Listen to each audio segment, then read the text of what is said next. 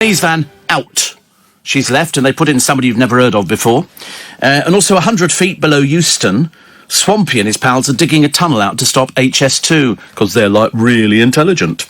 Men are denied the prostate drug that extends their life, and Apple have... What? All right. Apple have warned that magnets in their latest device could affect pacemakers and defibrillators. You heard the word apple? Oh, right, okay. Pink lady. We got pink ladies today. We got pink ladies. Very shiny pink ladies. Shiny, shiny. Davina's menopause fear. She said, I thought I had Alzheimer's. It turned out not to be. And the mother of a woman who killed herself after losing £36,000 gambling has told of her heartbreak. And we've had this story before. Not this exactly the same one, but people who get themselves so into gambling online it becomes an addiction, and they don't realise it's like people who put stuff on credit cards. It's not like proper money, is it? Well, it is when they ask for it back, but at the time you just put it on there and go, oh, I'll buy that. They always say that, don't they? You know, whenever you go into a shop, oh, do you have a so-and-so credit card? No, I don't want one, thank you. Extra 10% off today. They used to do it in Debenhams all the time. Perhaps that was their downfall. They'd go, oh, if you take out a Debenhams card, you know, there's so-and-so this and so-and-so that. And you sort of think to yourself, yeah, I never bought into stuff like that. I was never that bothered. I was always told that if you wanted something, you saved up and bought it. And if you couldn't afford to buy it straight away, I was never interested in the Never Never. The only things we ever had on the Never Never were the television, the cooker, believe it or not, and a car. That's what people used to do years ago. But then televisions came down in price. You know, quite substantial. So you can afford to go out and buy a 32-inch, 40-inch, 50-inch, 70-inch, whatever you want, and it doesn't break the bank. Cookers, I think everybody just buys them as normal. And cars, a lot of people would buy them on finance or they'd lease them or something like that. I don't. I have done that in the past, but not anymore. I don't like to be saddled with debt. I remember I bought a Fiat Tipo. Ooh, look at me being all flash. And a friend of mine said, oh, look, you can get this. You can have it now. You can trade in your car, and then they can spread it over 3 years. I went, oh, fantastic, because I just started another job working at BSB Television, which was the forerunner to Sky. And so I said, all right, I'll do that. Well, within less than a year, they'd closed it down. It'd been absorbed into Sky. So consequently, we were all unemployed. It was only one little job that we did, you know, because we had studios at one of our building premises in Olympia. And all of a sudden, you've got another 2 years to run of this money coming out your account. And it was only like 247 quid, but it was still 247 quid I could ill afford. And I vowed never again to get a finance deal, because, you know, at the time they go, oh, you can spread this over 5 years. And you think to yourself, oh, you think, 5 years? Good God, the car will have gone out of date. You know, in 5 years' time, you'd be flogging nothing. It's ridiculous. Ridiculous. Anyway, we do take all your texts and emails. Roger said Steve Allen's biography will read 1979, started work at LBC. 2021, still working at LBC. I know, not many people can lay claim to that, can they? Not many people can lay claim to that. What the answer is, I've got no idea. I wish I could tell you, but I have no idea. I felt a bit sorry for a man who'd worked for Tesco's, the supermarket, for 20 years, and he was sacked. Why? He tackled an armed shoplifter. And Tesco's then went, oh, you can't do that. So they kicked him out. Luckily for him, he took him to court. He's been awarded £42,000. That'll kick him where it hurts, won't it? Honestly, what do you expect? People just come in and shoplift, you know, and he was sort of either a manager there or something like that, but it was an armed shoplifter who spat at him and everything else. Shame on Tesco. In these times, seriously, in these times, shame on them. But anyway, it's cost them 42,000 quid. Also, spreading the good news. Butter is good for you. They've said that before, haven't they? I like the butter that goes soft. I don't like it when it's hard all the time, and you take it out of the fridge, you think, okay, because it just crunches the bread out. It doesn't work. It is like concrete, so I like the soft spreadable, because I think that's quite nice. And I forgot yesterday, completely forgot, to go and get some tomato ketchup. I don't know why. I haven't got any tomato. I don't eat tomato ketchup very often, but I put it onto food occasionally, very, very occasionally. Yeah, it's always Heinz. It's funny, isn't it, that there are loads of other people that make it. I just happen to prefer the ones that I like the taste of. It's like Heinz tomato soup. Nobody tastes like that. It's like bird's eye fish fingers. Nothing tastes like bird's eye fish fingers. Now, you see, soup. Sainsbury's own. You see, No, it doesn't taste like Heinz. It doesn't. It's like, I like Marks and Spencer's haddock chowder. Now, that's what I call a winter warmer. That's quite nice, or leek and potato. But haddock chowder is very tasty. And you just have that. What I do, I don't put it into a plate. I put it into a mug, a big mug. I've got a big, what I call my soup mug. Because I can't be bothered to do a spoon and spoon it up. Did you eat your spare ribs the other day? Did you? You're not eating them? Eat them at the weekend? That's a bit of champagne. What are you on? He had his yesterday. I don't know. Have you checked the sell-by date on them? Well, I don't know. I can't remember what the sell-by date said on them. Fancy leaving them until the weekend. It's only Wednesday today. It's a posh meal. What's spare ribs or a posh meal? Since when? That's peasant food. It's peasant food. Goodness sake, honestly. Oh, he said to me yesterday, he said, spare ribs. He said, what would you have those with? I thought, nothing. Just spare ribs.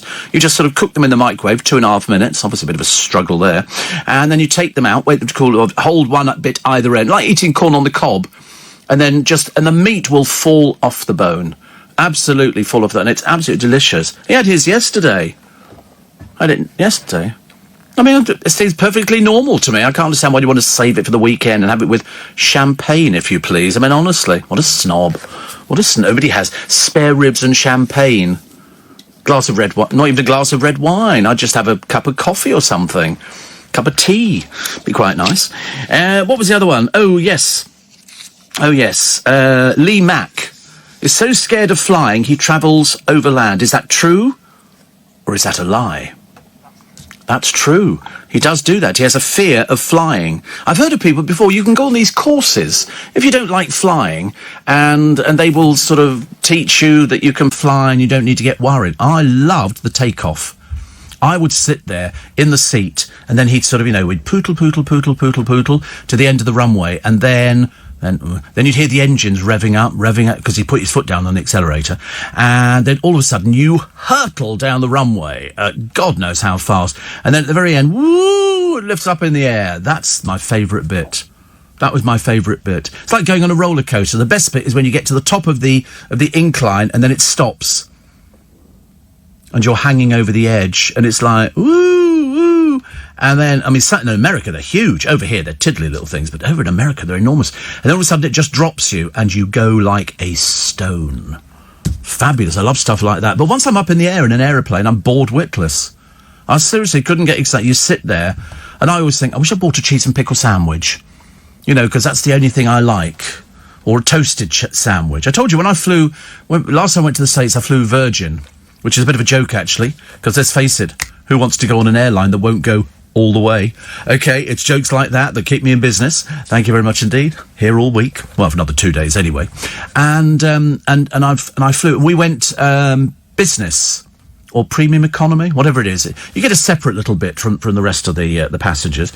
And I liked it because when they woke you up after a bit of a sleep, because what they do is they go around, they go, can you pull your blinds down? And you get a few people who are a bit of a pain in the rear end, and they won't do it. Then the captain comes out and says, listen, we can drop you off here. We don't mind. And so they pull the blind things down so you can see the screens. And I quite like that. But when I always doze off with the films. I really do. I'm not bothered about things like that. I mean, sometimes it's good. I they've got the little headphones on and everything else. Listen to, different radio programmes. And then when they wake you up, because I always go to sleep, I have no trouble staying awake at all. I would say no trouble going to sleep. I've got to be there. I could curl up fetal position and be out for the count. I could sleep on this floor. Sleep on this floor right here, right now. I could get down, and I could literally just curl up and go to sleep. I used to do it years ago. When I used to work for this industrial station, I got paid an extra £5 on a Saturday morning for playing out tapes on the programme, which had to run until, I think it was 12 o'clock or something like that. So I'd done a few hours, and I would fall asleep. I'd literally put the tape on, which lasted for, I think it was either an hour or 2 hours, and I'd fall asleep, and I'd wake up to hear the tape going as it got to the end of it. And then I just sort of stopped it and then put another tape on. I don't think anybody ever noticed, except my boss, who started listening in from home. He had a landline, and he could hear what was going on. He'd phone and go, Steve, yeah, I said, the tape's just snapped. Very good at telling porcupines in those days. But no, I sleep really easily on aeroplanes. And when they wake you up, they bring you a little ice cream. a little Loasley ice cream, and that's what you need. And then they said, would you like, because I was with Amanda, my producer at the time, and I said, and the stewardess said, would you like toasted ham and cheese? And she went, no, I'm nothing. I said, oh, yes, you do. And she went, no, I don't want anything. I said, yes, you do. No, because I wanted two. And so I had toasted ham and cheese. I said, yeah, and of course she didn't pick up on this for ages. She said to me, oh, no, I don't want anything. I said, yes, you do. So eventually I got my way and I got my two, and that was lovely as well. Because everything tastes better up there. I don't know. It does. Seriously, I've had some nice little... Austrian Airways do some quite nice little bits of food. I think the best one I've had once was a curry. So that was delicious, having not had a curry for ages and ages. But today it's doctor time again. I think I might be going into hospital for... not a scan, it makes me sound like I'm pregnant, but it's that thing where they... I don't know whether they sort of rub something over your tummy or not. You know... Like an ultrasound thing. That's what I think it could be, an ultrasound, to see what's going on. Because having had cystitis 4 times, yeah, I think we need to get it sorted, don't we? So I'm hoping it's nothing too serious. Steve, have you managed to get into the car? Yes, it should have thawed. It did. And I still keep forgetting to check whether I've got a heated steering wheel. I mean, how stupid am I? But, yeah, I got into it yesterday. Now the door's open perfectly because we had the rain, temperature went up a little bit, and it was good. I mean, the other day it was ridiculous because the hydraulics in the boot... Because I quite like an automatic boot. You push the little button like that, and it just sort of rises up like the proverbial phoenix, which is lovely. Another very topical thing to talk about on the programme today, I'll tell you. This programme gets better. One of these days I will go home and listen to it. Or they'll make me. Steve, when going to the States, it's always daylight even when you arrive. When returning, it's always nighttime. Don't you love flying in over this country when it's nighttime? And it's all little orange lights. And if it's been snowing, it's all white with little orange... I love... They could just fly me around the British Isles on a loop. And I'd be very, very happy. I don't need to... see things. We used to come into Heathrow. I used to say, there's my place, there's my car. My car's not there. Where's the car gone? And then you'd fly in and it would go up the Bath Road at Hounslow. And that was always good fun. And then it just sort of comes in. Worst time we ever had was when we came back from... Where did we come back from? Liverpool or something like that. I was doing a thing up there. And it was very icy. And we landed at Heathrow and then we skidded and we took off again. Up into the air, which was very frightening, very, very frighteningly. Asda's own tomato soup tastes exactly the same as Heinz. It surprises me, says Peter. No, I'm sorry, you're not going to persuade me differently. I'm not going to start changing brands at this time in my life. I'm going to stick to... It's like the other day I was questioning whether or not we still had Hovis bread. Because I couldn't... And Hovis was always brown, wasn't it? I never liked brown bread. People used to say to me, it's so much better for you. Poo sticks, the heck it is. You can get some really nice breads now. And little pockets that you fill things with. So I bought some little sausages the other day and some grated cheese. And it was very exciting. A little bit of a cordon bleu going on. But I just don't do brown bread. People say, it's so much better for you. It's like all the cereals. There are loads of cereals out there. I never know which one to have. So I quite like a shredded wheat. Bite size, that's quite nice. Because I learnt to have all these things without sugar years ago, whereas when I was a child, you'd sprinkle sugar. Even on Cocoa Pops, you put sugar on. Or Frosties. I used to love Frosties. But all they were cornflakes with sugar on. There was no difference. But they were great. Ever? Tony the Tiger, he was good. Nice to have your company at Steve Allen's Early Breakfast on LBC. 4:20 is the time. Today is the day they mark Holocaust Memorial Day. That's 76 years after Auschwitz was liberated. And I think it's going to be streaming, I think, from 7 o'clock tonight. I think 7 o'clock tonight they're going to be streaming this. And it's basically shining a light on the depths that man can go to in its ill treatment. There's one man in the papers today, he was one of the last survivors of the Holocaust, and he said he can still hear the screams of the siblings as they were separated. Some sent here, some sent to Auschwitz, some sent to other places. And so 76 years, and I remember seeing all the news footage, and it almost beggars belief. almost beggars belief. And I was always very moved by that programme, which I talked about a few days ago, actually. Kitty returned to Auschwitz. She went back there with her son, and she's still got, obviously, as all the people have, their number tattooed on their wrist. And it was just something that you can't even imagine. And yet still today, you get Holocaust deniers. You get people who say it never happened. And you think, what do you think all this is? What do you think all this is? I know that a lot of schools do trips to Auschwitz to take the children round there. I think my godson went, and he'd also been to quite a number of... He'd been to the battlefields as well, and they did a trip to Auschwitz. Because you remember there were 2 school pupils, and they picked up a pair of glasses from one of the huts, which, of course, they were not supposed to do. And you're not supposed to touch anything there. It's officially a war grave, and you just don't touch anything. I couldn't understand anybody who would ever want to do anything like that. But they did, and they got themselves into terrible, terrible trouble. But there'll be lots of people talking about that today. There's one woman in the papers, and she said, still coming to terms with it after all these years, there is still anti-Semitism. There is still anti-Semitism. I find it absolutely unbelievable, because I know how many Jewish people I've got who listen to this programme, especially Jewish ladies. Jewish ladies and Steve Allen seem to get on particularly well together, and somebody said to me, you know why that is? And I said, no, do tell. They said, gossip. They love a good gossip. They love a good... And I said, listen, fine with me. Fine with me. I love a good gossip at the same time as well. In fact, actually, sometimes I think that's the only thing in my life, which is good. Steve, it's a lot cooler today, says Shane in Sydney. 23 degrees. I took sick yesterday out of the heat. I should have had water with me. I think I'm getting old. You should always drink water, shouldn't you? I do try and drink, as much water as I can. But sometimes you just think, I really can't force any more water down. It's ridiculous. And then I was thinking to myself, what did I do the other day? I didn't do anything. Actually, I went out to get some nardicots, and I got some apples. Very shiny apples today. Shiny apple. Oh, they're not pink, ladies. I've just realised they're Braeburns. They're Braeburns. I suddenly realised that... Are they pink? No, they're not pink, ladies. They're Braeburns, I think. You don't have to open, don't worry. And, but you will. They're very crunchy. Very, very crunchy. But they're so shiny, as if somebody has buffed them up with one of those cloths, which is very nice. And then FedEx. Well, excuse me. Oh, yes, your parcel will be arriving on Tuesday. Did it Buffalo? Nothing at all. Nothing through the door. Nothing at all. Didn't deliver it. So either they've lost it, which I find difficult to believe. FedEx, big company like that, it's all checked in here, checked in there. It appears to be still in an aircraft somewhere. Perhaps it's gone on holiday. But I do like to know, if somebody says to me, your parcel will be arriving on Tuesday before 6 p.m, I would like to think they were telling me the truth at FedEx. Obviously not. Can't be many Steve Allens having a parcel delivered from America.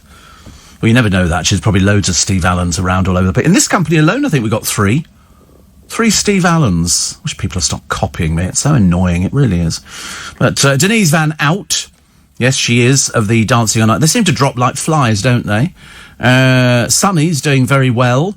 Very well. I think he's skated before. I think he looks the type to have been ice skating. Definitely. I mean, I've only tried it a few times, and I was absolute rubbish. Absolute rubbish. Also, about 160 miles down the runway, Steve, your Bentley would be faster. Yes, I can do 160 miles an hour in the Bentley. I mean, I wouldn't like to do it on a road. Obviously, that would be illegal. But I wouldn't mind doing it on a runway. That'd be quite nice.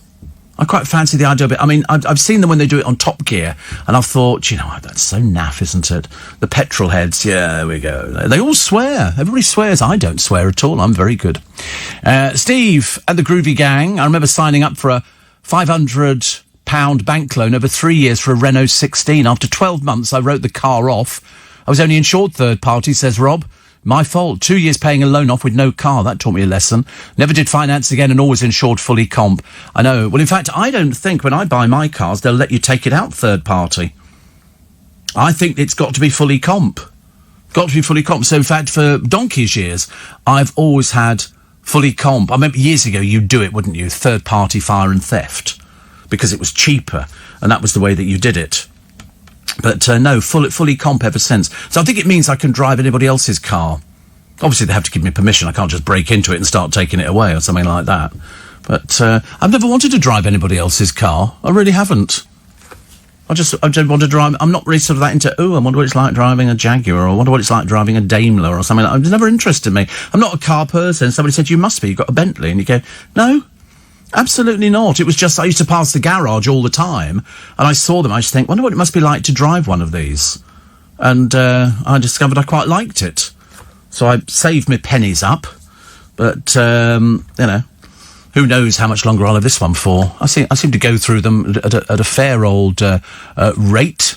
And 84850 steve@lbc.co.uk. Kevin the Kent Milkman says you were mentioned by Paul Ross. You were talking about another Steve Allen in the business, and he mentioned you. Well, he would. He would. Of course he would. He used to work with him. Also, Steve, we rented our telly and washing machine in the early 80s. Everybody did. People couldn't afford to buy a washing machine. There'd be a company who'd come round and they'd rent it to you for whatever it was, £2 a week or something. The television you rented, they were so expensive to buy, you would rent your television. 16 quid a month, they used to do a deal, and they'd throw in a video recorder at the same time. And I remember the time that we traded our television in for a Finlandia, if you please, colour television. The only television we'd had up to then was black and white. Black and white telly, and the man came round, and we all sat there on the settee. And he went, and it was black and white. I went, oh, a bit disappointing. And then he turned a button, and all of a sudden it was all in colour. Colour, I thought we'd have to colour it in or something with some felt tip pens, but no. We got colour television. You must remember that. Loads of you must remember getting colour television. And then my mother went over and she turned it off and she went, well, have a check in the paper later, see if there's anything worth watching. Can't we just watch the colours? Can't we just sit here and have that? Yeah. No, absolutely not. I love it, honestly. Families, quite mad, aren't they? A lot of people talking about, so I can't remember actually whether one of my boys didn't sleep well last night.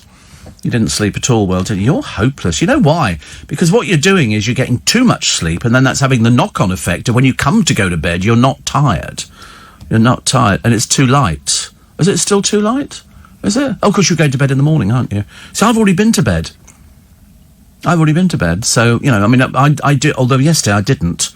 I kept having bits and pieces back from my accountant, which was enough to put the fear of God into most people, but still interesting. Steve, for some odd reason, says Catherine, after you talking in an Aussie accent yesterday, I dreamt I was in Oz with koalas and saying fair dinkum to people. Well, you can say that. If you want to go up to and say fair dinkum, or do you know what they say instead of this afternoon? Instead of this afternoon, where we would say, oh, this afternoon, they go, the Savo, yeah, to be honest with you, never trust a nation that never managed, something else. But it's never interested me going to Australia. I don't know why. I keep looking at all the films of Bondi Beach, and that's a bit irritating. They spend most of their time stopping perverts taking pictures of girls in bikinis. The lifeguards there are going, he's down there now, or people who walk along the beach, see an unattended bag and just pick it up and walk off with it. Wouldn't want to go to Bondi Beach, thank you very much indeed. It appears to be on a daily basis. Awful. Steve, you could take the Bentley to Germany and you could legally drive at 160 miles an hour on the Autobahn. Oh, God, can you imagine if you had an accident at that speed? I don't think there'd be much left of me, really. So, more rain on the way. That's okay, isn't it? You can cope with more. Hope it doesn't rain today. I heard John Warrington, Steve, on Darren's programme tonight. It reminded me of when you talked travel years ago. You were brilliant together, says Marilyn. Thank you. He contacts me every so often. We have mutual friends. And bless his heart. He'll be up now. You watch, he'll be up now. Somebody will say to him, Steve just mentioned, I'll get a text in a minute. Reverse charge. And that'll be good. Should we take a short break? Our second telly, says Tony, was black and white, portable. I used to have an orange portable television. It was round. It was. Do you remember them? You must remember those. They were very big in the 70s. And Jonathan, who bless his heart, is driving a red Escort van and is really coming straight out with telling you he's driving a red Escort van. It says, I work for DER, which is Domestic Electrical Rentals, installing TVs and videos in 78. Installed one of the very first video recorders. Wow. And Tony says it was always very exciting when we go into DER to upgrade the rental TV. Yeah. They wouldn't tell you. Yeah, mine was orange. There you go, round one there, the orange one. Very space age. And I had a little Sinclair Microvision. Have you seen a Sinclair Microvision? A 1-inch screen. A 1-inch screen. You have a look at it. Sinclair Microvision. I used to have, it's only black and white. Teeny tiny, look at it. That's so cute. Yeah, it was so cute. You'd have to, but it all went on the aerial. You had to move the aerial, the picture went and things, but it was black and white pictures. Black and white pictures. But in televisions, they were like £1,000 a television. Nobody could afford them, so everybody rented. And I had quite a number of them. I had a video recorder where it was barcoded. You had a little pen and you swiped it across Monday, Tuesday, Wednesday, Thursday, Friday, Saturday, Sunday. Then you swiped the time and then just aimed the pen at the television. Went beep, beep, beep, beep. And then it was already programmed in. So you'd put a video in. So if you were going out, it was all very sophisticated. Very sophisticated. I was quite up there with all the technology and things like that. It's lovely. I'm like Will Guyatt. Well, I mean, I was obviously a little bit older than Will Guyatt. He's still on a bicycle for his paper round. I mean, you know, what hope? What hope for the future, ladies and gentlemen? We rented from Rediffusion, says Paul, during the power cuts. We still got the sound of the programmes through the television, but obviously no vision. I remember the power cuts. And Reggie says, I used to have a Finlandia. My mother thought it was the best thing ever. She seriously used to go, it's a Finlandia television. And it was when it changed into colour. We were just sort of, whoa. But there were lots of places, Rumbelows, DER, Radio Rentals. Can't think of any more, but I'm sure there must be. And they all rented out TVs. In fact, in Twickenham High Street, we had two. One of them was, I think it was DER, was it Radio Rentals? And they had the televisions in the window with the television and the video recorder. And then you used to it would have the price, $16.99 a month for both. You'd buy a package. Unbelievable. Unbelievable. Elton says, I too remember John Warrington. I remember the name of his travel shop, Janaway Travel. Sounds like you've fallen out, says Elton. I'll speak to him about twice a week. What do you mean it sounds like we've fallen? What land are you on? Some people are so stupid, honestly. Sounds like we've fallen out. I'm obviously not like you. I don't fall out with people. You obviously fall out with everybody, don't you, I suspect? And somebody else says, we rented from Rediffusion. It's amazing how popular it was, really. And somebody says, have you tried the curry ketchup that the Germans put on their chips? No. Curry ketchup. No. The only mustard I liked in Austria was Senf. S-E-N-F. You can buy it on Amazon. And it's like a sweet sort of mustard, which is quite nice. I don't like the really sort of strong mustards. My father used to like Coleman's mustard, the English mustard, whereas I was far more into the French mustard, which is quite nice. And I've tried some American mustard, but that like stains everything. That's bright yellow. Don't get it on your clothes or anything. It's a nightmare to get off again. It really is. So I always have to have that when I'm naked. And then it doesn't matter if you sort of drip mustard down you. Talking about rentals, Steve, when I was a child, we had a TV that had a meter on it. Yes, that was for people who couldn't keep up with their payments. It was a case, if you wanted to watch the television, you put money in the meter. And that's how it worked. You put money in the meter, and then you could watch television for another few hours. But it was specifically designed for people who weren't very good at managing their money. You know, that was the way it worked. You could also go to one place, the Electric, and get a key, which you charged up. I remember seeing it in one of our Southern electricity shops that we had in Twickenham. You put the key into a box, turned it, and you put money in, and it charged the key up. Then you went home and you put the key into your box, and then it gave you electricity. But when we had the power cuts during the miners' strike, you'd sit there and they'd say, tonight in Isleworth, the power's going off at 6 o'clock. And I was working clubs at that time, so you'd have to get yourself ready really quickly, like 4 o'clock, because blow me down, at 6 o'clock, bang, everything went off. You'd have to go round turning everything off in the house for when it all came back on again. Terrible. Roger says, my dad always thought buying German electronics like Grundig and Bosch, he thought they were better. My father would never buy German or Japanese. And a lot of people were like that. They remembered the war and they remembered the atrocities. And so a lot of people didn't buy Japanese cars. They didn't buy German cars. It was really quite, it was just considered quite normal because of the war and because of the way that people were treated. So there you go. Along with the first rental TV device, we were also the first person to smoke menthol cigarettes. I don't think I was the first person, but I enjoyed very much menthol cigarettes. San Moritz, which were sort of posh, flashy, campy. And then you used to get Consulate. The slogan was cool as a mountain stream. And it was a menthol cigarette, which was great if you had a cold, because if you had a cold, you couldn't smoke a proper cigarette, so you had to smoke menthol. And the St. Moritz packet looked exactly the same, except it was in a green colour with sort of silver embossing on it. Same as the Dunhill International box, which used to be very flash, and I used to smoke those as well. I never liked anything. Rothmans I could smoke, and a few other little brands of cigarettes, but I was quite an addict. Cigarettes are what? Yes, I know, menthol cigarette. I know, isn't that odd? I didn't understand that at all. I used to love them. But you've got to be very careful with cigarettes, because I remember finding a packet years after I stopped smoking, and of course they dried out. And once they dry out, you can't use them at all for anything. I really enjoyed smoking. I was a very good smoker. Fast as one finished, I could light up another one. I could have sat here in this studio, not this particular studio, but radio studios. There was no ruling about no smoking. Nowadays, people say you can't smoke in the buildings because it's a fire hazard. And also, it permeates everything. And you see people standing outside buildings, the rain lashing down, and they're standing there with a small woodbine going, like trying to get in the cigarette as quick as possible. But I think people who smoke do less work than people who don't smoke. As a non-smoker, although I could go back on them immediately, I should imagine. I really enjoy 60 a day. 60 a day, I tell you. Now I can't even, I couldn't afford to smoke that many cigarettes. They're so expensive for a packet. So expensive. Steve, I remember our TV rental company offering free gifts. One year we had a box of sports equipment. The box was as big as me. Tennis, badminton, football. It was like Christmas, all for $15.99 a month. We didn't need a gift at Christmas. I used to go in there and go, wait a minute, you've dropped the price of my television package. Unless you mentioned it, they wouldn't lower the price of it. But there was something... No. And then I had it installed in my little bedsit when I first sort of came up to London for years and years ago. And the bloke who installed it said, would you like to rent your video recorder out? And I went, oh, no, I've just ordered it. He said, oh, if you want to rent it out, here's a number. And he gave me a number. And do you know what they were doing? You never believe it in a million years. They were...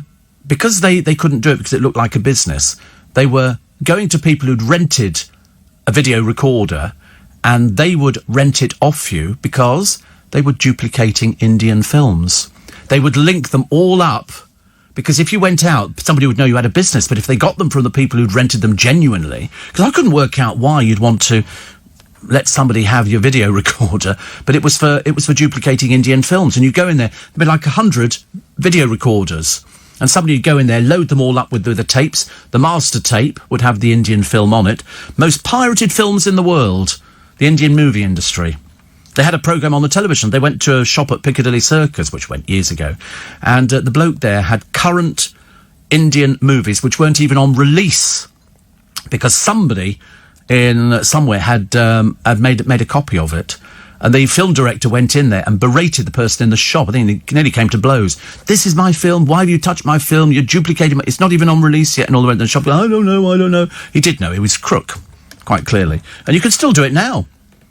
I'm not even sure if the industry over there is as big with the pandemic as it was. But it was the biggest film industry. Bigger than America. Much bigger than America. Love it. Love stuff like that. Steve, if we're talking first, did you know the first supermarket to introduce barcode labelling was Key Markets? I only just vaguely remember Key Markets. Do you remember Mac Fisheries? Probably not, actually, no. We used to love Mac Fisheries. That was another... Safeway, yeah. What was the other one before we used to have the Summerfields? We used to have a Summerfields in Twickenham, and I went round there, and the bloke was showing me round. He said, do you like Summerfield? I said, no, I don't. I said, I thought it was cheap. And so actually our Summerfield turned into a Waitrose. Yeah, it's quite a big Waitrose, but as a Summerfield, I don't know why they didn't survive. It became Morrison's, did it? Oh, right. Oh, well, there you go. You've told me something I didn't know. How rare. How rare on this programme to be told something you didn't know. That's what it became, Morrison's. Oh, right. I can remember going to Marks and Spencer's, but Mac Fisheries was the one that we used. And that's the first place my mother got orange juice. Proper Florida orange juice. It came in a little tin, frozen, and you twisted the tin, you put it in a jug and added water and stirred it up. My mother went, oh, tastes just like orange juice. I said, it is orange juice, Mum. It's orange juice concentrate. And that was the first time that we actually... we had frozen orange juice. It was particularly delicious. My mother became quite addicted. So we used to enjoy things like that. We used to have a spa. Yes? What do you mean, did we have a spa in the south? Of course we had a spa. No. Oh, God, no, horrible thought. Just Northern. No. It went over the whole country, didn't it, Spars? Mind you, I bet I can beat you. I can remember going into the grocer, and they used to have a big machine at the back. Well, not that big, it was like that. And you turned a handle, and a big blade turned round, and he would put the bacon up against it, and he'd go, how many rashers? And he'd turn the handle, before it was all pre-packed. And you'd go and say, oh, I'll have, can I just have 2 eggs? And they'd sell you 2 eggs. You could have things, for what you needed. Nowadays, you go in there, and it's all, everything is pre-packed. I mean, very rarely do you find somebody who's actually turning a handle on a machine to slice ham or cheese. They would put it on the board and they had a wire and they'd pull it over the top of it. And they go, is that enough? You go, yeah. It was really good, actually. Lipton's. Do you have a Lipton's? Yeah, well, that was another little corner shop as well. Lipton's, yeah. Coupland. We never had Coupland's, no. You just made that up, haven't you? There's no such thing as a Coupland. Honestly, you're just sitting there, come up with names, Have you heard of Bottomley? Or something, something like that. Coupland's. No, we haven't heard of Coupland's. Do you remember B-Jam? Ah, see, I remember B-Jam. B-Jam was the forerunner to Iceland. And I quite like Iceland, actually. I like going in there every so often just to buy a few, but I'll only buy brand names. I don't remember anything else, but B-Jams remember very well indeed. Was there a cordon bleu? No. Again, you see, you just make it up, don't you? It's the trouble. He started, Steve, cordon bleu. No, cordon bleu would be... I mean, there's a frozen food shop which it's got freezer, but it's so expensive. So expensive to buy all this frozen food stuff, but it does take away the idea of having to prepare food. Why would you need to prepare food? There's somebody round our way, I think it's the Twickenham Pie Company or something, and they deliver food to your house, and then you can either freeze it or use it within a few days. Andy Peters does pies on the television, although he doesn't look like he eats anything at all. I'd love to see what goes in his diet. I bet you he'll actually tell you he eats tons and tons of things but just doesn't put on any weight, which is even more infuriating, isn't it, really? The Co-op bought Summerfield. Oh, right. Sorry? You've lied. Yeah, the Co-op didn't buy Summerfield. There you see, you've lied. Presto, remember Presto? No? Oh, he lied. Oh, he said it became Morrison's. It didn't. Stupid boy. Safeway became Morrison. You're just making it up now, aren't you? Honestly, you're so desperate for the attention. It really gets on my nerves. Presto, good, honest value. I used to like It's All at the Co-op now. The adverts were so much better in the early days. We have Co-op lands in Grimsby. Goodness sake, honestly. And I saw a brilliant film in 2018 based on the true story of somebody who financed the Dutch resistance. Oh, right. I've never heard of it, actually. Never heard of it. Summerfield sold their bigger shops off to a number of different retailers. Our local one became a Sainsbury's. The leftovers went to the Co-op. Yeah, it's good, isn't it? Steve, shops that let you weigh your own goods. Rows and rows of big tubs of dry food, grab a bag and a shovel, and self-serve. Yes, I mean, I quite go for things like that. I mean, I don't do it personally, because, there's only me. I'm not going to be eating that much stuff, am I? But I quite like the idea that it's all there and you put a bag underneath and then pull a handle and it dispenses whatever you want. I could eat a bowl of cereal now. Oh, funny, I've got Shreddies in the car. Whee, Shreddies. I quite like them. Steve, my mum rented a radio from Radio Rentals for over 30 years, and it wasn't until I got married and said, are you still renting it? I couldn't believe it, so he contacted them, and they let her have it. Says Kitten. Well, we had the same thing on our patio. When they first put up the places, on the patio, they put in all these big planters, which, after a while, the plants in them died, and we're stuck with, I think we had 6 or 8 of these things, which weighed a ton. So when we had the patio landscaped, posh, and it was lovely, we phoned up the company who had it, because we were paying rental on these things. It wasn't a huge amount, and we said, listen, we don't want them, can you come and collect them? Oh, you can keep them. Because by that time, we must have paid for them time and time again. So luckily, the person, my friend David, who landscaped the patio, he actually got his boys to lift them down. I couldn't lift them. These things were huge. They were like sort of, that wide with lots of sort of dead shrubs in, which doesn't look so good. Steve, I remember my friend used to put 50p pieces into his television set to pay for the rental in the 1980s. Yep. I mean, it was quite normal. Quite normal. How about Queensway? Everything you want from a store and a little bit more. Was that Queensway? Or was that Whiteley's of Queensway? Or was that, I can't remember now. Queensway. Was Queensway the name of the shopping centre or the area? Now you've asked me. I don't know. I'm generally better. Safeway. Everything you want from a store and a little bit more. Yeah, Queensway. Put in Queensway, dear. Okay, let's see if we got anything. Queensway. There you go. It's an area. As far as I know, it's an area. It's northwest London. Yeah, Queensway. It's got a portfolio of hotels, restaurants, coffee houses, and commercial and residential property, which is queensway.com. So it's an area. I think it's also got an ice rink. Almost got an ice rink, I think. So it's an area which has got loads of stores. It's down off south of Notting Hill, isn't it? There you go. Come out of Notting Hill. Bayswater. That's where it is. Lots of greenery in London. I quite like that, actually. I think it's fantastic. I worked at Mac Market. I think it was a smaller version without a fish counter at Hounslow West. 77.79 is my Saturday job, Steve, says Julietta. During the power cuts, we had to get a handle out of the drawer to turn the tills. They were just giant adding machines because it was before barcodes and scanners, and yogurts were about 7.5p. I know. When you look at these old programmes on the television and they go out for something to eat and you look at the prices on the menu, you can't believe it, can you? A full English cooked breakfast during Del Boy's reign, 1 and 3pence. 1 and 3pence. The one would be a shilling. One and 3pence. No, not a pound. No, 1 and 3pence was not. I don't think it was. Wait a minute. No, you've got to be going now. No, it definitely wasn't. No, I don't think it was anyway. Somebody will now tell me. Steve, there used to be a variety of apple that I can't get anywhere. Huge, deep red, very shiny. And it was juicy and crunchy. Well, that kind of... I mean, to be honest with you, they're all like that now. If I look at my... Excuse me. Oh, dear. Big bag of fruit here. Look at these. Look at those, eh? Look at that. Woo! You could see your reflection, couldn't you? You couldn't see all of it, though, because it's only a small apple, and we couldn't get you onto all of it. I think we finally got the main bits. And we've got the nardicots as well, which I'm pushing like mad. I feel I should own a nardicot grove, or whatever it is. Steve, I saw so we've done that one, actually. Hope somebody goes well for you at the hospital. Well, I haven't got there, actually, yet. But I think it's going to be other people must have had this if you've had cystitis. You know, they do it. We think it's an ultrascan or ultrasound or something. I don't know.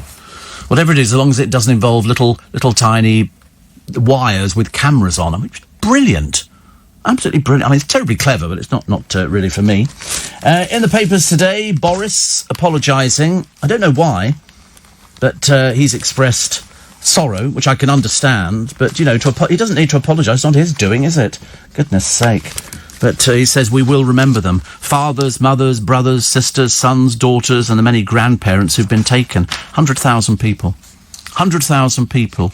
You know, that was aimed specifically at all those buffoons who go, it's not real, is it? It's not real. You know, I always think, well, be careful. You always get what you don't really want.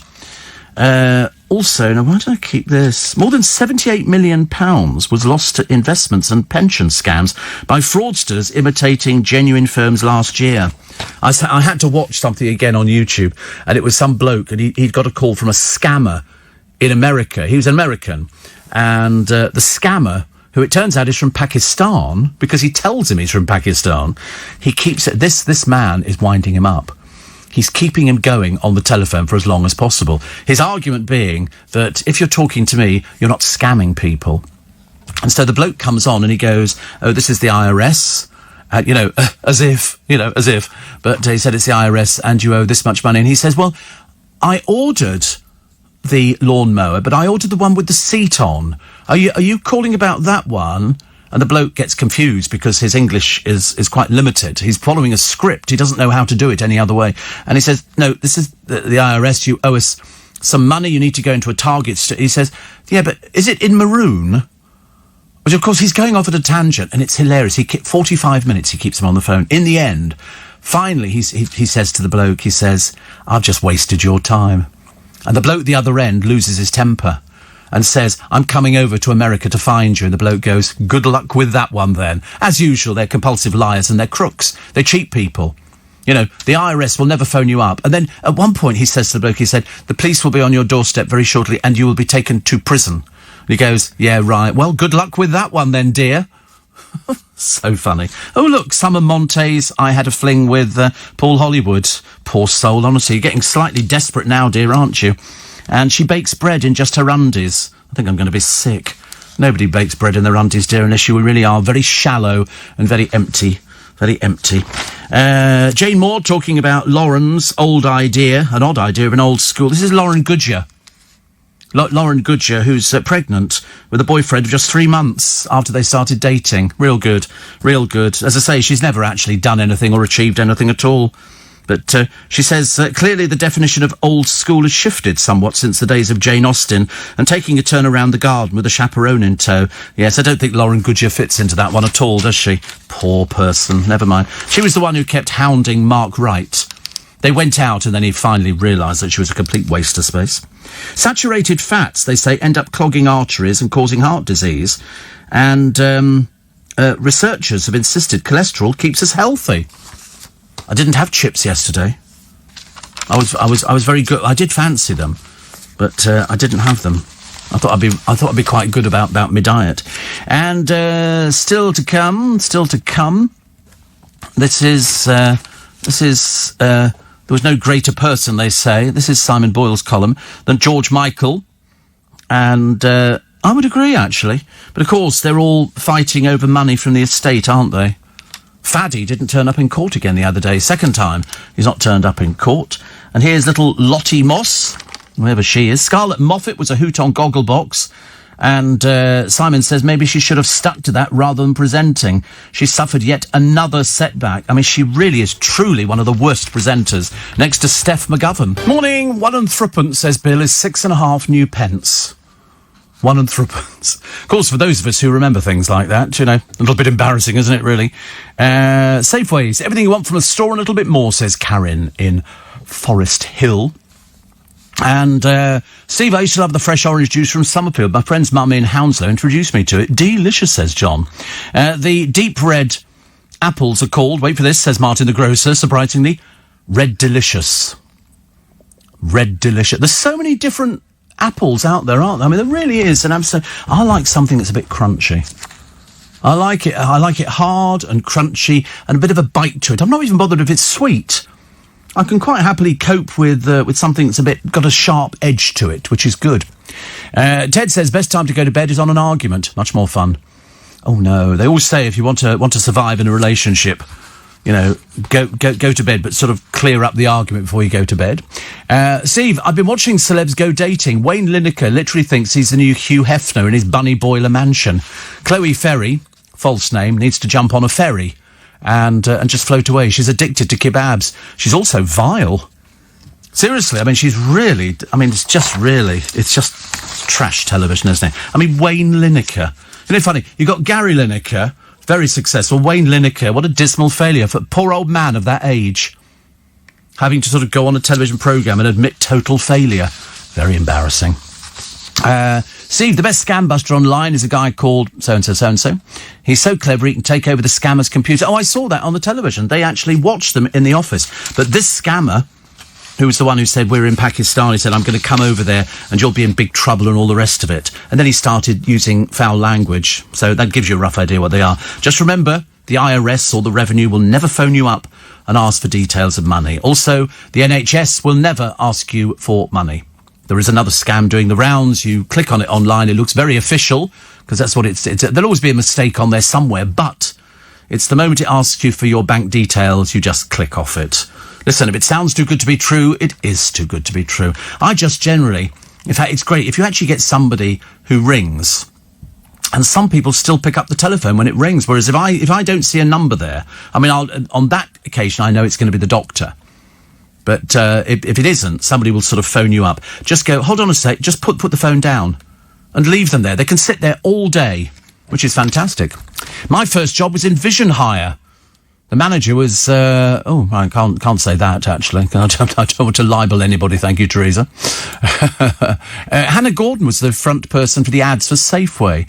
Really? Pink Lady apples, delicious. Yeah, they like them here, actually. To be honest with you, they'll take anything. They're not particularly fussy. I try and give them apples because it's healthy. You know, and sort of spare ribs and stuff like that. What's that, plum? They're quite nice, actually, aren't they? They're a bit They've got a little slight edge to them. We've got a long poem today. God knows this one goes forever and a day. I might actually grow a beard in between starting this poem and finishing it. It's by Lucy Blades. And our poem this morning is called Abort, Retry, Ignore. Once upon a midnight dreary, fingers cramped and vision bleary, system manuals piled high and wasted paper on the floor, longing for the warmth of bed sheets, still I sat here doing spreadsheets. Having reached the bottom line, I took a floppy from the drawer. Typing with a steady hand, I then invoked the save command, but instead got a reprimand. It read, abort, retry, ignore. Was this some occult illusion, some maniacal type intrusion? These were choices Solomon himself had never faced before. Carefully, I weighed my options. These three seemed to be the top ones. Clearly, I must now adopt one. Choose, abort, retry, ignore. With my fingers pale and trembling, slowly towards the keyboard bending, longing for a happy ending, hoping all would be restored. Praying for some guarantee, finally I pressed a key. And what in the screen did I see? Again, abort, retry, ignore. I tried to catch the chips off guard. I pressed again, but twice as hard. But luck was just not on the cards. I saw what I had seen before. Now I typed in desperation, typing random combinations. Still there came the incantation, abort, retry, ignore. There I sat, distraught, exhausted, by my own machine accosted. Getting up, I turned away and paced across the office floor. And then I saw an awful sight, a bold and blinding flash of light, a lightning bolt that cut the night and shook me to my very core. The PC screen collapsed and died. Oh no! My database, I cried. I heard a distant voice reply, you'll see your spreadsheets nevermore. To this day, I do not know the place to which our data goes. Perhaps it goes to heaven, where the angels have it stored. But as for productivity, well, I fear this has gone straight to hell. And that's the tale I have to tell. Your choice, abort, retry, ignore. Beautifully read, I thought. Beautifully. I'm getting better at doing these, actually. I think it could be a career move. What do you reckon? Good career move? I think so, actually. 3 more pages. How to read on this programme. Anyway. Katie Price's jewellery company was officially dissolved the other day. She now owns nothing in the business world. You know why? Total failure. Total failure. It's a sad fall from grace. They said it's thought. They're now sort of covering themselves. Andy Hall said she's thought to have earned more than 45 million. Nowhere near it. Nowhere near it. You know, just getting your boobies out for people. Don't pay that much money. And every business she's had, 10, they've all failed. Many have racked up huge debts. Total failure. You know, they go, oh, she's a businesswoman. Absolutely not. She's a bankrupt. She was struck off Company's House. The last set of accounts revealed this KP Bling was dissolved. It had just £100 in assets. She's a failure. Katie's businesses, including clothing, accessory firms, TV and media interests, and even a photography company, they were all once worth a fortune, but they weren't. They were never worth anything at all. She was made bankrupt in 2019, owing about £2 million. Still carried on going abroad, though, to have the cosmetic surgery and all the rest of it. So there you go. Somebody who can't wait to see what her tax bill's going to be. Martin says, did you ever shop in Woolworths? Certainly not. What do you think I am? Good Lord above. It's not for people like me. That's like people who shop in Poundland. Puh, would I shop in Poundland? I did yesterday. Nipped in there quickly under cover of darkness, hood over my head, mask on so nobody could see it was me. And what do I buy in there? Jiffy bags. Because you get 6 Jiffy bags for £1. And I use a lot of Jiffy bags. I don't know why I use a lot of Jiffy bags. That's probably a funny. It's if I'm sending stuff on to the accountant or to the bank or things like that, I use Jiffy bags. So I've always got Jiffy bags in. What I could really do with is an office at home, so I can have the computer screen there, and I could have all my DVD. I'd like a cinema actually as well. But I need to win the lottery, and we haven't won the lottery yet. Never mind. I live in hope. Although, as my bank manager said to me some years ago, he said, why don't you every month? He said, just send me £30. He said, I'll send you 20, and then you've won. He said, it'll cut your losses. So, whatever. But no, I quite like the idea of having an office, and I see that in some houses, and it's got to have a swimming pool. You imagine taking somebody back there from work, from here. They'd all be going, I'd be going, okay, anybody want to pop round my place, afternoon tea on a Sunday? And they go, oh, where do you live, Steve? Regent's Park. And they'd all come round, and they go, oh, it's quite nice, isn't it? And they go, yeah, it's quite nice. And they go, so how many bedrooms? 6 bedrooms.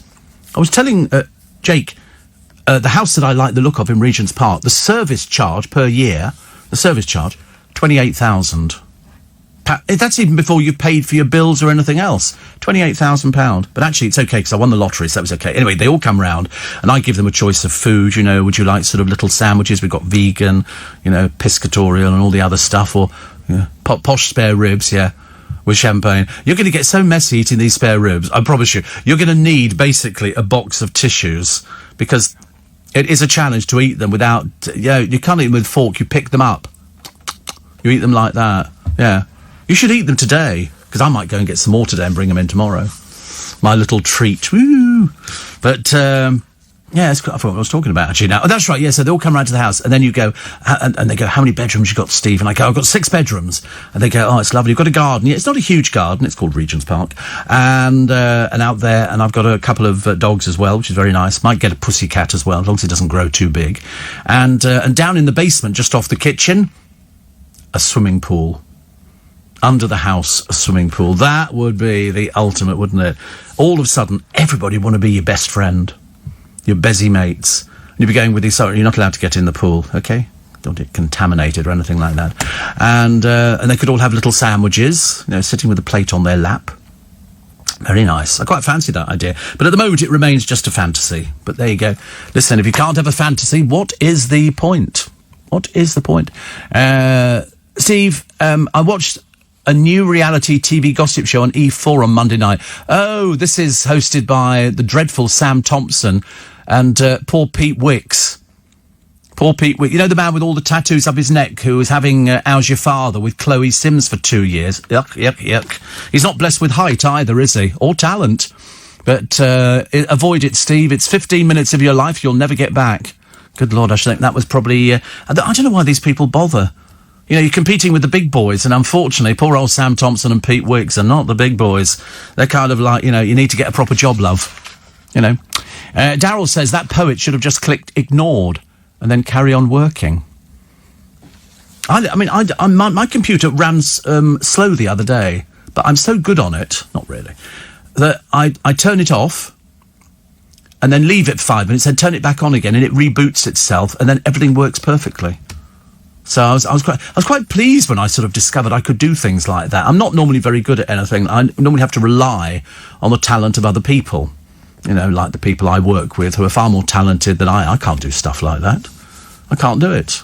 It's just not... I noticed that poor old Graham Norton's had to learn how to drive a desk in the studio. Yeah, they're obviously not prepared to give him somebody who can drive the desk for him. Me, I can't drive a desk for toffee. I have to rely on the boys. Thank goodness for that. So anyway, so Scarlett Moffat... a hoot on Gogglebox. Now, unfortunately, she's ballooned beyond all belief. Having sold us, you know, I get a bit annoyed, actually, people who flog you a DVD. So, oh, look, you could look as slim as I can, and then you look at her now and you think, I think not. I think not. They've also got some Cold War spy relics for sale. They were among items in a KGB espionage museum forced to close by the pandemic. And they've got here, it's a knuckle duster, a ring with a hidden camera in it. A ring, just like a signet ring with a hidden camera, and also a camera in a cigarette packet. I'd like the idea of a ring with a camera in. I used to have a little tiny camera. When we were in Hong Kong, you could buy lots of miniature things, and my camera was about 1.5 inches wide. And I wish I knew where it was now, because I thought it was great, and it did actually take pictures. Paul says, did you find out if the car has a heated steering? No, I haven't. Carol says, what's a jiffy bag? Oh, right, it's you probably call it a padded envelope. A padded envelope. So in other words, it's got plastic inside the jiffy bag. That's what we actually call them, jiffy bags, but you would probably call it a padded envelope. It's very useful for popping things in, bills, receipts, all that kind of stuff. Excuse me. Hey, good news if you're a gardener, and I like to class myself as a sort of a gardener. I can put things in a pot and watch them grow, and that's lovely. The Chelsea Flower Show will bloom in the autumn. Blooming in the autumn, so I'm all up for that one. And the beach party, getting Oz hot under the collar. People went out to the beaches because they had a little bit of nice weather, and they all went, oh, we can all go out there now. And you think, no, we've still got coronavirus. It doesn't disappear, I'm afraid, when you've got boiling hot weather or freezing cold weather. 16 minutes past 5. What shall I do? Oh, I know. Let's do something we haven't done since yesterday at this time. Steve Allen's early breakfast. Steve, I think after her appearance on BBC Wales last night, Yvette Amos will be next on Love Island. Yvette Amos, who's she? I've never even heard of Yvette Amos. Is she somebody important? An appearance on BBC Wales. Good Lord above. Pam Ayres would be proud, says Laurie Lee. Thank you. And Queensway were a furniture retailer. Had one in Acton opposite Bromyard Avenue, where Tesco Express is now. God, you used to get all sorts of different shops, didn't you, in the early days? Which makes it sound absolutely ridiculous, doesn't it? When did Woolworths close down? God knows. Most of them are still sort of empty. It was very difficult to find shops that could go in there. It's like Debenhams. I mean, some of their shops, Staines, for example, Debenhams there, is actually quite a big shop. I mean, you couldn't even knock it down and put flats up. That'd be a bit ridiculous. I mean, I suppose you could, actually. They seem to put flats up just about everywhere nowadays. Well, certainly, I mean, the one in Richmond, which I can't remember if it was a Debenhams or something. Anyway, whatever it is, that's gone, which was a shame, because I used to enjoy going in there. But there was never anybody in there, because people now order online, and it's so much easier to do things like that. And they're turning it into office space. They've obviously converted the floors, and you can have a whole floor, and it's, you know, they're putting picture windows in and stuff like that. So that obviously office space seems to be the new thing. The new thing. Steve, how about the electrical store Comet? Yes, Comet and Dixon's and, well, Rumbelows as well. There were lots of these electrical stores about. Is Comet still around? Or is it just, it's still there? We think it's still there. Dixon's, is Dixon's still around? I'm not even sure if Dixon's is still going. I can't remember. I mean, how do these places survive? There you go, Comet. No, that is a Comet, you fool. Comet Group. There you go. Trading as Comet, the company sells consumer electricals before its collapse in 2012. Oh, wow. So it was the UK's second biggest electrical retailer, 6,000 staff and over 200 stores, but it collapsed. First opened in 1933.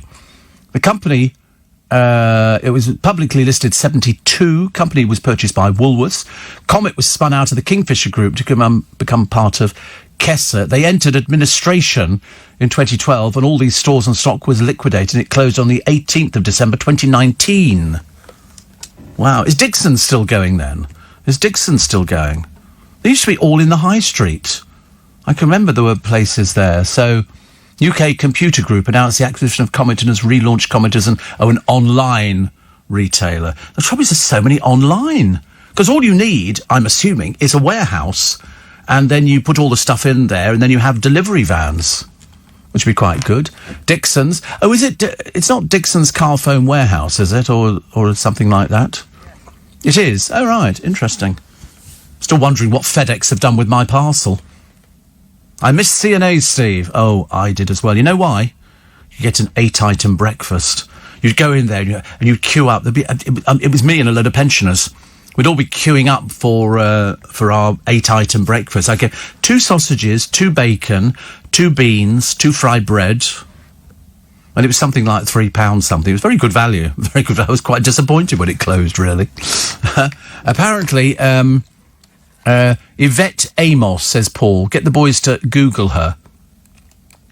I've never even heard of her. Never even heard of her. But the boys will tell me who she is. If she's only appeared on BBC Wales, I can't imagine why we'd be interested. They'd think she could be heading for Love Island. If you find her. Yvette Amos. A-M-O-S. Amos. Yvette. Amos. There she is. Woman goes viral. Oh, right. And appearing on BBC Wales with something very rude on the shelf behind her. Oh. What would be very rude on the shelf? Oh, goodness me, honestly. Poor soul. It was a sex toy.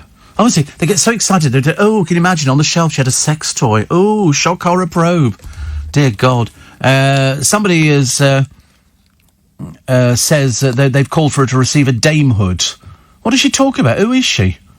Is she anybody of any interest? What is she? A woman's gone viral after a BBC News report. She was seen chatting for what appeared to be a study. Is she a reporter then, or something a bit tragic like that?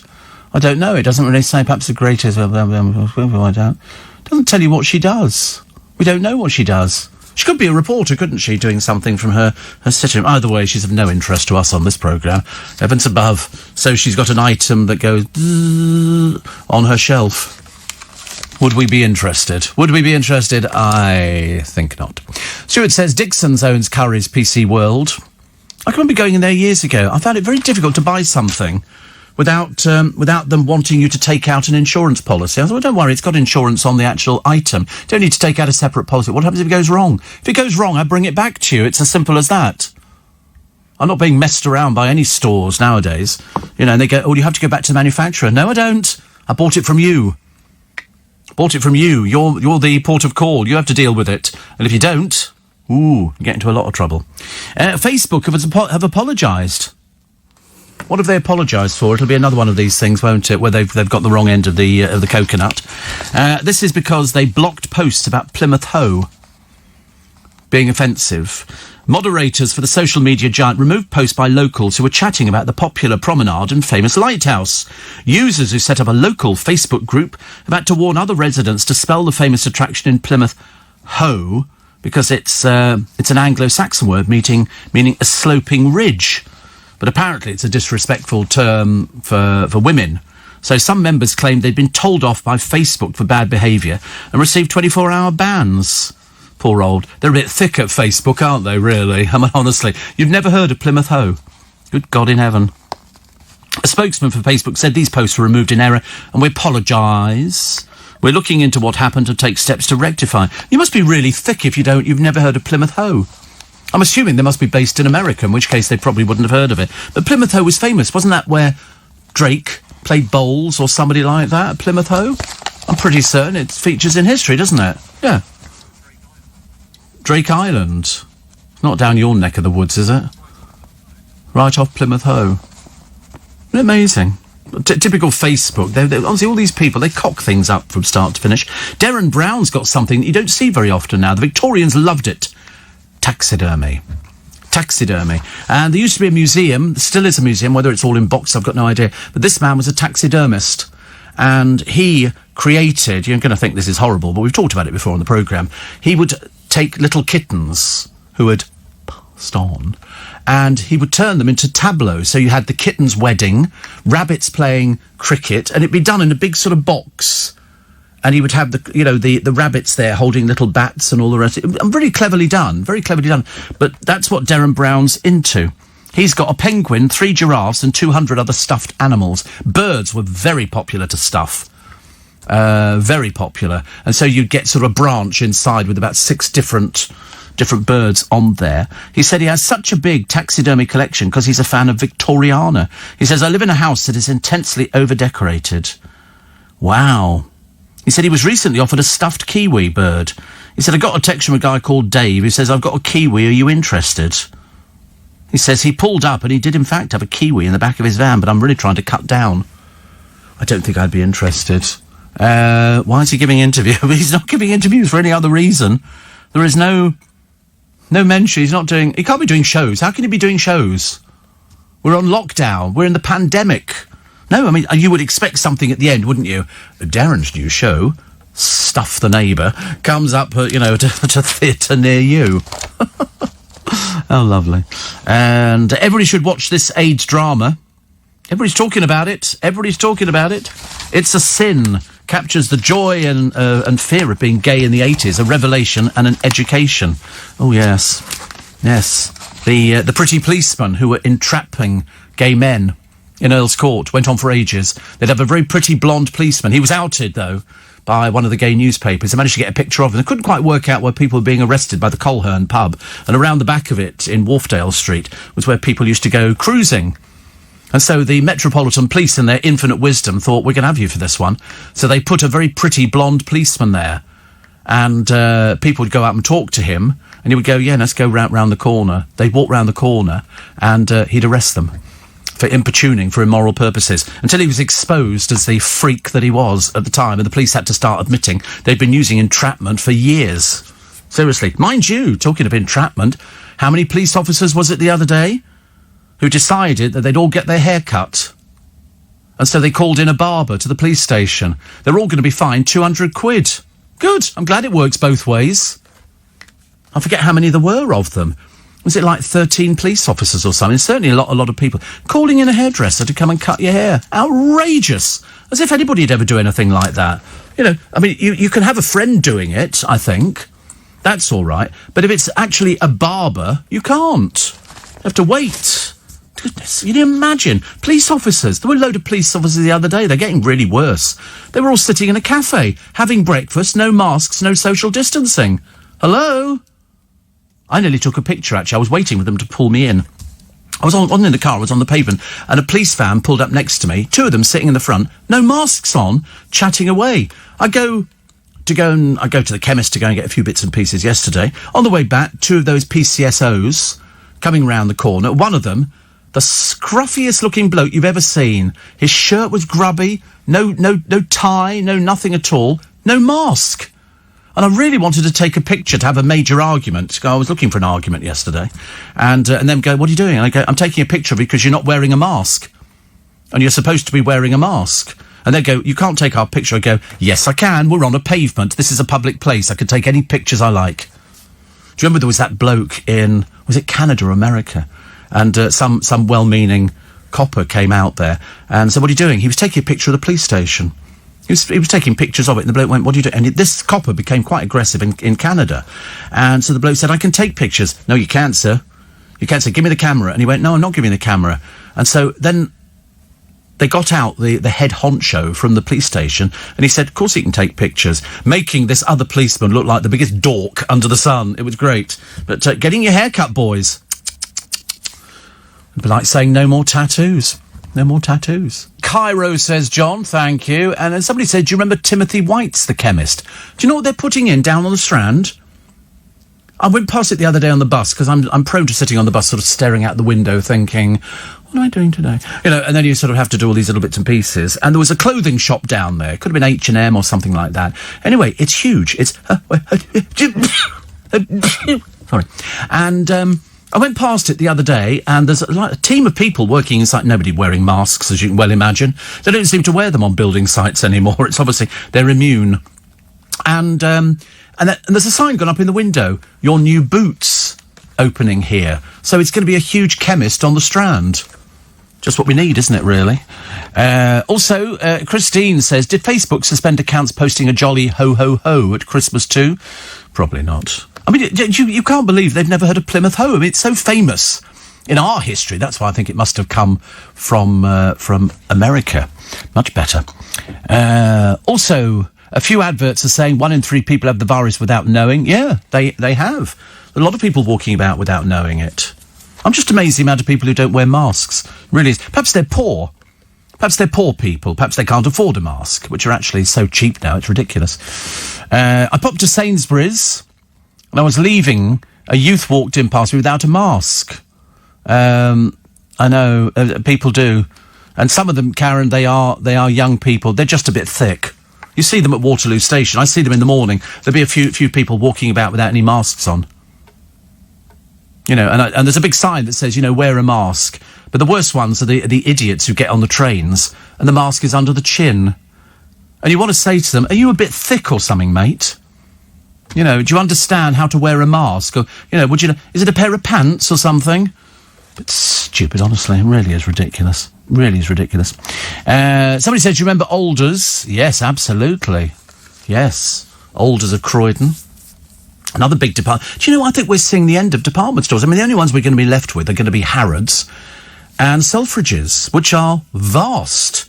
I mean, there are people in Harrods who don't even know people on the next floor down. There are so many staff there, they wouldn't know. I wonder what it turns over in the course of a day. Anyway, these police, which Nick Fry is going to be talking about this morning, they've been fined £200 each for breaching the COVID rules.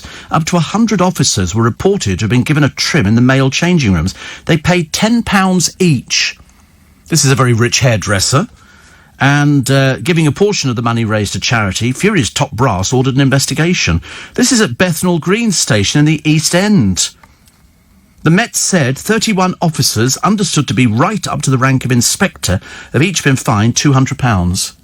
Up to the role of inspector? Are they supposed to know? How come I know? How come I know? 2 officers suspected of organising the mass haircut have also been told they face disciplinary action, but they won't lose their jobs. God in heaven, what's the point? There were around 100 officers involved in total, but somebody informed senior management what was happening and all hell broke loose. I'm not surprised. I'm sorry, we are not supposed to be having haircuts unless it's a member of your family. If your mummy wants to cut your hair, then that's okay. But you can't bring in a barber and start cutting people's hair at a tenner a time. I'll tell you, round our way, that's considered quite expensive. Really is. Tenner a time. Phew, goodness me. Sam Smith has admitted to getting away with releasing bad songs due to a powerful voice.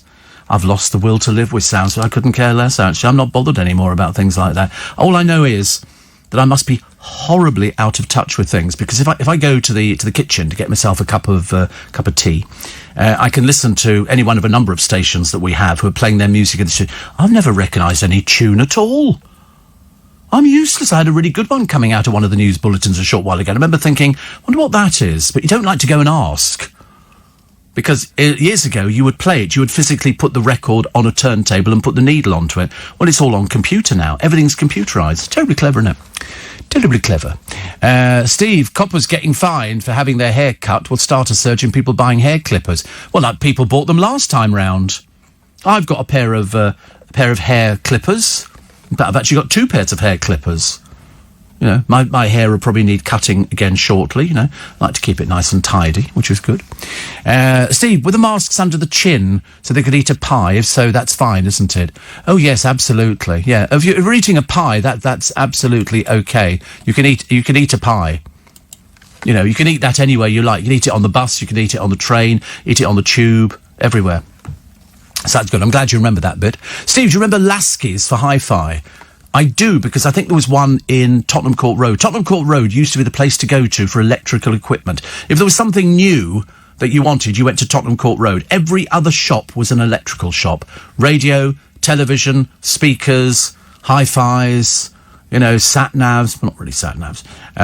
All sorts of things. Literally every shop was selling electrical equipment. You could literally go from one to the other and get all sorts of deals. And I think Lasky's was up there. I remember I bought a few little bits and pieces. I don't think it exists now. There's all sorts of different shops. And also electrical stuff, people go online, don't they?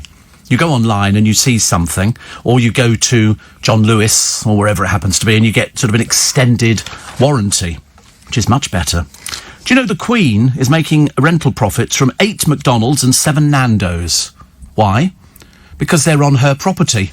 She's the landlady. Marks and Spencer's, Costa, Curry's, Tui, Next, Boots, New Look and EE Outlets are also helping to swell the royal coffers. She's also got Sex Toy Shop and Summers, and she's got a £14.1 billion property empire. 14.1 billion. That's not bad, is it? Now, you see, that's where Andrew could have gone to. He could have got a takeaway from any of these shops to prove to us that he was telling the truth, as opposed to he went to Woking or wherever it was. I can't remember. But she's also got JD Sport, River Island, Next, Boots, Card Factory, Super Dry, Primark, Boots, Next, Starbucks, Shoe, Outfit, H&M, Nando's. There's loads of places. They all are on the Queen's property. She makes all that money, which is phenomenal, isn't it, really? What's this one here? A councillor hit with an election ban for calling for 3 women MPs to be put to death. Have you heard of this one? This was somebody here who was reported to the watchdogs over offensive posts about Diane Abbott, Anna Soubry and Yvette Cooper. The financial advisor's remarks were called inflammatory and reckless. Oh, that's what they call them, is it? Somebody's been called to put to death, and they call that reckless. A little bit more serious than that, I thought. He stood by his comments, but he's already quit his council seat in Sully, Vale of Glamorgan. He said, free speech is not yet illegal in the UK. It is when you're a thicko like you, mate. Never heard of such a thing. Ridiculous. Ridiculous. Wonder what the Daily Star have got today. Cool. Wonder who our page 3 girl is. Ready for this one? Here she goes. Oh, look, it's water babe Courtney. Courtney's got one of those vacant looks on her face. I'm not surprised, judging by the state of the poor girl's hair. And she's a blonde beauty. Well, she is this week. And she's a trained swimming instructor, so she can provide lessons to us all. She comes from Hull, and she can't find a bra that fits her. So good luck for that one, Courtney. You know, must be a bit embarrassing, isn't it, really? She loves the water so much, she thinks she could have been a mermaid. Courtney's mad as a fruit bat. I'm terribly sorry. Never mind, that really would have been quite a tale. But there she is. She probably thinks this is a career. Because I'm putting forward the boys for this one, because they say, fancy being a page 3 girl. You just got to send a picture of you in a bikini. Now, to be honest with you, if they turn it down, it's discrimination. You should be allowed to send in a picture of you in a bikini, and you just send it to somebody called Jeannie Savage, spelled Jeany, Jeannie Savage, at yahoo.co.uk. So expect a load of pictures in, because I should be going out buying a little bikini today, just to show off my ample assets. What have we got here? Oh, wait a minute. What do you think this sounds like? Does this sound like an appeal? Punk legend, pathetic failure, John Lydon is hooked on watching teleshows like The Great British Bake Off. The 64-year-old who fronted the Sex Pistols has calmed down from his days of calling for, so it went on. It was a bit dreary. He couldn't sing and he didn't have any presence at all. He says, I don't care how mundane or how many cakes they're baking. It's really the personalities in it. I'm fascinated. Oh, that sounds like, would you like to be on a baking show, love, and really sell yourself down the river? Oh, blimey. Steve, as there were over 15 coppers having their hair cut, it constitutes a mass gathering. Oh, I never thought about that one. A mass gathering. Wow. And as such, each officer should have a £200 fine, but the two organisers should each be fined £10,000 each. But these are police officers. I mean, I understand where you're coming from. I quite understand, because they're always going, you can't do this, and then they're doing exactly the opposite. I mean, I don't think they were all having their hair cut at the same time. I mean, even 15 in the same room. Perhaps it was like a conveyor belt.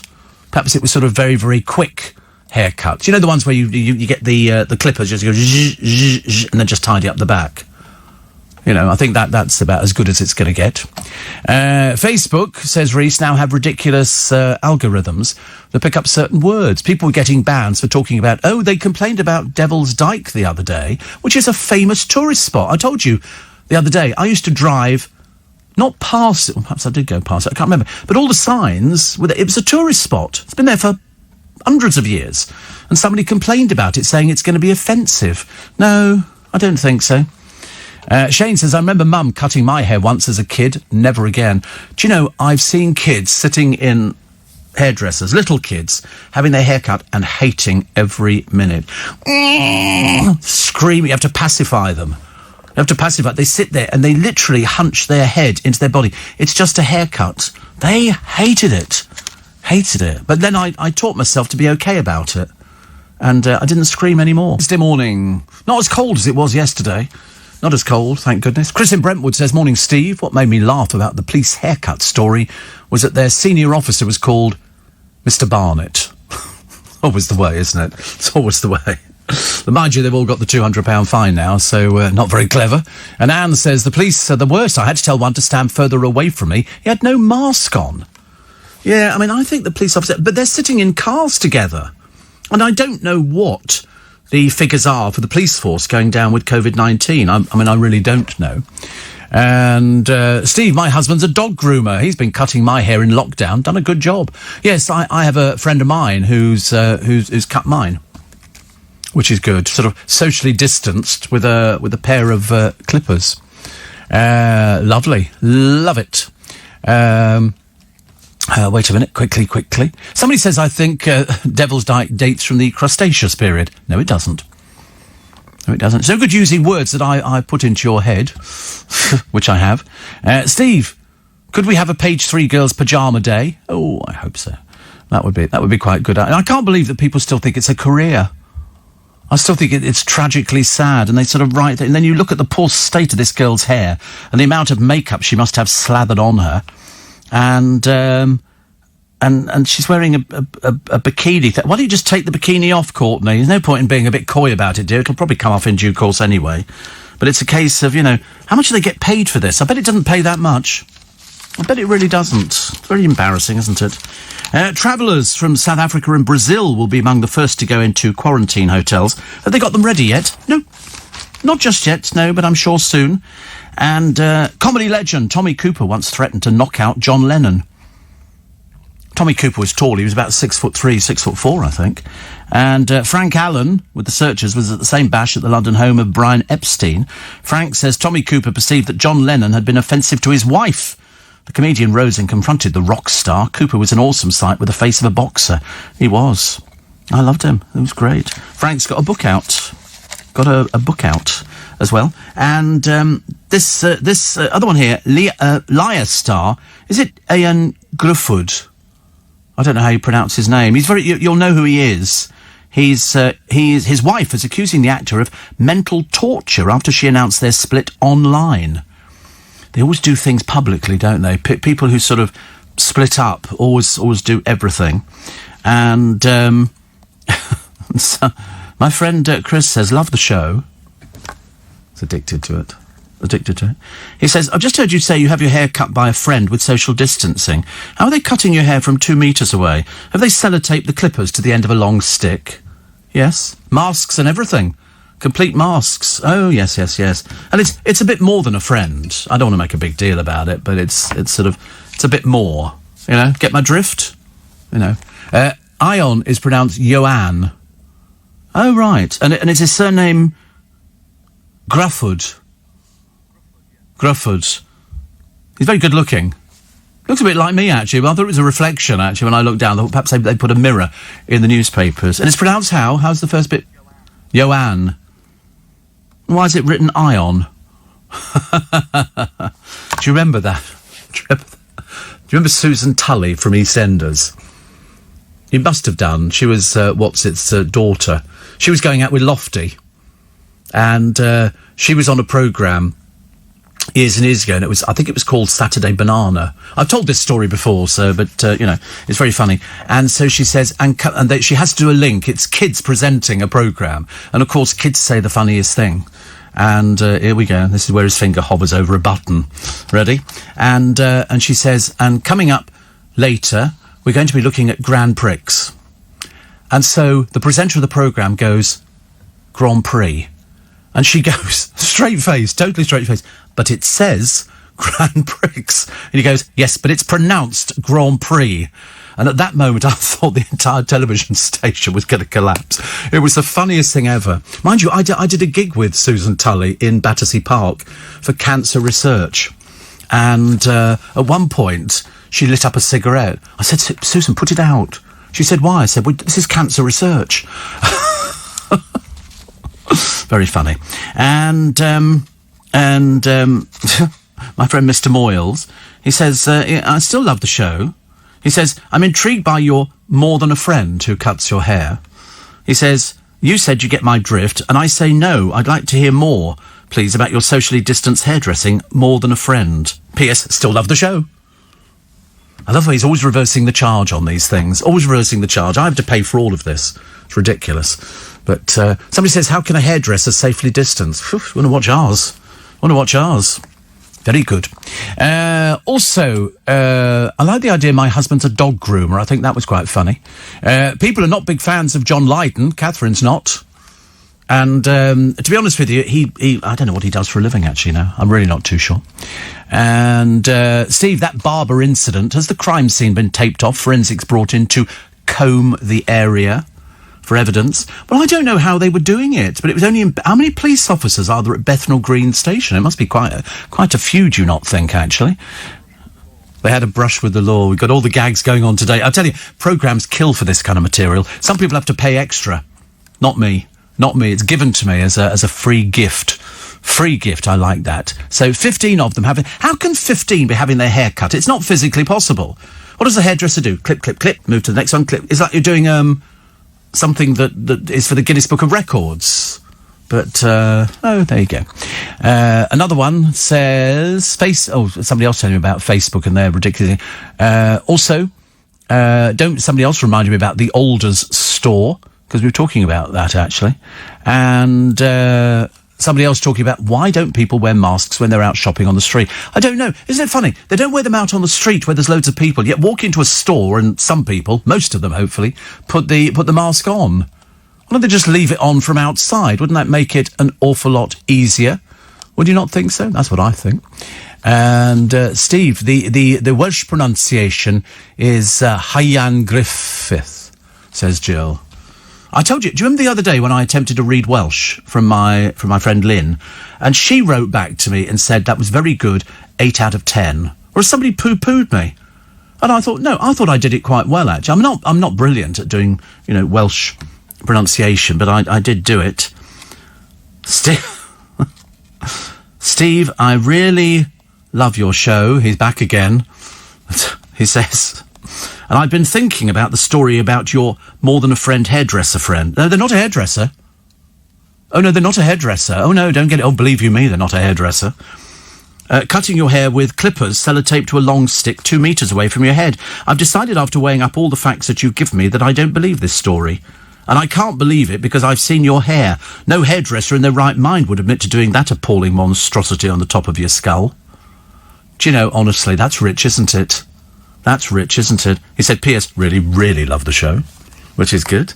Yeah, no, he's definitely not a hairdresser. And under no... I mean, it's like saying, does he train buffalo? No, he doesn't train buffalo either. He couldn't... Oh, no, it's a labour of love. Has to be I love the idea, honestly, the rudeness at this time of the morning. I'm a radio presenter. As far as you're concerned, ladies and gentlemen, I am absolutely Amazonian-looking, with shoulder-length blonde hair, natural, not like some people I could mention, Yeah, at least I don't need to dye my hair or anything like that. This is natural. I'm blessed with natural beauty. People look at me with envy on the train. You can see them looking at me going, God, I wish I looked that good. And I smile secretly behind my mask. Because they can't tell if you're smiling or not, but I've always got the mask on. And then sometimes I sort of sit there and is it you noticed everybody's on their phones? You cannot get on a train or a bus without people being on their telephones. Whatever happened to looking out the window?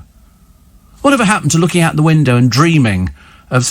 Don't tell me it's raining. Please tell me it's not raining. Oh, it's not raining. Good. I think there is... Wait a minute. Let me just have a quick check. Hey, Siri, is it going to rain today? It looks like it's raining right now. Oh, for goodness sake. Chance of... What are you looking at? The chance of rain today, 90%. What did we have yesterday? 10%. 90% today. Oh, what did I not bring? My galoshes, my raincoat, my sou'wester, and an umbrella. But I have got a baseball cap, which is good news. 84850 steve@lbc.co.uk. Somebody says, where can I get a buffalo trainer to cut my hair? I know. Well, I know this police station, actually, in London, where they're very good at things like that. But it does come with a high cost. 210 quid for the haircut. £200 for not, bringing in a hairdresser. And the £10 to pay the hairdresser, of which some went to charity, which was good news. Denise Van Outen's withdrawn from Dancing on Ice, like it makes a difference to anybody. Probably not.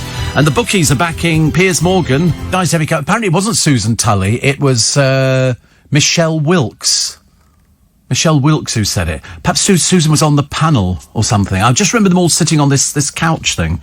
I liked Susan Tully. I thought she was good fun, actually. She's now a producer at EastEnders. Having been in the show, now she's one of the producers of it. Dave, the taxi in Worthing, says Katie Price made all her millions from getting her boobs out. LOL. She didn't make any millions at all. That was the trouble. It was all just fantasy. Every company failed. Every company lost money. She went bankrupt, owing loads and loads and loads, and no intention of paying it back again. Also got banned from driving. Not good, is it? And it was live. The Saturday Banana. Was it? Oh God, what's his name? One of the goodies. Was it Bill Oddie, who was also on Saturday Banana? Was it? I know he did a kids' programme on Saturday morning, and they were quite unruly. And I don't think Bill Oddie was prepared for people to be that unruly on a. But the trouble is, put a load of kids in a studio, loads of kids, and there was, all sort. It was a Saturday morning show. There you go, presented by Bill Oddie. He also wrote and sang the theme tune. Series began in 1978, ran through the summer and continued up to December with a Christmas special, because we loved kids' television on a Saturday morning. In fact, you wouldn't go out till you'd watch kids' television. So it was either, there were those people who watched Saturday Banana. The other people later on were watching stuff like Multicoloured Swap Shop with Noel Edmonds and all the team there, and then we had Tiswas. We had all these different programmes which sort of gave you something. Magpie was the answer, I think, to Blue Peter, but I was a Blue Peter person. Steve, love your show, says Anne. Thank you. Oh, Steve, I spotted Michael J. Fox in a garden centre in Stafford the other day. Well, I think it was him, but it was hard to tell because he had his back to the fuchsias. Right, you're barred. Where do people, sort of opening the Christmas cracker jokes early this year? The answer is probably yet. Yes. 5 minutes past 6. I'm Steve Allen. Nice to have your company this morning. Jill says a hairdresser could use a hedge trimmer. That'd be 6 feet distance. Need a steady hand, though. And then somebody says, police hair cutting. That'd be a waste of police time. Yes, nobody can work out how this many police officers managed to get their hair cut.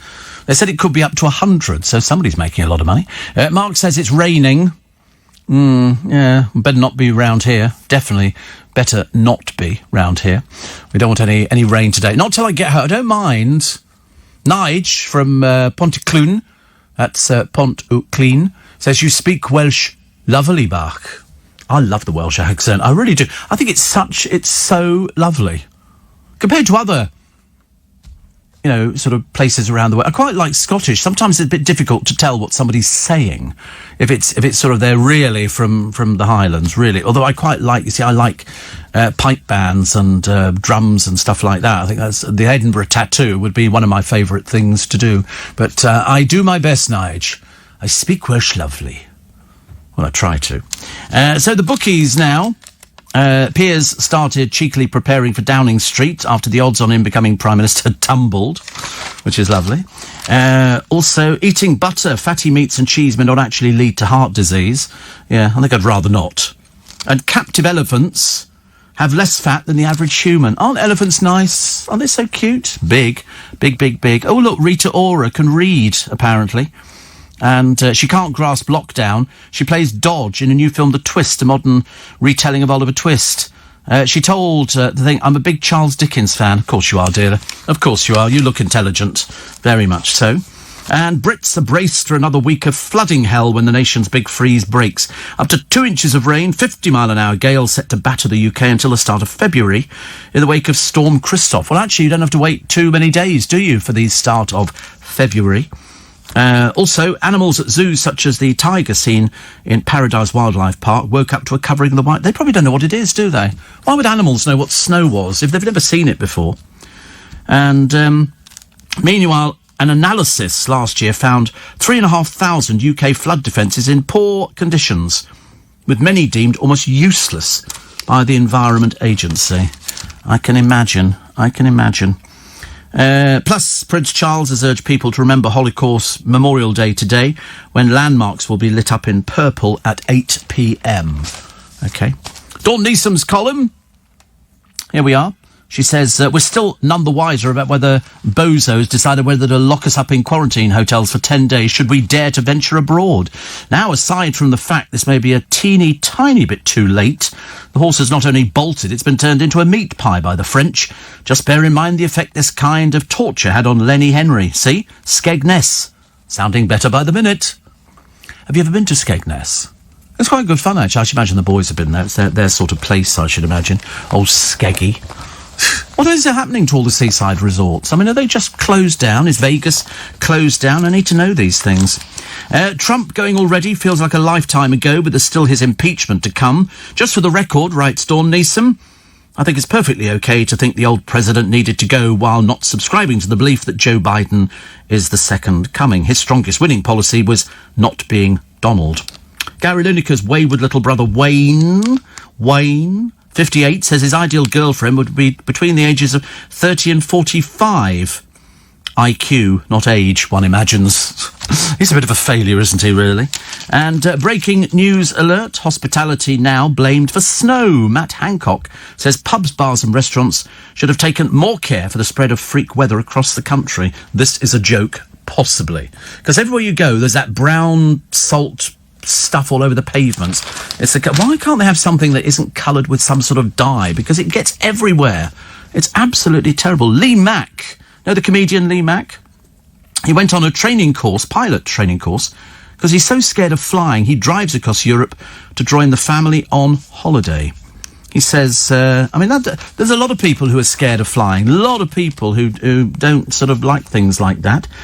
Tinder's most sought-after man has found love after ditching the app.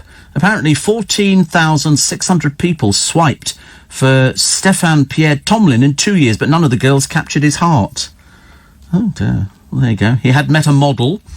Her name's Damu.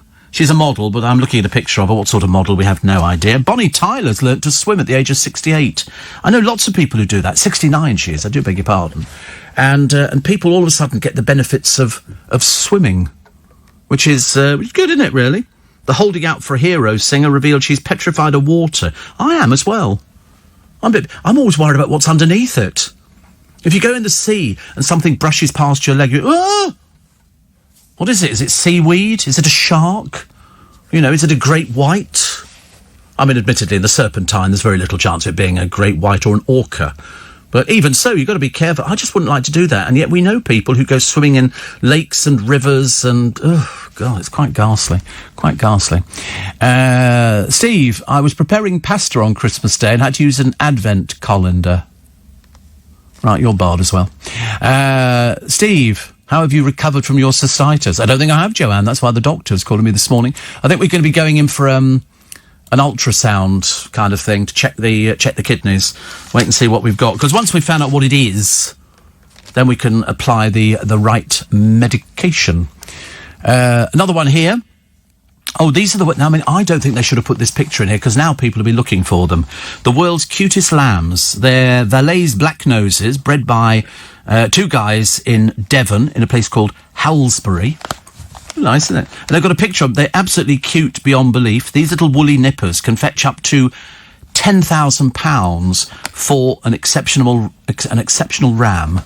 And who hasn't looked around for an exceptional ram, for a few £1,000s? These ones here, seldom seen outside their native Switzerland, where they're labelled the world's cutest sheep. They're no longer available to import. They're so cute, honestly. But, 10,000 for a ram, that's quite a lot, isn't it? I think so. That makes them very valuable indeed. I've often, when we were up in Yorkshire, we used to go to the farm and they had little lambs and everything else, and they were so cute. They really were. I thought they were absolutely wonderful. I don't like the idea of eating them, but people do, don't they? I don't. I don't eat lamb. Much doesn't stop me eating everything else, I suppose. Not so good. Elton John has written an essay for a new book called The Queer Bible. Have you heard of this one? I'd never heard of it. The musician, 73, has written about the late US drag performer Divine. I went to see Divine once in a club in London. You think you're a man, but you're only a boy. You think you're a man, but you're only a toy. And he was big. He also featured in the film Hairspray as Edna Turnblatt and was very good, and then died. Way too young. But exploring this Bible is going to be a moving and inspiring experience for our readers. It connects LGBTQ plus people with their proud history and the legends who went before. And I'm assuming that, because it's published by HarperCollins, that Divine would be one of those people who went before. It's interesting, isn't it? If you never saw him, you can find him on, I tell everybody, YouTube. I say go to YouTube and you can find out all about Divine and catch him in Hairspray. Been about two different versions of Hairspray, 2 or 3. But still very nice. Apparently, Katie Price did Playboy, says Roger, many years ago, and has a tattoo in a very, very intimate place. Oh. He said, not that I pay very much attention. But she wouldn't earn very much for that. That would be, almost peanuts, actually. And cut and dried case, Steve, no excuse. The police says Ant. Well, I mean, somebody dobbed them in. Somebody in the police stations going, wait a minute, they're all getting their hair cut here. They brought in a hairdresser, which is not very good at all. Steve, a couple of years ago, I was in Tenerife, walking down the beach with the water up to my ankles. Next thing, I stood on something. It shot out from under my feet. It was a stingray. Oh, no, see, don't frighten me. I don't like things like that. Oh, I like Smarties. Oh, I'm big into Smarties. Do you know, all Smarties will be green, says Nestle. It'll be the first sweet with 100% recycling packaging. The firm said the £8.2 million redesign of its global products had taken 2 years to perfect. The new green packaging developed at its York Product Centre is paper with a cellulose lining to keep the chocolate dry. Oh, I love it. We used to tip Smarties into our gold, but you could do a whole packet in your mouth if you were lucky. The Yorkshire Ripper's funeral cost taxpayers thousands. The prison service spent £3,000 on Peter Sutcliffe's secret cremation after he died last November. He's reported to have an interest in half of the house he bought with his ex-wife Sonia, now worth $250,000, but the rules state the prisons must help towards reasonable funeral expenses when an inmate dies in custody if the family have no plans in place. It's strange, actually. So, in other words, it can pay for a funeral director, her simple coffin and burial or cremation, but not a headstone, flowers, obituary notices or a wake. And it was £3,000. I mean, to be honest with you, I don't think we should have wasted any money at all, thrown him out with the rubbish, but that's the way it goes. He and ex-teacher Sonia paid $16,000 for this house, now worth about $250,000, although it's been reported she lives elsewhere, so she must be renting it out. But if she sells, Sutcliffe's victims or the Legal Aid Trust could make a claim on the share. His brother Mick said that relatives were banned from the service and the ashes were posted to him later. Couldn't care less. Really couldn't care less. It's terrible. Oh, another picture of these sheep. The sheep that can't be bleaten. It's an old gag, isn't it, really? An old gag. And former Bradford City player Tyrell Robinson has been jailed for having sex with an underage girl. What is it with footballers and their misdemeanours? Robinson, 23, admitted having sex with a girl and taking photographs of his friend in bed with two other 14-year-olds. He shared the photo, taken in his flat, and along with emojis. The two girls had little or no recollection of what happened. He was jailed for 6 years. This is Berman. This is Berman here, who is Corrie Berman. After admitting 5 counts of activity, Robinson from South Ockenden got 3.5 years. That's Tyrell. I mean, what is it with these people? Really, I can't get my head around these sort of things. They must realise that, you know, something is wrong. Plus, it's all going to kick off in Coronation Street. Is it Corrie? Or is it... yep, it is. Summer Spellman is sent flying by a car, leaving viewers fearing the worst. The youngster, played by Harriet Bibby, is knocked to the floor after Todd Grimshaw sent pal Will to force his way into the flat. So it goes. Do you know, I'm so behind on the soaps. So behind. I've got no idea what's going on. And care precious little. I mean, I wouldn't know who was still in EastEnders or who was in Coronation Street. I've really got no idea. No idea. I can't work out if I'm enjoying the repair shop on television or if I'm finding them all being a little bit irritating. There's the bloke with the flat cap on and all the rest of it. He looks like he's walked out of a designer shop, and he appears to be sort of running the show, but he doesn't appear to be doing very much on it. And now they've got people... It fills up a whole page of people taking in something that's broken, and then these people put something together. It's quite a clever concept, and I quite like it. But they've now restored a family treasure. They're all family treasures. They put all sorts of things together. And I do enjoy it, but I just get irritated by the bloke with the flat cap on. It's obviously this is his trademark look, so they ask him about this and all the rest of it. Whereas, in fact, it's all the other people who I think do all the greatest work. Steve, I'm 76. 76, says Diana in Herne Bay, and a bit. And I've been called for my C19 vaccination on Saturday at the Queen Vic Hospital. It's only a mile uphill from the home, but I've got arthritis, can't stand, so I need to take the shopping trolley and the director's chair for the inevitable queue. as I no longer have a car, nor family nearby, I hope I can find a taxi driver to take on this tiny task and get me home again afterwards. Always in places like that, there'll be a telephone number of a firm. When I went to the hospital, I came back after the cataracts, there was a number, call this number now, and it's literally, there'll be a designated telephone, and you can get straight through, and they'll come and pick people up. You must have a neighbour, though, mustn't you, actually? Catherine says, we used pink Smarties as lipsticks when we were little. Absolutely. Absolutely. I mean, I absolutely... I was about to say, when I was little, we used to take the red ones out, not the pink ones, because I can't remember them being red, but the red one, and you would put it... If Dolly Parton had discovered Smarties before she discovered Pokeberry and all the rest of it, she'd have probably used Smarties for doing lipstick. Everybody did it, didn't they? I mean, I grew up in the flower power era, and to be honest with you, it didn't kind of change my life too much. I don't think so.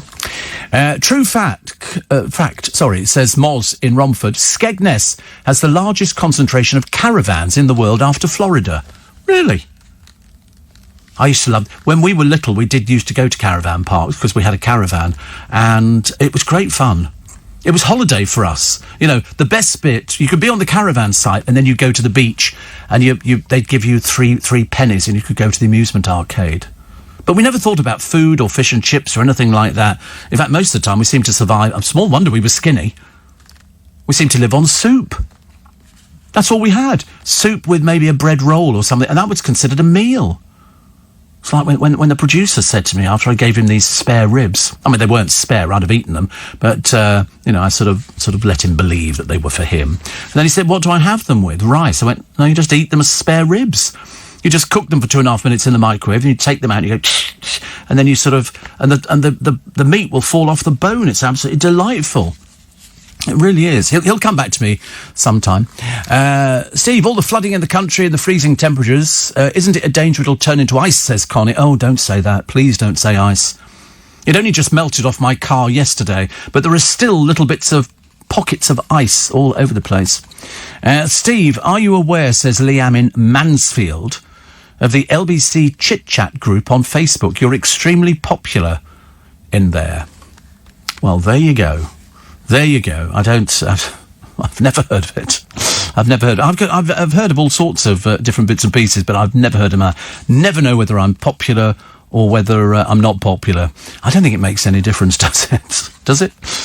Steve, I've got a DVD of Divine. As a man, he spoke quietly and was so polite. Put the slap on and whoa, says Nige. Oh, yes, absolutely.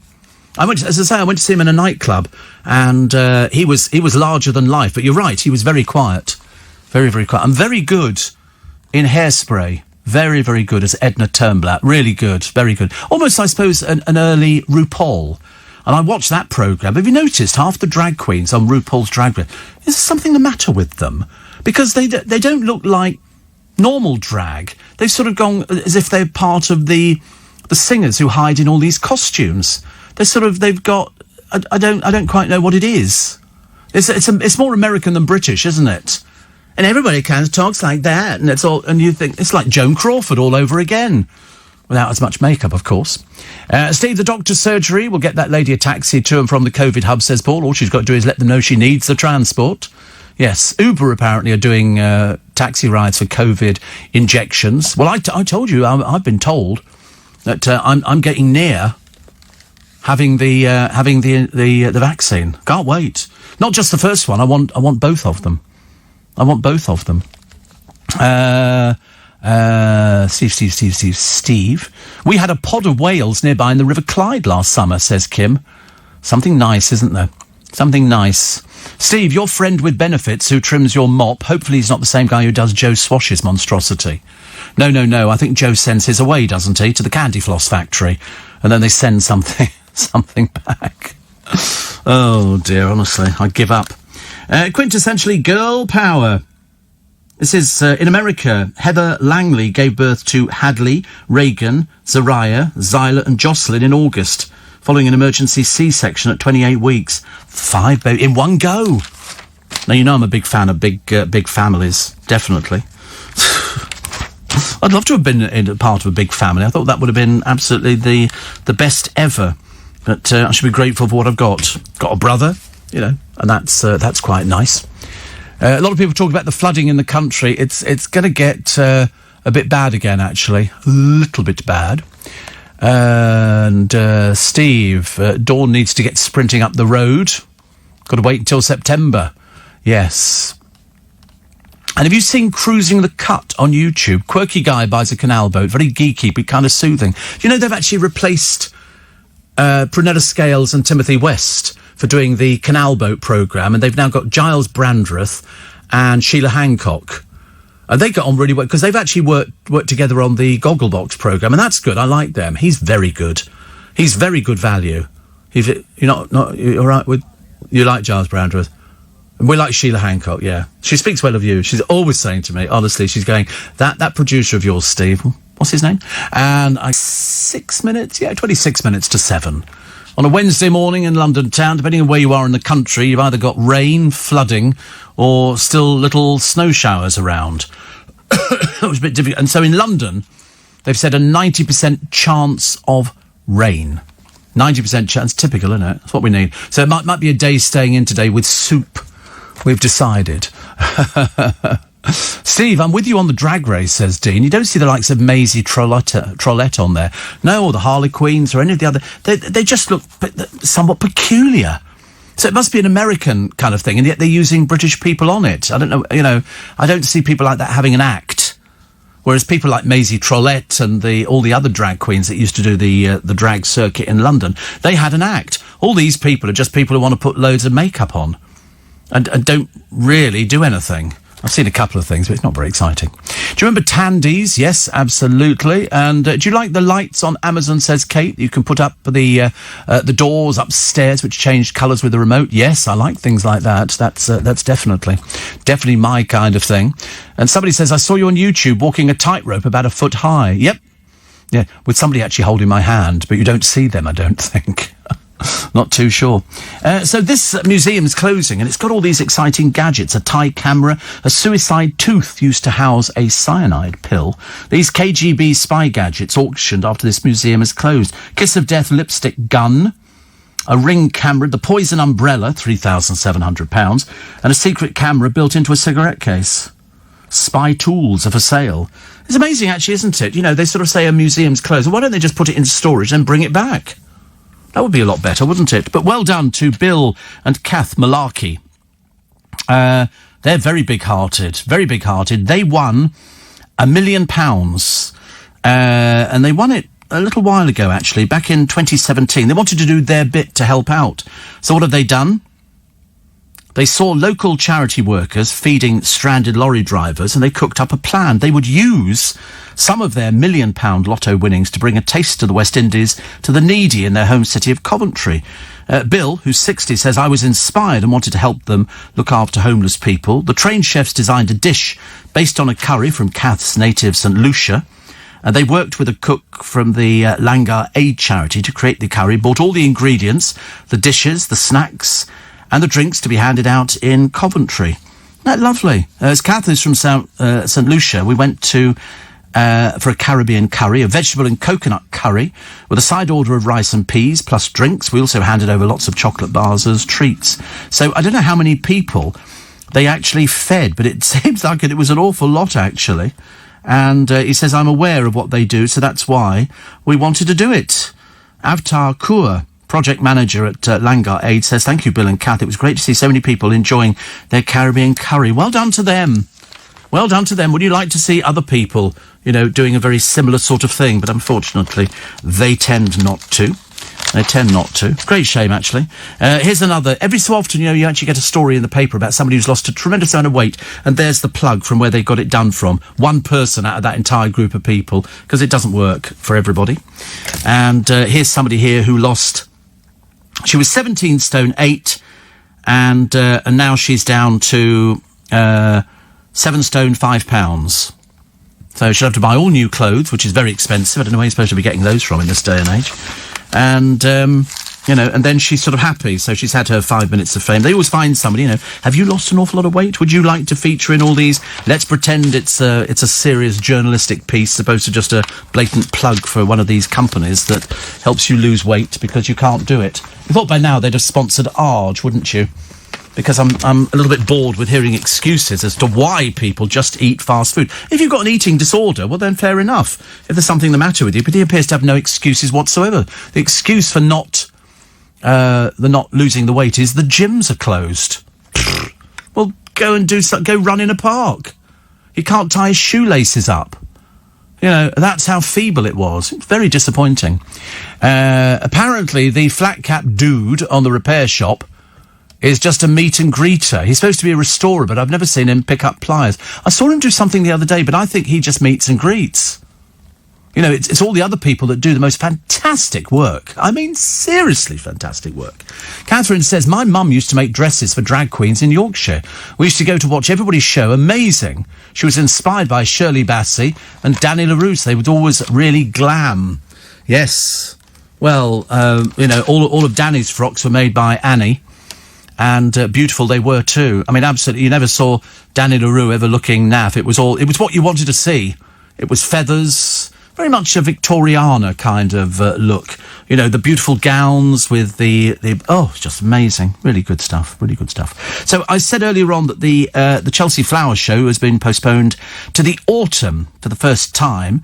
So I think they're saying September 21st, 26th.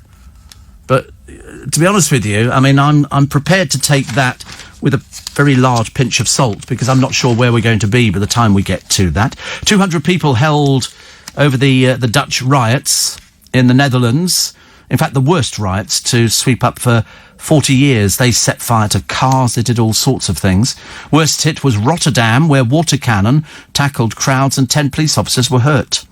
The Dutch PM, Mark Rutte, condemned the criminal violence as police dismissed links to legitimate protest. Yes, you do get people who just want to go there and cause a ruck with the police. You get it in this country as well. You know, the idiots who lie down in the middle of the road, got nothing better to do with their lives. Rebecca Vardy, another attention seeker, standing there in a sort of oversized Bridget pants. Very, very uninspiring. And Anne Widdecombe's column today, she went to her nearest town, which is Newton Abbot, and glimpsed the future. Peacocks were empty, all stock cleared, and opposite it, in the Edinburgh Woolen Mill, in an identical state. The old Marks and Spencer's already been empty for months. A very depressing sight. Blimey, you lost your Marks and Spencer's. Well, that is a shop. We still have a big one in Richmond, and we've got one in Teddington, food store, doing a few little bits and pieces, and a food store in Twickenham. So I feel for her there, because we just have to hope that the high street gets itself back to where it was, but I think it's a long way off. One of the last survivors of the Holocaust has described how Nazi guards would separate screaming siblings, so one would be sent to Auschwitz and the other left behind in another camp. As the world today marks Holocaust Memorial Day, 76 years after the liberation of Auschwitz, Stephen Frank, 85, relived the horror of his experiences. And Karen Pollock, Holocaust Educational Trust Chief Executive, said the need to remember was as great as ever despite the commemorations being online this year. She said, we want to make sure we will work hard to ensure the 6 million Jewish men, women and children murdered by the Nazis are never forgotten. And Prince Charles has urged new generations to keep the memory of the genocide of Europe's Jews alive in a Holocaust Memorial Day message. And he's talked about being the light that ensures the darkness that can never return. It's online, I think, at 7 p.m. this evening, and that's on hmd.org.uk,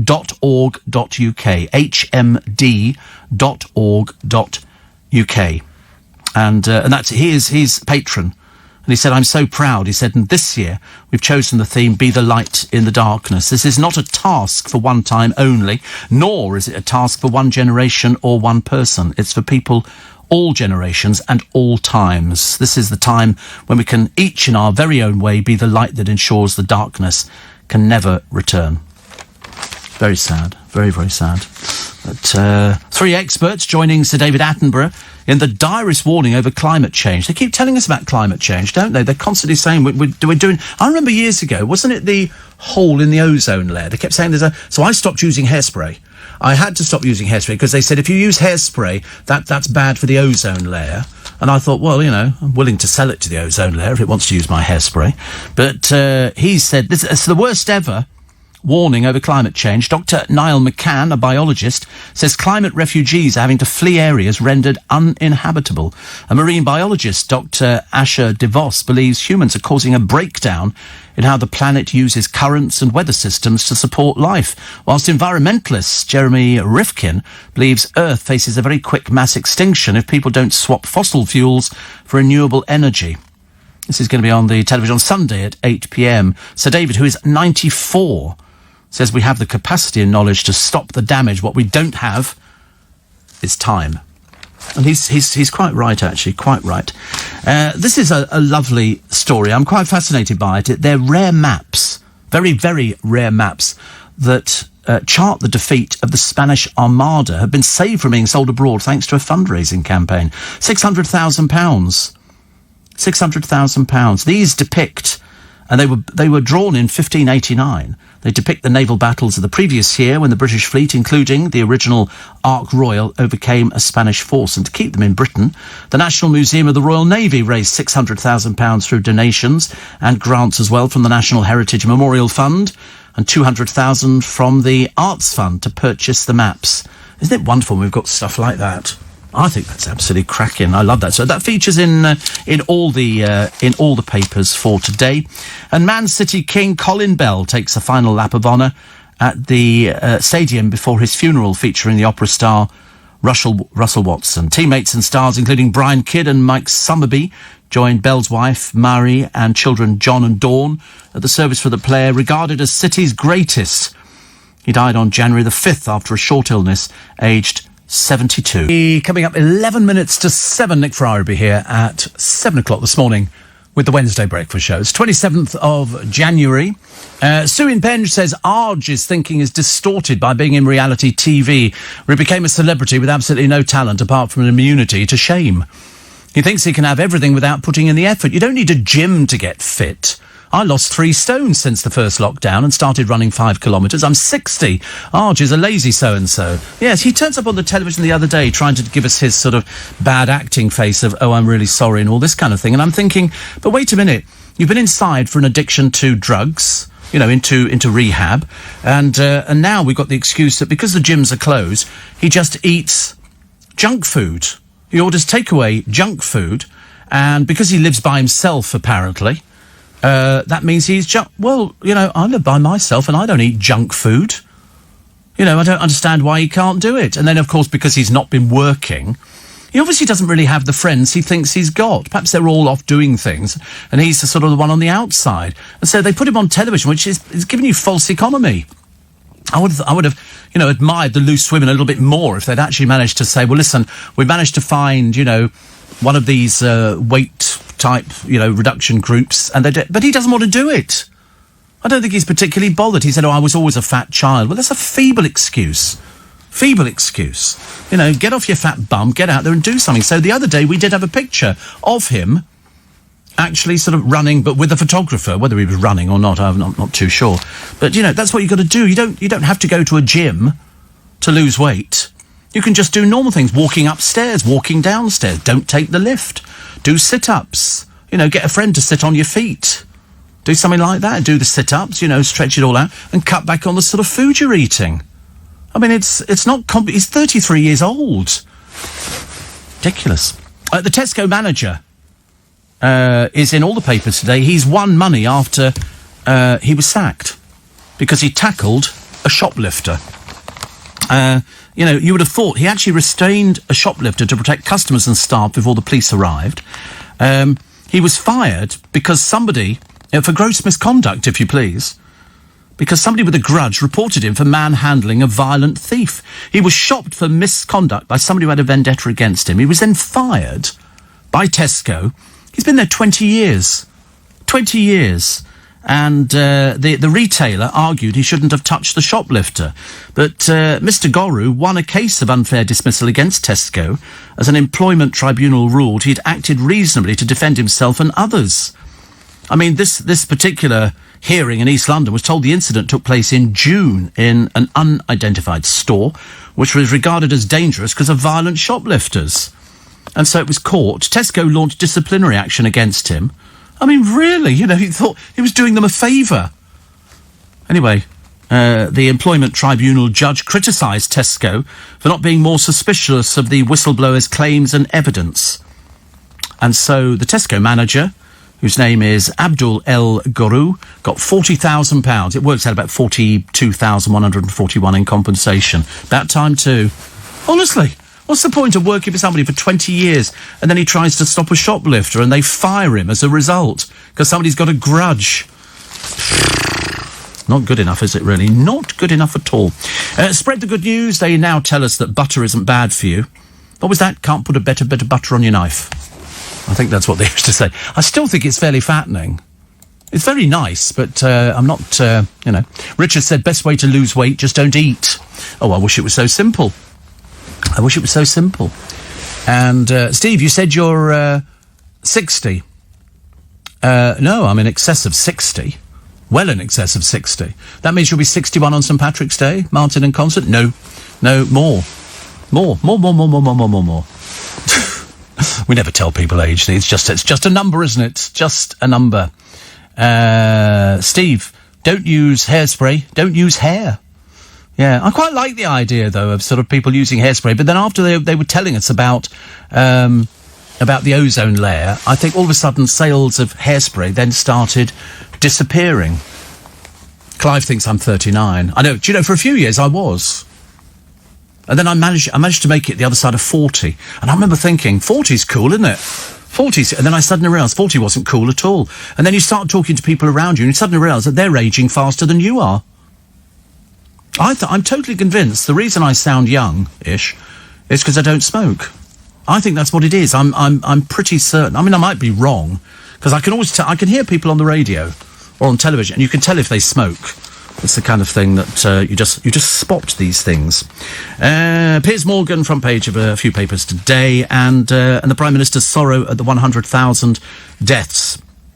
And he says we will remember them. There's, I think we've had so many disasters with this. We haven't managed to get all the right things in. We don't seem to have enough vaccines in. I'm getting close. They've said, when they say close, I mean, I'm thinking within a couple of weeks I should be able to get the vaccine. That'll be nice. And then presumably you wait, is it a few more weeks after that, and then you get vaccine number 2? And that way, I shall still wear the mask. I wouldn't not wear the mask. It's like, sneezing on the programme. I've had the flu jab. I get all of these sort of things. What's this one here? Fulham have launched an investigation into bullying claims. Is that Fulham the football club, I suppose? I suppose it could be. And AstraZeneca boss says the UK will be the first for the vaccines. Thank you very much indeed. Why not? It's not free. We have to pay for it, but, we're all there. Also, the victims of COVID, the first ones, suffered and died alone. They deserve to be remembered. Do you remember all these stories that we had on LBC of people, they said, my mother's in a home or something like that, and we can't go in and see them. And there was one nurse who was, how she had, the will to go on, I don't know, but she was the link between the person dying and their family. She would hold the phone to their ear. I mean, really, just absolutely, over and above what people are expected to do. She was absolutely fantastic. And she said, if people can't say anything to somebody because they're not allowed in, I hold the phone up to their ear so that the family can talk to them. And I think that's absolutely amazing. Absolutely amazing. The other story which is in the papers today, the Brexit, raising refugee hope of making UK. 55% of refugees in Calais camps think Brexit has made it easier to get UK asylum. Oh, well, we'll wait and see. And Joe Biden believes Donald Trump will fail to be convicted in his forthcoming impeachment trial. I would probably go with Joe Biden on that one. I would think the same. But well done to one of Britain's oldest paper boys. He's a cheery soul. His name's George Bailey. And he's had the COVID-19 vaccine. And despite the dreadful weather, he runs a paper round. He's a great-grandfather. And he's out there every morning, come wind, come shine. He delivers in Headcorn in Kent. He says the shop he delivers for find it very hard to recruit paper boys. See, in my day, that was considered quite a good gig to get if you were going to be a paper boy, because you got paid. But mind you, you look at, the Sunday papers, I've said before, even my set of papers, if it used to come with all the colour supplements on a Sunday, I could barely make it up the stairs. They were so heavy. And then you look at the paper boys and they've got, you know, they must be absolutely weighed down with these things. Stephen Fry thinks we get too wrapped up in fantasy stories that give unrealistic dreams that great things happen without hard work. We like fantasy stories. We like fantasy films, don't we? We like things like that because it makes us feel that if they can do it, we can do it as well. I always wanted to believe that the reindeer only flew on Christmas Eve. I wanted to believe that, you know, with my entire body, because I thought it was just something to cling on to. And then it turns out they fly a lot of the time. So, not as exciting. Chris Packham has blasted the TV bosses for unacceptably letting the Chasers swim with captive dolphins. We told you this story the other day. And they were all there, Anne Hegarty, Sean Wallace and Mark Labette, on a visit to the Dolphin Research Centre in Florida. Whichever way you call it, it's still dolphins who were captive in a thing, and they were teaching them that they do this and they're very intelligent, very clever. But I thought we already knew that. So maybe it was a slight error of judgment. The error of judgment is, I'm going home. I've decided. I got doctor's appointment, all sorts of things, but it's definitely soup day today. Definitely soup day. Today on my free little bit extra podcast, Chris Biggins wants to give Barbara Windsor a huge send-off in 2022. Let's hope it's as big as it can be. Elizabeth Hurley reveals her 80-year-old mother took her latest topless snaps after Piers Morgan suggested it was her 19-year-old son. Very odd. And Peter Andre hits back at the trolls who thinks he's been paid by the government to fake his COVID-19 recovery. Who are these people? I do my best. Yes, it was there for a second, and then it disappears off. But it was very nice, and it was so wet coming in. We're trying to avoid puddles, and at one point we got the paddles out and started paddling through the puddle. Terrible. You know why? Councils. They don't have the money to hoover up the leaves which are sitting in the drains, which block the mud, which block the grass, which starts growing, which means that you end up with an awful lot of water everywhere. And the sewers are so old and Victorian, they can't bring themselves up to date. Not good enough, is it, really? Not good enough. Oh, dear. What are we going to do today? What should we talk about today? Cruz Beckham we could talk about. We talked about every one of the Dreary family. Why not Cruz, who's revealed... Sorry? It's his turn, yes. He's revealed he hopes to follow his mother Posh into music. So read that as another failure in the family. She can't run a business. You know, they're not doing particularly well. Brooklyn doesn't really do anything apart from have tattoos done. And Cruz wants to follow his mother into music. Wasn't aware she was in music. What was she in? Do tell. I know she was in the Spice Girls, but I mean, she didn't do the last tour. Why not? Because she's at the back. They don't want her at the front. She doesn't feature on anything. No point at all. No more badger culling. That'll be phased out in 2022, which is good news. I don't know why we have to cull everything in the countryside, but that's what people do. And banks could soon raise the contactless card repayment, or the payment thing, you know, the thing where it goes 45 quid to £100. So expect loads of those to be stolen all over the place, of people going in there, because you don't need to put any identification in. You just sort of, you know, tap the thing, contactless, touch it, and it gives you a free... They'll be nicked left, right and centre. I didn't come up with that idea. The producer came up with that idea. It's very good, isn't it? Did you come up with that? No. Perhaps I came up with it. No, somebody came up with it. No, you can't remember, honestly. Actually, that's a good thing, because that's one of our other stories this morning, about young people who can't remember things. They also forget. Things. They say, don't just think that it's elderly people who can't remember everything. The young can't remember anything at all, you know, which is good. They can't remember birthdays. They can't remember... They walk into a shop and they go, what am I doing here? What was I coming in to buy? Who's good examples? Yeah, you and Corey are very good examples. Very good examples. Women are now shoplifting to feed their children. No, they're shoplifting because they can, and because nobody in the shop's going to tackle them, apart from me. Put it back, you thieving little peasant. Hate people who steal. Floetta Benjamin gets her vaccine, and Bobby Davro can't meet ends. He can't get any work, so he said he's going bankrupt or broke or one of the two. Couldn't happen to a nicer comedian. You know, now he knows how other people feel, and he's earned more than most. He's earned loads of money. There's loads of other people who struggle with it, but he has to tell you his boring story. Well, it's his fault that he didn't save. That is his fault that he didn't save. It's nobody else's fault. You know, we saw the pandemic, and it came in, and then a year later, there's loads of other people that didn't go like that. And he's, as I say, he's probably earned a fair old whack. I bet if you looked at his... I hope he's got his money for his tax at the end of this month, or is this the excuse? I'm not going to be paying my tax. Because I think people should pay their tax. I paid mine. Paid mine on my meagre allowance, but I've done it, which is good, and I've got it ready for the next one as well. David Bowie is still selling shed loads of music 5 years after he died. 5 years after he died. Still people, because as I pointed out the other day, he was very good. Musically, he turned out some 5 years, Jeannie. I like her. Favourite song out of David Bowie? This is Ground Control to Major Tom. Or The Laughing Gnome. Do you remember that one? Laughing Gnome was quite good. I liked all the stuff. I liked Aladdin Sane, the album. I liked all of his stuff. I thought it was very, very good. It was of a period, as far as I was concerned, and a very good period it was too. What else have we got? Rick Astley. Oh dear. Did you know he owns the freehold of a property in London? He must have made some money in his time. Bless him, which we like. And a mum was driving down the motorway at 55 miles an hour, so really, really hammering it. And as she's driving down, a mouse pops up from underneath the bonnet of the car and balances on the windscreen wiper and goes all the way to the end, and then it sort of stands up, and you sort of think, maybe it's a circus act. And then it goes back, and then, as far as I remember, I didn't follow to the end of the story, I'm assuming it then went back into the bonnet going, I don't think we'll go out there again. That's a little bit... because she could have put the windscreen wipers on and it would have thrown it into the road and it would have died instantly. And I told you the story when they were revamping Fleet Street. Next to our building was the Daily Express building, and in the back of the Express building there was a place where they used to take the rolls of paper into, and it had not been used for years. And it was filled with mice. Like... millions of mice. So when they started doing the back of the building, when they opened the doors, all these mice swarmed out. And where did they go to? They went for the nearest place that they thought was safe, running down some of the corridors, the little alleyways next to the Express building, into the road. Fatal. Carnage.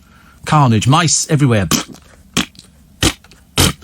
We were in a pub in Fleet Street, and we were having a drink, and they put in, because they knew about the impending doom of these mice everywhere, they put in these mice traps, which meant that they ate this stuff that was in there, which they thought was okay, and of course it killed them. And the idea was they wanted it to take them back to the nest, and then they would spread it among all the other mice. This particular mouse literally came from behind the fruit machine. It had eaten the bait, and halfway down the bar, run it against the wall, it started slowing down, and it started going a little bit tipsy-woo, and it goes, and we're all watching, everybody's watching it in the pub, there's about 10 of us in there, we're all watching it, and it walks down the side, and somebody very kindly opened the front door of the pub, and it walked down, and then on the pavement, it died.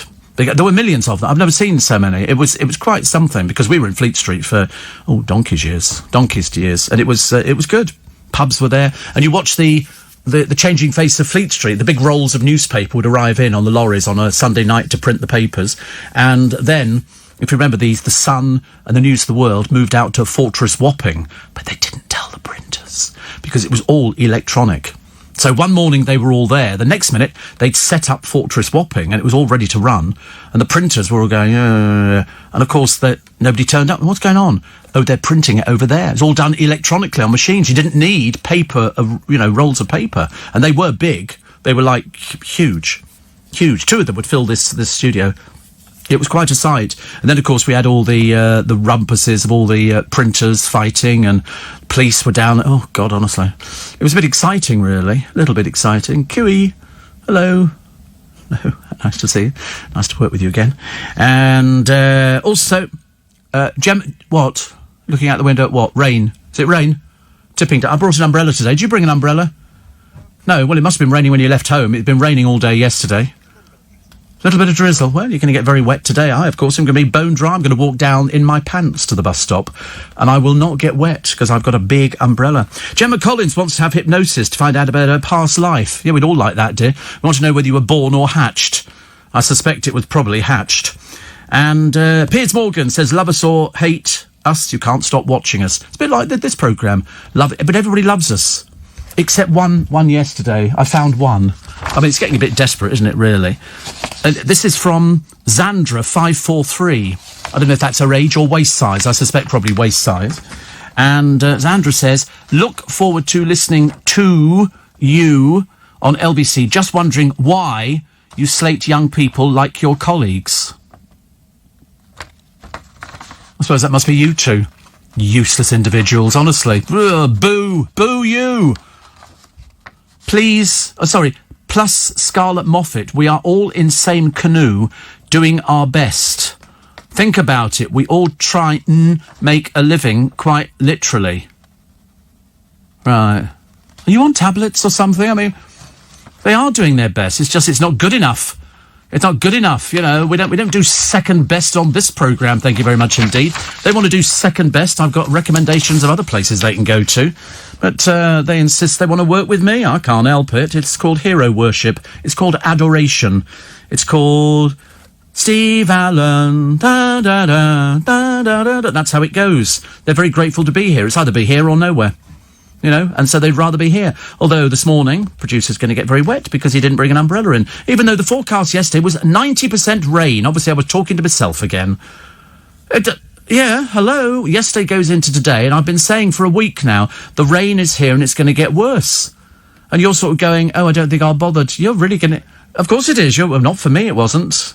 Not for me. I've got my big umbrella here. Won't miss me. I shall be out there, bone dry, probably doing a little dance or something like that. Do a little dance. Get down tonight. Who is that? Casey and the Sunshine Band, you're too late. You see, that's the trouble when you get to... Because the young people now, they can't remember things. They walk into shops and they go, oh, right, we're in the... What am I coming here for? You know, and so that's what you have to do with. So it's not just elderly people that can't remember things. Young people can't remember things. But they're not that young. You know, I class young as being 11, 12, 13, 14. I don't call it anybody over the age of 25. Thank you very much indeed. Don't cry for me, Margarita. Pepperoni topples it as a topping in a pizza. I don't even know what it is, actually. But don't cry for me, Margarita. The truth is I never left you. Angela Rippon says she can still do the splits at 76. She lives at 33, but she can still do the splits at 76. Piers Morgan has an army of celebrity supporters. Then they told you who two of them were, Peter Andre and Mark Wright. I'd give up now. I mean, it's hardly going to be interesting, is it really? What was the other one that I quite liked? Oh, just when you thought we got rid of poor old Denise Van Outen, she's back doing a double-page spread, trotting out the same old boring stuff that we heard ages and ages ago. Phil Collins, his ex-wife, is getting rid of some of his music awards. He's never been lucky with women. He's never found the right people, actually. And a rare copy of Gone with the Wind, although as the producer typed up, Gone by the Wind, which I thought was very sweet. It's obviously some new novel that we've not heard of. Oh, look, we're going to go and watch that latest film, Gone by the Wind. It's Gone with the Wind. Okay, Gone with the Wind. Stupid boy, honestly. Why is it people don't know about these things? It's very famous. Very famous film. Frankly, my dear, I don't give a damn. No, just me again. Yeah, great Elton John song, isn't it? Is it? Well, frankly, my dear, I don't give a damn. I don't... Oh, Candle in the Wind, yes. Goodbye, England's Rose. I thought he was very good at the funeral. I thought it was very nice song. We got some new jingles, apparently. Have we got them? This is what you're hearing now. We got a I didn't get the memo. There was a memo the other day that said you've got some new jingles for your podcasts. You're going to listen to them now? Oh, right, very exciting. Oh, you might do it in the break. Oh, good Lord. No, you've got other things to do in the break. How long's the break? Only 1:40. No, you haven't, because I've got the... Yeah. There's always things to do every day on this programme. Honestly, it really is. It's like, we don't have enough hours in the day to get everything done that we should be doing. But did you hear them? Yeah. Are they okay? All right. Oh, yeah, I'm sure about that. Anyway, we'll take a short break. It's 4:00. Yeah, we've got new jingles. They're going on the podcast today. They'll be on today, which is very exciting, isn't it? Very exciting. So, and you can only hear them if you get hold of the podcast. It doesn't cost you anything. It doesn't cost you anything to get the podcast. Just go to the LBC website, download the app, and then once you've done that, then you can... I didn't get my chowder yesterday. It was raining again. It was raining. I decided I wasn't going to start wandering about. And also, I then got a phone call from the doctors. Oh, could you pop round now and give a sample? She said, while you're at it, why don't you take a few test tubes? Because I don't know how many we're going to need. And then she wrote to me later on, and she said, wait a minute. As discussed, I've referred you for an ultrasound scan at the practice. So I'm going to have an ultrasound scan. Thank you, darling. So that's quite nice. I don't know what it entails. I don't know. I mean, usually it involves me taking my clothes off, so that'll be done without even asking. You know, I'm just taking them off, and I'm assuming it's sorry, my water. I'm just assuming it's something they rub over your tummy or something, or bit of gel on. Oh, I'm not sure about that. Shan't be going for that any time soon. Thank you very much indeed. We're not used to that kind of luxury. Good Lord, about rub a bit of gel on. Well, I'm going for an ultrasound. Do they? Ultrasound gel. I've never heard of that one. I've heard of quite a few other gels, but never ultrasound gel. Well, I'm happy. If anybody's had it, tell me what it entails. So I had to have my ice cold water this morning, so we're going to be going for a wee on quite a number of occasions. But anyway, at least they're looking after me. Paul says, it's very kind of you to share your umbrella with the producer. I never share it with him. Why would I bother? Let the sod get wet. I'm seriously, listen, how many more times do I have to tell him? 90% chance of rain. Goes out yesterday, it's raining, and he doesn't think, I'll go back. Do you have an umbrella? You have an umbrella, but it's not a very nice one. Would you like me to buy you an umbrella? Honestly, anything to get a free gift. Really. Oh, I don't have any more clothes to wear, Steve. Oh, shall I buy you some clothes? Oh, that'd be nice. Thank you very much indeed. The weather is atrocious, says Monica. I'm wondering now if a submarine wouldn't be better suited for travelling to London today. I'm not only drowning in rain, but also can't see because of the fog. Every 100 yards or so, sonar would be extremely useful. At least it's warm and our laminated pieces are hardening nicely. Every cloud, silver lining. Monica, favourite Jewish cabbie. Thank you very much indeed. Yes, all passenger aircraft are outdated, says Martin. Are they? I'm still waiting for my FedEx parcel. Still nothing. Still nothing at all. I don't know whether they've lost it or I don't know what's happened to it. But 1 minute it's going to arrive on Tuesday. Here we are Thursday. Still, as they say in the trade, nothing. Nothing at all. This water's very nice. It comes all the way from... Where did I say it came from, actually? It's come from... it's somewhere very exciting. There you go, the Austrian Alps. Canned at source. That means somewhere in the Austrian Alps, there's a little man with a shed with loads of tin cans and a watering can filling up. I think it's good for you. Do you think water's got healing properties or something? Yeah, they say so. They say... They haven't told you what's in it. Normally they actually sort of say in water there is this, and this. If it's trickled down through millions of years and then somebody's there with a bucket at the end filling it all up, I think that's quite exotic. So, very good for you. But it's lovely. They often say when you're hungry you're thirsty. Do they? Who actually says this? Which do I know them? Is it people you know? Jamie Oliver might have said it once. I mean, honestly, I ask you. Oh, it's when it's ice cold. When it's cold, it really is delicious. Doesn't help, though, with the toilet department. Steve, spacesuit travel on aircraft, own air bottle. You really are on medication, aren't you? And watched a very good film yesterday called Cottage to Let with John Mills, Alistair Sim and a very young George Cole. I've got it. Listen, I've got everything. Anne says, keep slating them, we love it, and we know you love them really. No, I don't. No, I don't. And somebody says, Steve, would like to know your thoughts. Do you like pie and mash and liquor? Never had it. Stew deals, definitely not. Bagel or beigel? Either or either.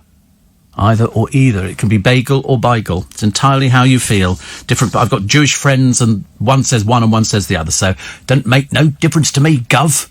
I'm all right with that. Schools to say shut until at least March. I mean, honestly, by the time they get back, they're going to be barely literate, aren't they? They've forgotten everything. 1 and 1, I don't know, 3, something like that. Pretty lays down the law on foreign holidays. They're going to start stopping people at the airport. Where are you going? Going to Dubai. What are you going there for? Work? What work? Show us the contract for work in Dubai. You're just going on holiday, aren't you? Because if you do, they're going to fine you, and you'll be made to go back home again. That'll be nice, won't it? Because I reckon there's quite a number of the old bimbos from the television reject programmes that are going out there under the guise of, I'm doing a calendar or something like that. Well, you can film it in this country. You don't need to go to Dubai to film something. What's the point? We're only looking at your boobs. I'm seriously, you're not thinking, oh, look, that grass is green. Oh, look, is that the Burj Al Arab in the distance? Oh, nobody cares about that, do they, really? So, the holidaying influencer. Oh, it's the same people, isn't it? The holidaying... They call themselves an influencer. They're really a bit dim and thick. And don't follow any of them. You seriously don't want to follow people who break the law. People like Rita Ora. Apparently her people called up this restaurant and said, we'll give you 5,000 quid to open. And the bloke who owns it said, well, I am greedy. So he took the 5,000 quid. She shouldn't be allowed anywhere near the television. I'm sorry. People who break the lockdown laws really just make me very, very cross. Very cross. Fed up families. In one particular street in this country, it got dug up and resurfaced 3 times in 6 days. 6 days they came out, and 3 times they dug it up. Is that either incompetent workman or a completely incompetent workman? I don't know. Why would you dig it up 3 times in 6 days? That is ridiculous. And a rare copy of Gone by the Wind, designed, signed by the... You see, I said signed by the cast. He's put designed by the cast. Set to make 7,000 quid. I think it'll go for more. I really do. 7,000 quid seems quite cheap, doesn't it? Very, very cheap. So whoever gets that. And also, what were the props the star couldn't bear to leave behind? So in Daniel Radcliffe's case, I think it was the glasses. I think he took the Harry Potter glasses, because he doesn't wear glasses, and a few other little bits and pieces. And I think Glenn Close took something from 101 Dalmatians. You do, don't you? I mean, I've got, stuff at home that I've got from various places. LBC promotions, as they were throwing stuff out, we had a whole series of campaigns which are framed, which I've got in my bedroom. Which, you just save little things like that. I mean, what people can do with it after I've gone, I've got no idea. Anne says, drink plenty of water. And it is very good, actually. The gel, Steve, enables the recording pads to stick to your body. Oh, it's that one again. I had that before when I had the... Remember when I had the stents put in? They put you on a running machine, you have to take your shirt off, and they stick about 20 things on your body. And then you have to start off walking, and then they speed it up a bit. I hated it. The pain was unbelievable, because that's why I needed the stents doing. So the next time I had to have it done, they said, you don't want to do the walking on the cardiovascular thing. I said, no. So they had another thing. I just lay down on the bed, and they sort of tried it with these things. So I'm assuming that'll be the same, won't it? If they're doing this scan over my lithe, gorgeous body, they're going to be putting stickers on with the gel underneath, and then they will just sort of register it on a machine, I'm assuming, to find out what the functions are. But yesterday, honestly, I have to go and queue up, go and get the test tubes, come all the way back again. Ultrasound gel, there you go. It's used for all sorts of ultrasound examinations in the field of obstetrics, such a good word, vascular and cardiac. The ultrasound gel removes the air between the skin and the transducer, so the ultrasound waves can move freely between the body and the transducer. I like the idea that on my body they're going to move freely. And that's lovely. And you can buy a big jar of it. Looks very nice, doesn't it? Very good. It's quite expensive, but they're going to do it at I'm assuming you can do it at the doctor's surgery. You don't need to go to hospital for it, do you? I can have that done anyway. They just connect you up to a machine, and then they sort of check and see what your kidney functions are doing. There's got to be something wrong, isn't it? Bound to be. Actually, you don't have something I was halfway through shopping in Iceland as well at the time when the doctor rang. I didn't like to say I was leaning up against the sweet corn and a packet of peas. Wouldn't have sounded quite right, would it? She's sort of talking about ultrasound, and she said, I'll put you down as sort of something, because it's wrong to get it 4 times. Very unusual as well. I mean, for men to get cystitis anyway, so it could be something else. We'll wait and see, shall we? Wait and see what's going to be happening. And the other one here. Oh, furious, the BBC call a dead IRA terrorist a veteran. They can't get it right in their newsroom, can they? What is it, a bunch of amateurs running it or something? Or is the news editor not particularly up to date with things? Really is very odd. Very, very strange. The snow will be back next week. It'll be brutal next month. Well, we're very close to next month, aren't we? Very, very close to next month. We've only got a few more days, then we're into February. And February's short. 30 days have September, April, June, November. All the rest have 31, excepting February, which has 28. But I had to do all sorts of little bits and pieces yesterday. I have to keep remembering it's the year 2021. And because sometimes you make a mistake and I have to check and then keep copies and all the rest of it, which is lovely. Disney's rides revamp over a racist claim. Not the first time, is it? We've had this from Disney. People complaining about them yesterday. And then the Facebook story about Plymouth Hoe. And them going, well, we're taking that out. And you go, no, it's Drake. That's a place. It's a place name. Is it? So then they had to apologise. It's embarrassing, isn't it, when you get a big company worth that much, that they're that thick, they have no idea. You think before they ban something, they would check, what is this? What is it? I mean, I wouldn't even have understood how they meant it last time round. Very odd. Steve, luckily I live in Northern Ireland and usually fly from Dublin. I'll send you a postcard. Oh, that'll be nice. Yes, I think you're going to be affected as well. I think they're checking in Dubai now for the people who shouldn't be there. They don't want your coronavirus any more than anybody else does, thank you. Apparently, many of the holiday influencers are actually doing, says Maggie... Oh, I can't say that. Can't say that. Good Lord, that's actionable. Blimey, I mean, you could find yourself in court, Maggie, over that. Do you realise? I'm being quite serious. If that was read out on the radio, somebody'd have you for that. You'd be dragged screaming down the courthouse. Here she is, the old witch herself. Get her on the ducking stool. How dare you say that about people? I mean, you might be right. But to be honest with you, you can't say it. You know, it's like somebody saying, Steve, you sound as though you're 6'5". Well, I'm not, all right? I'm 1.8 metres. I don't want to be up there with the giants of this world, thank you very much indeed. It's like the other day, my friend, ex-friend, Mr. M, talking about how little hair I had in my head in this creation, as if I was Joe Swash, or something like that. I mean, honestly, the rudeness. You know, I don't dye my hair, everything's entirely natural. Jake's due a haircut soon. You are, I don't know, but you really am needing a haircut, you really are. So, what you need to do is get the bloke who does mine. He's very good. Get him to do it. He's good. He doesn't have any of his own clippers or scissors or nothing. But I'm sure we can probably mash up a pair in the newsroom or something. Plus we can get a 3D printer in, make a pair of scissors. I've never understood 3D printers or a machine that cuts your hair, where in fact you put the thing on the head and it's got scissors inside. You go... That'd be good, wouldn't it? Now, there's an invention. Who wants to go to the moon? Invent an automatic hair-cutting machine. Far more beneficial and a boon for the elderly people. Morning. Interesting, isn't it? Now, I'm not suggesting anything, but... Do you remember Rita Ora? Do you remember the talentless one who decided to go on holiday, go and do a gig, and then came back and then had a birthday party when she shouldn't have done? Well, she held it at a restaurant. The boss of the restaurant, called Scotty Bataray, I think that's how you pronounce it. Anyway, I can't remember. But she has the party on November the 28th. Okay?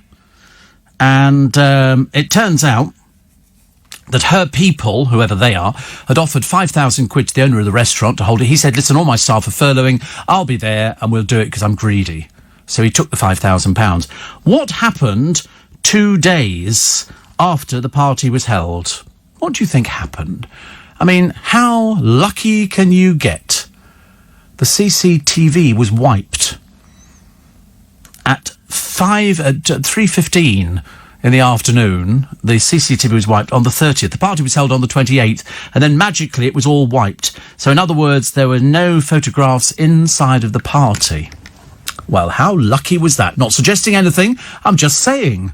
That sounds like an act of God. But already, he refused to pass on the details of who arranged the party. This is the owner of the restaurant. The council now think about taking away their licence, because you can't have something like this. And photos turned up with, I think, there's Cara Delevingne, her sister Poppy, somebody called Vaz Morgan, who's in town. Never even heard of him. Who's that? Oh, it could be a woman, actually. I'm not too sure. And 20 people turned up by 9 p.m. And then they turned off the CCTV. No payment had been made at the time. He's since been removed from his post. That's the manager of the restaurant. And surprisingly, her people didn't comment. She volunteered to pay the £10,000 fine. I bet she did. I bet she did. Oh, dear, honestly, you get some people, don't you? You sometimes wonder, you know, you give them the benefit of the doubt, then all of a sudden they turn out to be complete and utter bozos. Not their fault. Steve, where were you on the morning of 9/11? The morning of... Well, it didn't. It happened lunchtime, so I was working. And we covered it on LBC, of course, as you can imagine. In fact, I think I was the first person to cover it. First person.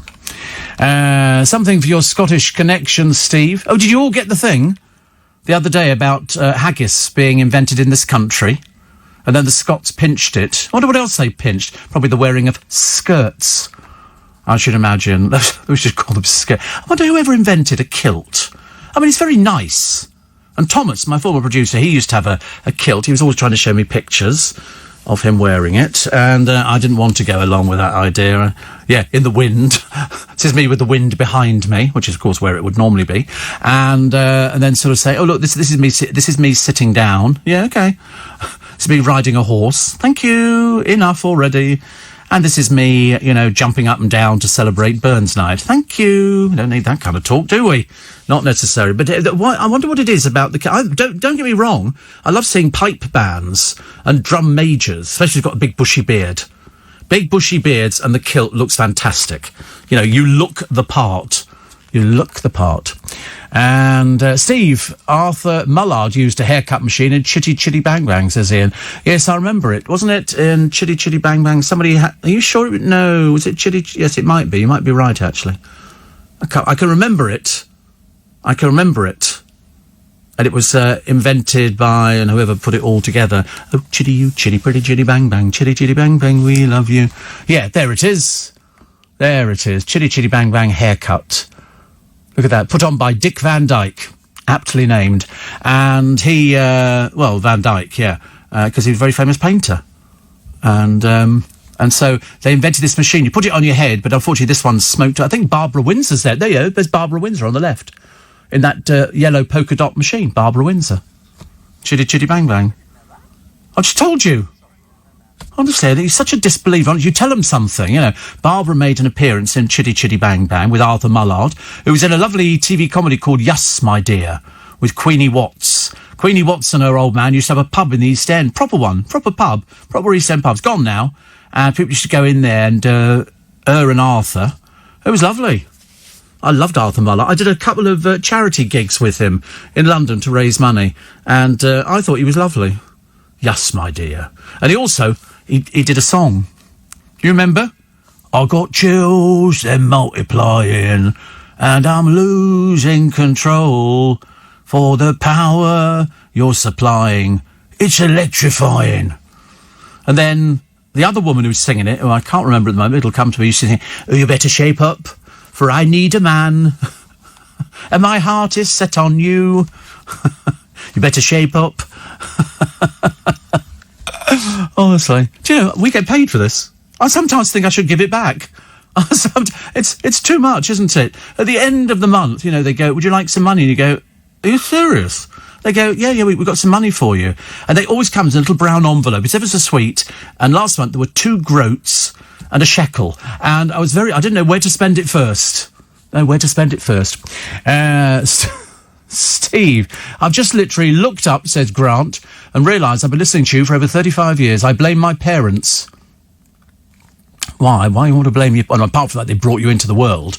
And to be honest with you, I mean, that's always a bit of an embarrassment, isn't it? Have you grown up to be the sort of parent that you're... the sort of, adult that your parents warned you about? That's what it always used to be, wasn't it? I always think that when you get to a certain stage in your life and then people go, "Oh, what happened to your parents?" You go, "Well, they died, sadly." And they go, "Do you think they'd be pleased with what you ended up doing?" I said, "Well, I don't think my mother ever knew what I did. I don't think she ever grasped the concept of radio presentation. But she did used to listen a lot because she was a widow. And a lot of people who are widows wake up in the early hours of the morning and you feel a bit lonely and you feel a bit down and you feel a bit lost. It's very easy to feel like that. And then you turn on the radio and all of a sudden, you've got a friend. A new friend. It's unbelievable. And there's no charge for it. Normally you'd have to pay for this sort of service. But no, absolutely free. And so that's why it's good. Very good indeed. But I got chills, they're multiplying. What was the name of the woman? It was Arthur Mullard and... Oh, can't remember her name. You're the One That I Want was the song. Yeah, you got a text, and it's Hilda Baker. Ooh, Hilda Baker. She was Nellie Pledge in Nearest and Dearest, wasn't it? Nellie Pledge. There was another good one. Did you ever see that? That was so funny. They used to run a bar, I think, up north in Blackpool, but they also had Pledge's Pickles. It was a pickle factory. This all pretend. It's not real, just in case you're thinking I'm rambling. And they used to have people in the bar, and one of them was I think, Eli. And Eli never sort of said nothing, and she would play off him, and then they had a very camp man in the bar. Before people really had camp people on the television, now you can't move, it's like an epidemic. So they then they do, not proper, no, I'm going to stick with it now. I'm sticking with it now. They do. It's every programme. Every other comedian, they seem to have this sort of thing about, perhaps they think it livens it up. It doesn't. It doesn't. It's very embarrassing. But in this Pledges Pickles program, which went back to the 60s, it was a bit of a rarity. Because nobody ever said what the characters were. It wasn't even implied. They didn't do anything like that. That wasn't done at all. And there she is, Nearest and Dearest. And, wait a minute, let's have a look at the other, British Comedy Guide. I'll find him in a minute, it'll be on there. It'll be on there. But it was a very, very good programme. Very good. I've got some of them on DVD. I don't think John Inman was in it, but I think he was sort of doing his own thing. They didn't want him in any of the programmes. When they first wrote Are You Being Served, they wrote the John Inman character as, they didn't do him as gay. The writers said, and you can hear it on the thing, they said, he's a mummy's boy. That's what they called him in those days. He's a mummy's boy. And the BBC said, no, we don't want the mummy's boy. And the writers said, either he's in the show or you don't get the show. So they went with it, and he turned out to be the most popular character. Popular character, but they said he wasn't gay. He was a mummy's boy. And if you look at him, he was sort of... I mean, every department store has, people like John Inman, in the men's clothing or in the perfume department or something. They would order... I don't know what it was about mummy's boys and shops, but they seemed to gravitate to that. It was a case of you could dress up and you could... It's like the royal family. The Queen Mother had more gay members of staff than anybody else. Yeah, apparently she felt comfortable. Well, she'd have been safe, let's face it. Nothing going on there, because there was the rumour that she used to sit there at a certain time of the day and she would have her drink, Dubonnet and gin. And apparently she got fed up waiting one day, so she got up from the chaise lounge, opened the door onto the corridor and said, well, when you old queens are finished out there's an old queen in here wants a gin and tonic. And she got it. And she got it. And people loved working for her. People loved working for her. It was a case of, you were working in these fantastic houses and you were working for the royal family. But the moment she died, they all went. They don't incorporate them because they're only geared to working in one household. This programme is an education, I tell you. You never knew any of this beforehand. But Nearest and Dearest, very good. But Eli Wallach used to turn up. Put down Nellie Pledge and Eli, and you'll see he had a gormless face, and he'd talk like that. And she'd say, "Are you all right, our Eli?" And he'd go, I am, actually. And you can't miss them. Wait a minute, no, Eli, E-L-I. God, honestly. Do our best, don't we? And where is he? He was very tall. Not on unit. Jimmy Jewell was the other bloke, actually, in it. But isn't that funny? There's loads of pictures of them, but there's no pictures of Eli Wallach. How strange. We shall find it. I promise you. We don't. Once we've got it by the teeth, we're going to. Am I right there, ladies and gentlemen? Was it Eli Wallach? Did they do a double header today? Not today, obviously, because they both died years and years ago. But was I right on that one? I know you. Eli Woods.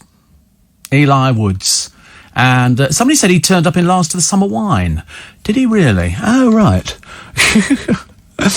Walter Tattersall was the one who didn't speak. Oh, this one spoke. This was Eli Woods. He worked a lot with Roy Hudd. And I remember thinking, it was such a... He had one of those lugubrious faces, a bit like Frankie Howard. Who had one of those sort of hangdog faces. And he would stand there and go, I don't know. A different thing. It was very good, actually. Great characters in those days. Great characters. A bit like today, actually. Today's got characters. There's just not as many of them, and they generally appear on a Love Island programme, sort of going across the sand, desperate to have sex with just about anybody they can find. Jo Wiley had her phone snatched. She was waiting to cross the road. Wait for this one. And she tried to send a text. Have you never heard this programme before, darling? We've been advising people on this for about the last 15 years. Stand by the side of the road, on your phone, by the bus stop, cross the other thing, and somebody on a bicycle will nick it out your hands within 5 seconds. That's what happens. And she said it was a horrible experience and stay alert. Well, we are staying alert. You're the one who didn't follow the advice. Did it never cross your mind? I mean, surely it must have done. that if you're on the phone at a crossing and there's somebody on a bicycle and you're holding your phone doing like that, they'll just reach out, grab it and carry on cycling. I mean, I've told the story a million times. I can't believe you have the audacity to then sort of say, be alert. We are being alert. You're the one who's not being alert. Perhaps we should reinforce it with you. You know, you've got to know about these things. It's London. It happens anywhere. There was a thing the other day. They were showing some people. They managed to catch them. And they were stealing watches. They were a bit thick, this gang, because one of them, they'd seen a bloke, I think he was a taxi driver, they'd seen him in a pub, and they saw the watch.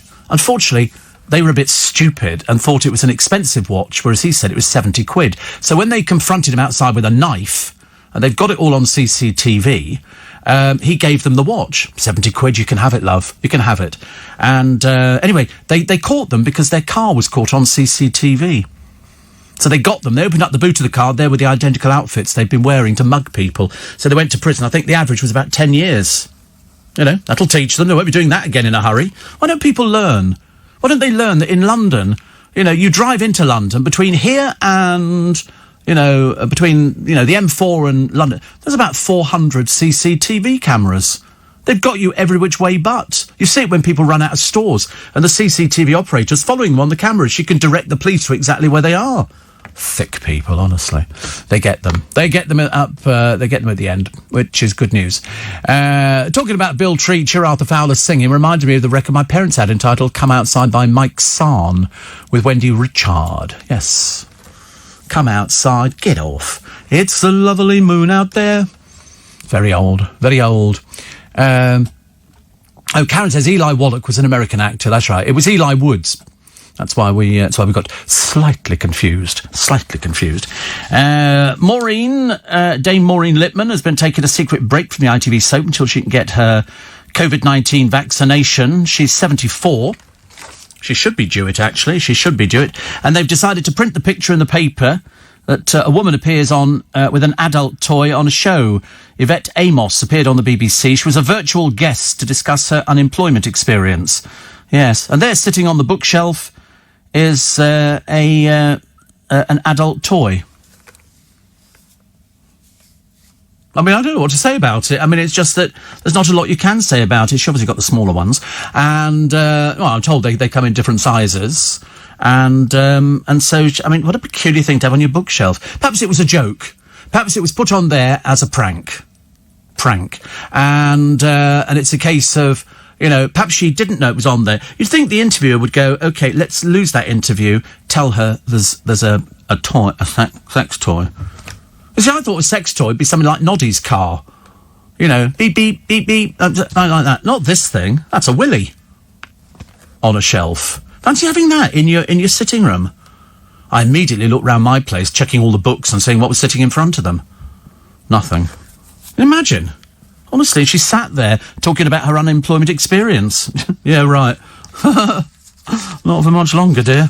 Not for much longer. They had some people on the television yesterday, and it was on normal television. It wasn't even on one of those peculiar things. Do you know how many people work for Babe Station? 300. 300. Yeah. And they do I mean, to be honest with you, it's a bit trash. I'm sorry. I just find it really sad that people would phone up somebody who couldn't give a stuff about you. They've got to keep you talking for as long as possible. One of them in, I think, the Netherlands, they go into booths and it's done up like a bedroom inside there with a camera pointing onto the bed, and the girl talks to them. But of course, the longer she keeps you on the phone, the more money you pay. You know, it's just ridiculous. And to watch some of these people, and then they would have all their regulars there'd be like 100 people online, but then you could go to the private room for a bit more intimate chat. What do you want to pay for something like that for? Good God in heaven. I couldn't believe it. I was seriously quite shocked. And also a bit saddened to think that their parents might come across this and go, oh, that's our daughter, the hooker. It's not nice. It's not nice. It really isn't. But apparently, the average, and this was one in Romania, the average wage was something like 300 quid a week. Well, on this one, in a month, you could make about £3,000. £3,000. I was absolutely amazed. So I started practicing. Hello. Hello. I'm Steve. Hello. Would you like to come to my private chat room? I'll show you some magic tricks. Could be good, couldn't it? Very nice indeed. Very nice. Also, there's a Mr. Men obsessed mum. She's got 2,000 plus bits of memorabilia and insured them for 35,000 quid. They won't be worth that. They won't be worth that. But her own kids, Sophie 19 and Jake 14, are less impressed after being dragged to Mr. Men's stage shows and book signings. I didn't even know there was a stage show of Mr. Men. It's good, isn't it? Very nice. Very nice indeed. Plus a dopey crook who withdrew 220 quid and then pretended his card had been stolen was branded the worst criminal ever by his own solicitor. Christopher Wallings, 31, called cops to say someone else used the ATM. When police checked the CCTV footage, it showed it was him, because I don't know whether you know this, might as well tell you now. This is for Joe Wiley's case.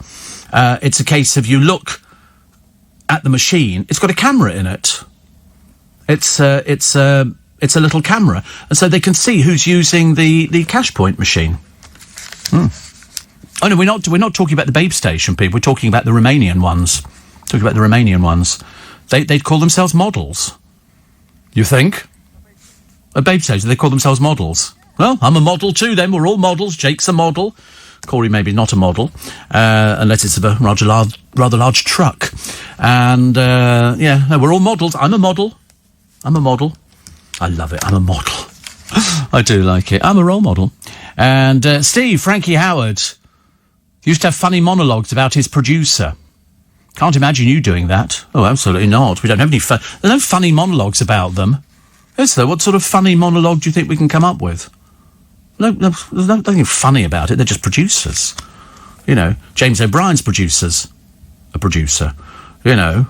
Oh, there's loads of producers in this building. Loads of them. I don't think they're funny. I don't think we could ever do funny monologues about... Well, we could probably make some up. Which you'd probably buy into, I should imagine. Eli was Jimmy James's nephew, all part of James's famous Blackpool troupe. He just had one of those faces. I loved it. And do you think Chloe Ferry is any way related to Brian Ferry, says Matthew? Absolutely not. No, absolutely not a cat in Hades chance. Brian Ferry, the man who named one of his sons after a lift. Otis. That was the one that there was this girl who went out with one of his sons, and then she finished with his son and went out with Brian Ferry. How peculiar is that? That's not normal, is it? Whatever happened to Brian Ferry? He was around a bit, because he shared a girlfriend with Mick Jagger, didn't they? Jerry Hall, because she featured on the Roxy Music Siren album. She's on the front page. Brian Ferry, Royal Albert Hall 2020.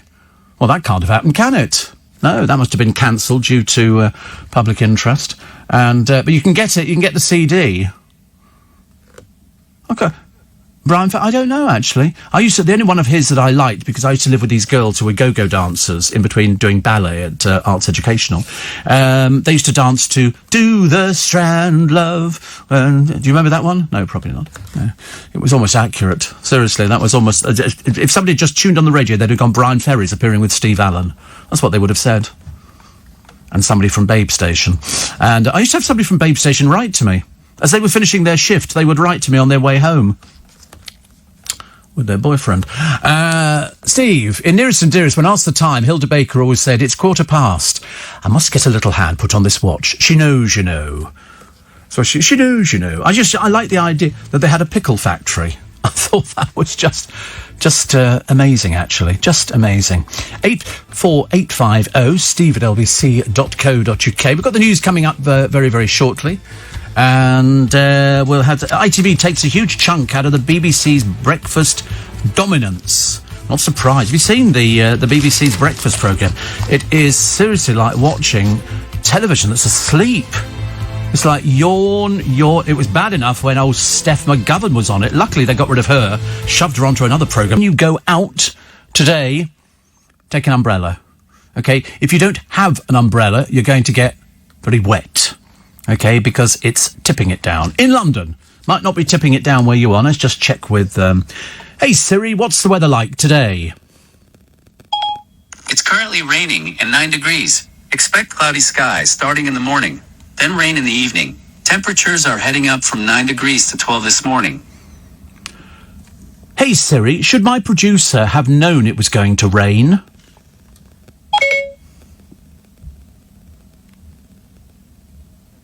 Nothing. He just said, I didn't get that. Could you try again? One sec. It's currently raining and 9 degrees. Yes, no, we know that. Expect cloudy We know, skies we've starting told in the you've morning, told us that. then rain in the evening. Stupid Temperatures machine. are heading Yep. up from 9 degrees to Yes, 12 this yes. morning. All right, thank you very much indeed. 100% chance of rain today. Okay, would you like to take that on board? So tomorrow, perhaps bring a little umbrella or something, or perhaps just a polythene bag you can stick over your head. Because otherwise you're going to get wet. He doesn't even have a hat. Not even me. Baseball hat, face mask, big umbrella, usual sort of things. Sorry?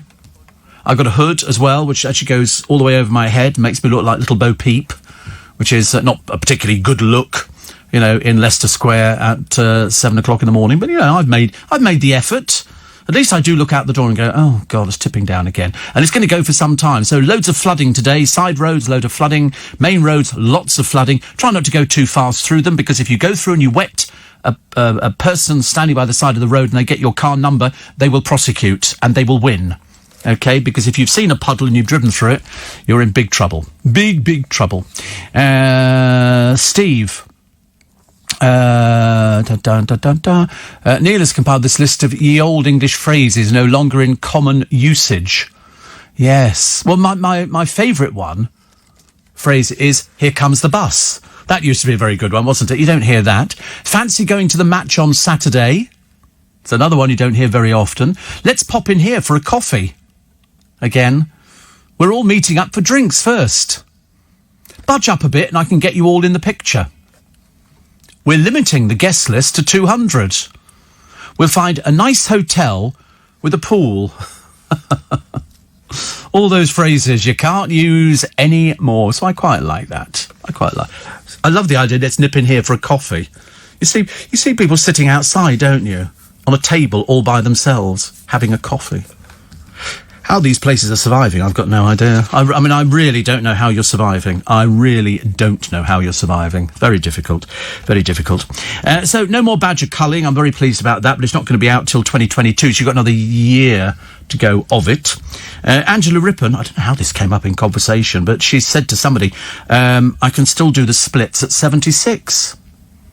Now, I used to be able to do the splits, sort of. Now I can't do the splits. Jake sort of can do the splits, but it's nowhere near the floor. He's not done the pelvic thrust. He can't do that. It's I think it's easier for women to do the splits. There's nothing in the way. Get my drift? And so that's always much easier. But I always thought, if you could do, I'd love to be that supple.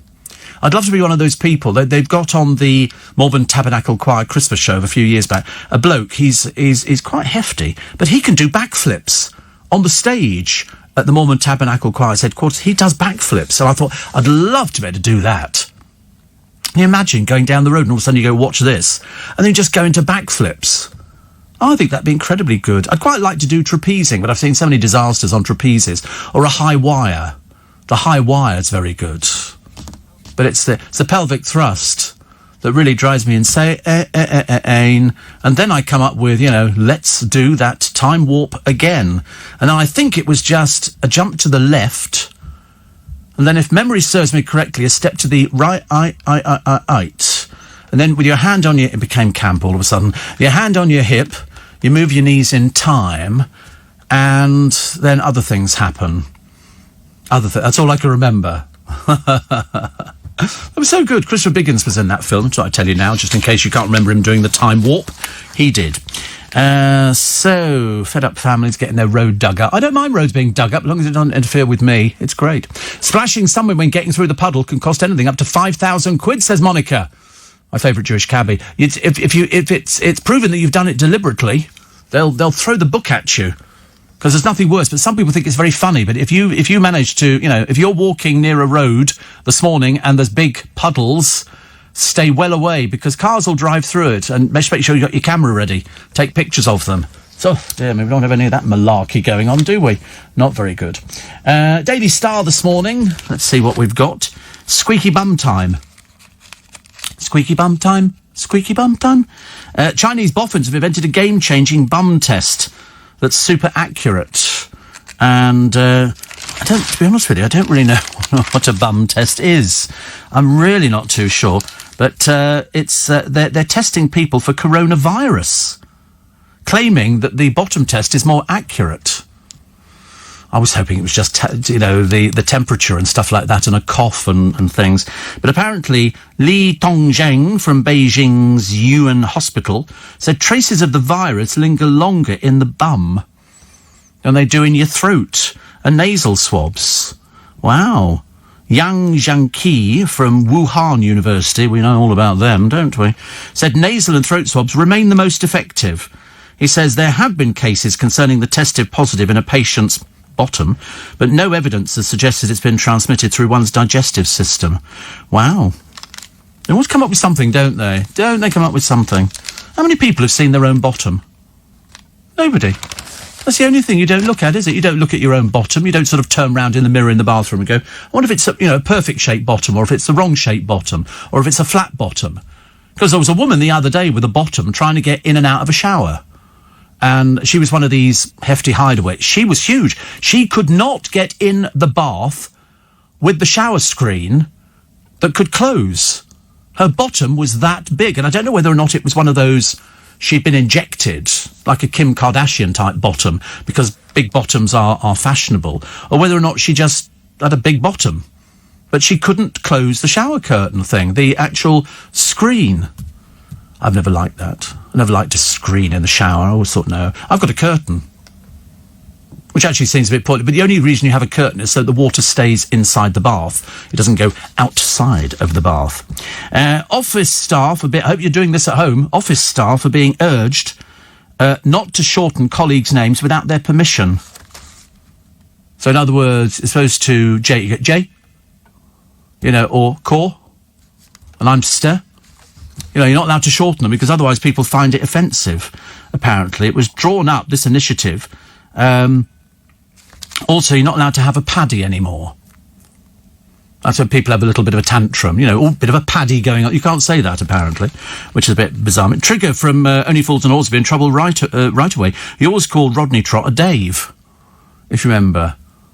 And he only knew him as Dave, he didn't know him as Rodney. So it's a handbook, and it warns employees to avoid using common and everyday sayings which place undue focus on a characteristic of a person. Do you think other countries have this madness going on?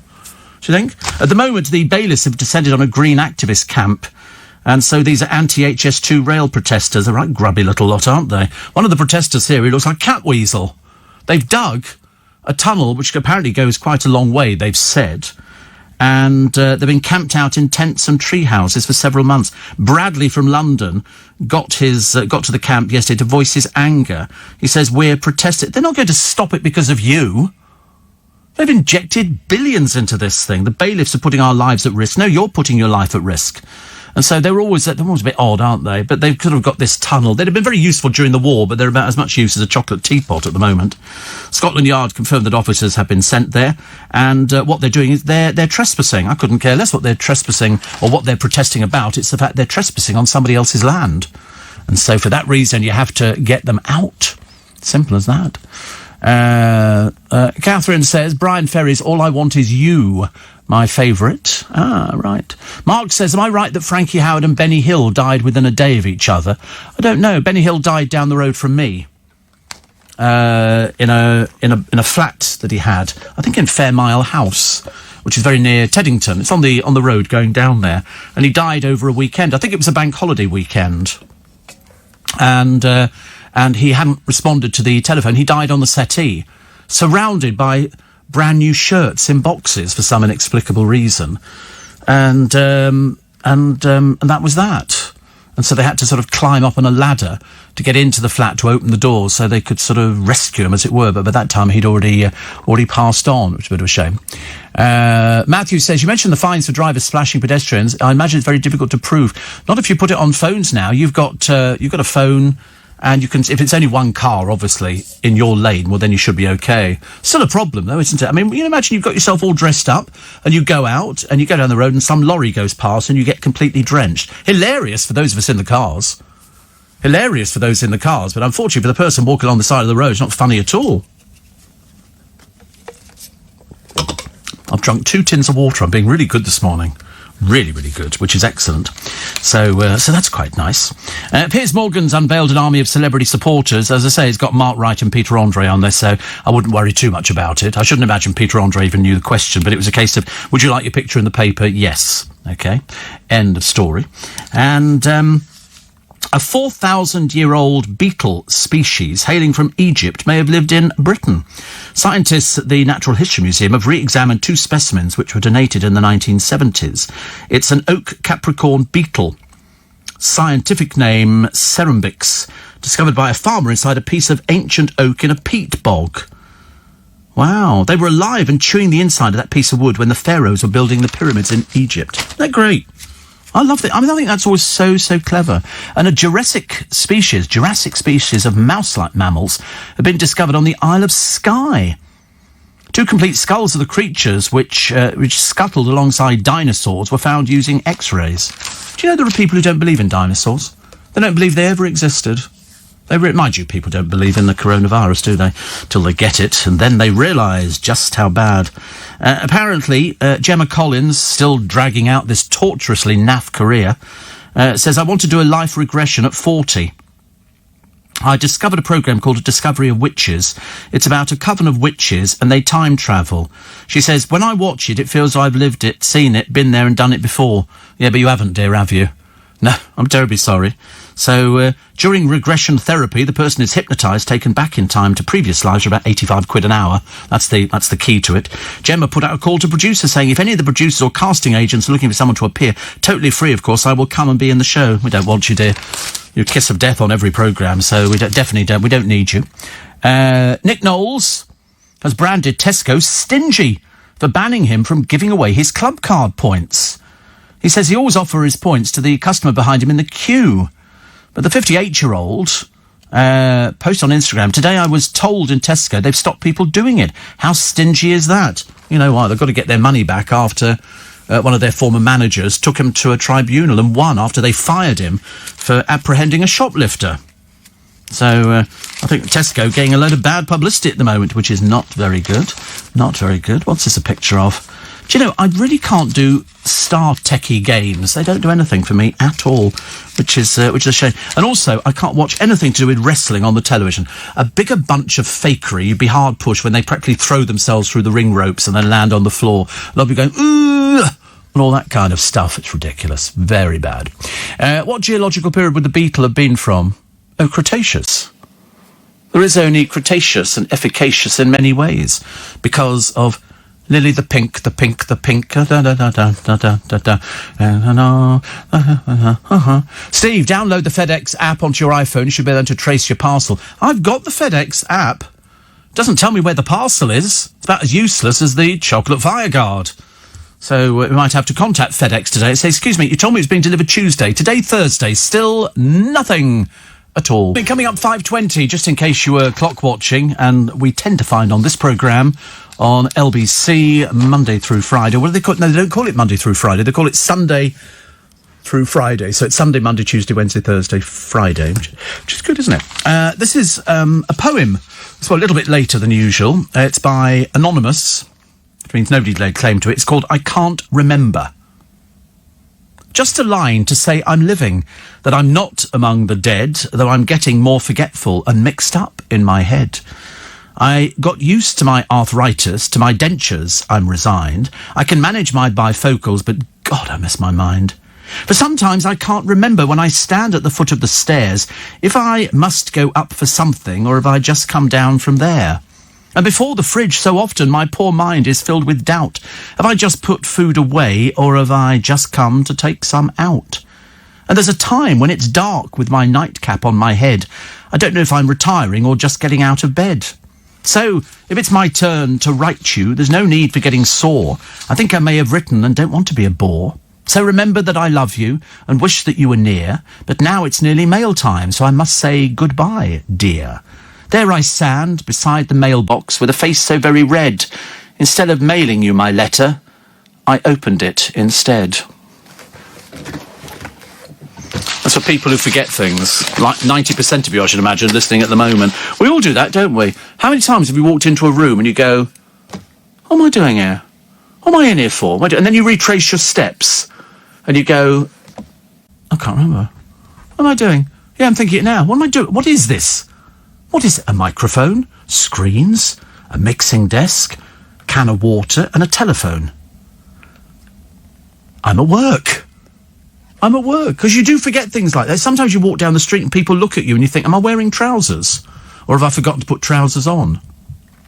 That's what you have to be careful of nowadays. There's every good chance, unfortunately, in my world, to not be wearing trousers.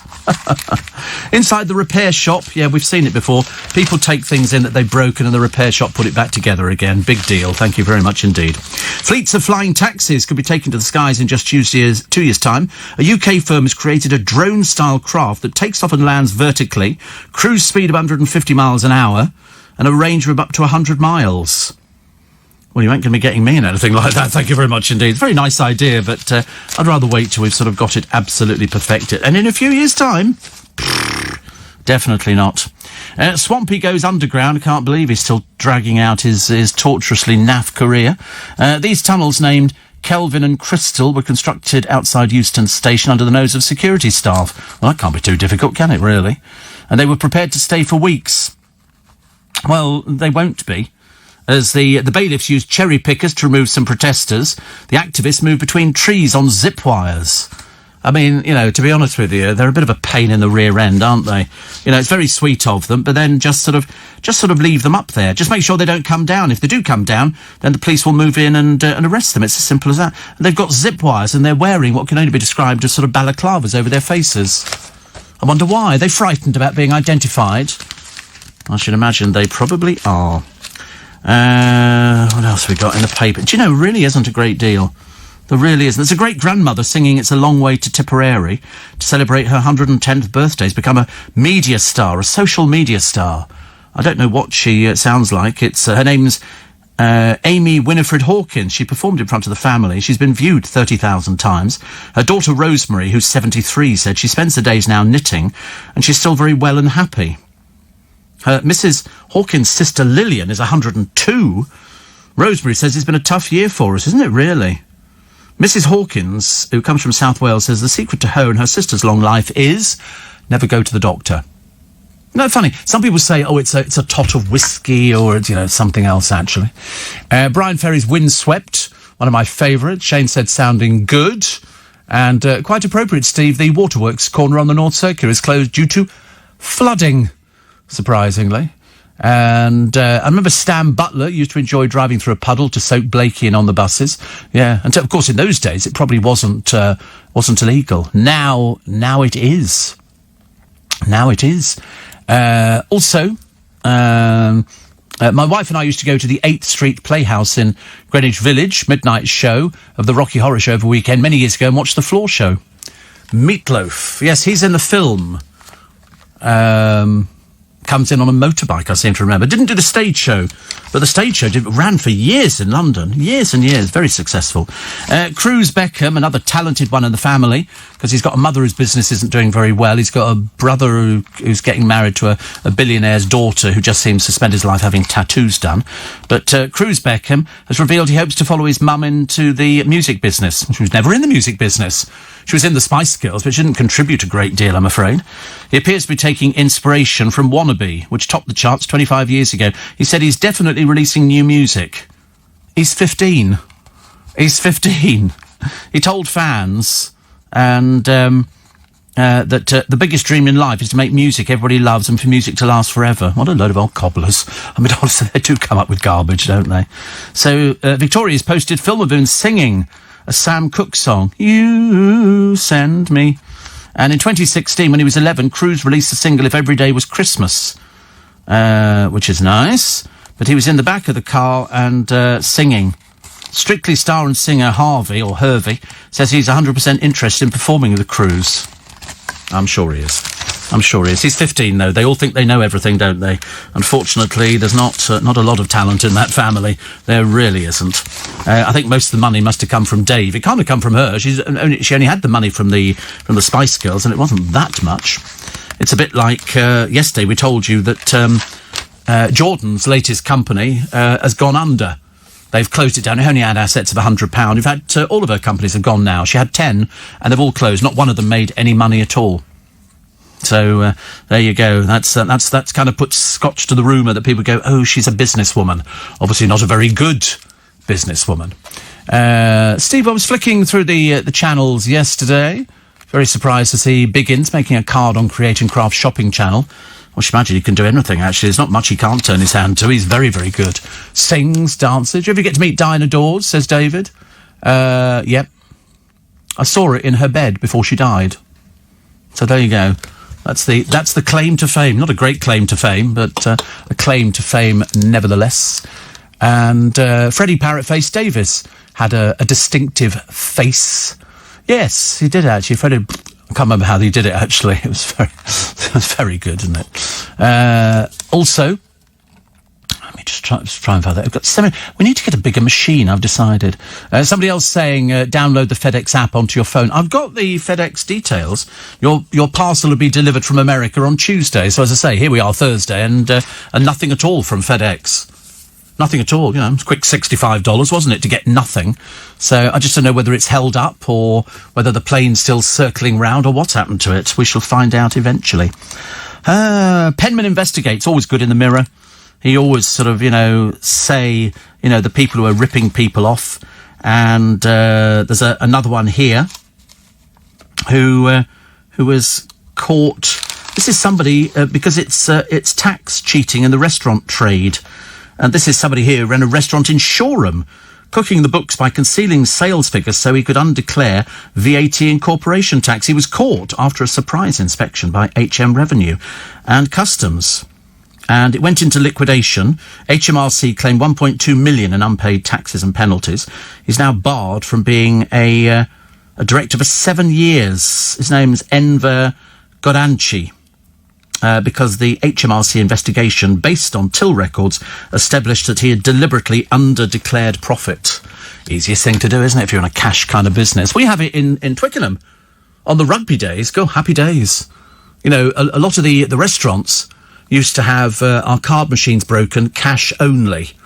That was always the giveaway to me that somebody's fiddling somewhere. If ever you see a thing, cash only, that's not the best thing that you could ever read on a restaurant. But some people don't really care about that. Stars including Ramesh Ranganathan, Shobna Gulati and Mira Sayal are urging ethnic minorities to take the COVID vaccine. The amount of people I see getting off the trains who fit into the ethnic minority category who are not wearing face masks. For some reason, they don't want to have the flu jab. They don't think it affects them at all. Adil Ray, the video, organised by Adil Ray from Citizen Khan, features the Mayor of London, Sadiq Khan, Raghi Omar, cricketer Moeen Ali and Good Morning Britain's Ranveer Singh. Ethnic minority adults were up to 20% less likely to accept the jab than white people. I wonder why. Why would you not want to live? Living better. Living much, much better. But, you never know. Still to come, Disney changing its 2 Jungle Cruise theme park rides after accusations they are racist. Today, the 28th of January, so it's tax if you're self-employed. 28, 29, 30, 30. So you've got 3 days. I don't know whether they count. Oh, you can do it over the weekend? I'm pretty certain. I do hope so. Disney is to change its 2 Jungle Cruise theme park rides after accusations they're racist. I know, you have to look carefully into these. The rides have long been accused of racist overtones in their depictions of some non-Western characters as savages and cannibals.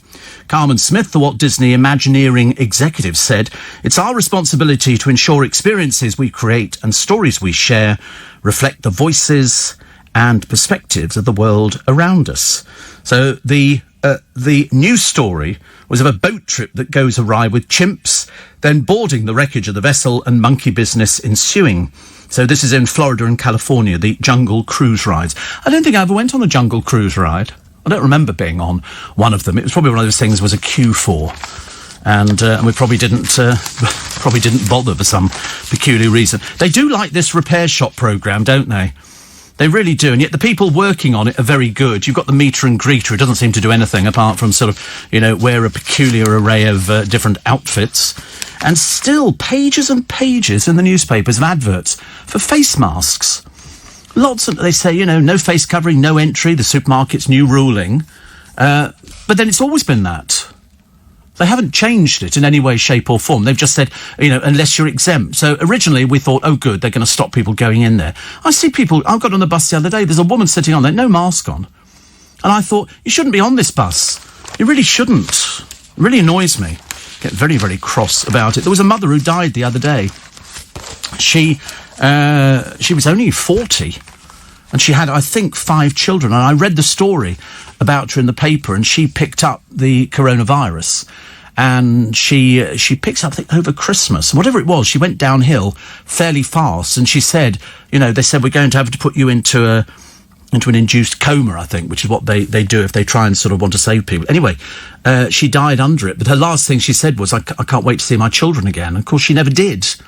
And the youngest, obviously, still thinks mummy's in hospital. And that's why it's so tragic. You see all these people, connected up to all these oxygens and things like that. And it's a case of, it's a serious risk. And it's people without masks on that are spreading it. It's not spreading in any other way.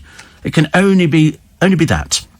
The margarita story, I can't remember why we did the margarita story. This is a pizza topping. Apparently pepperoni has toppled it as the topping. I don't know what margarita is, because I don't think I've ever ordered one. If I was going to have anything, it'd be 4 cheeses or Meat Feast or something like that. But I don't know what margarita topping is. It's just cheese. Oh, why don't they just call it cheese pizza? That's just cheese, is it?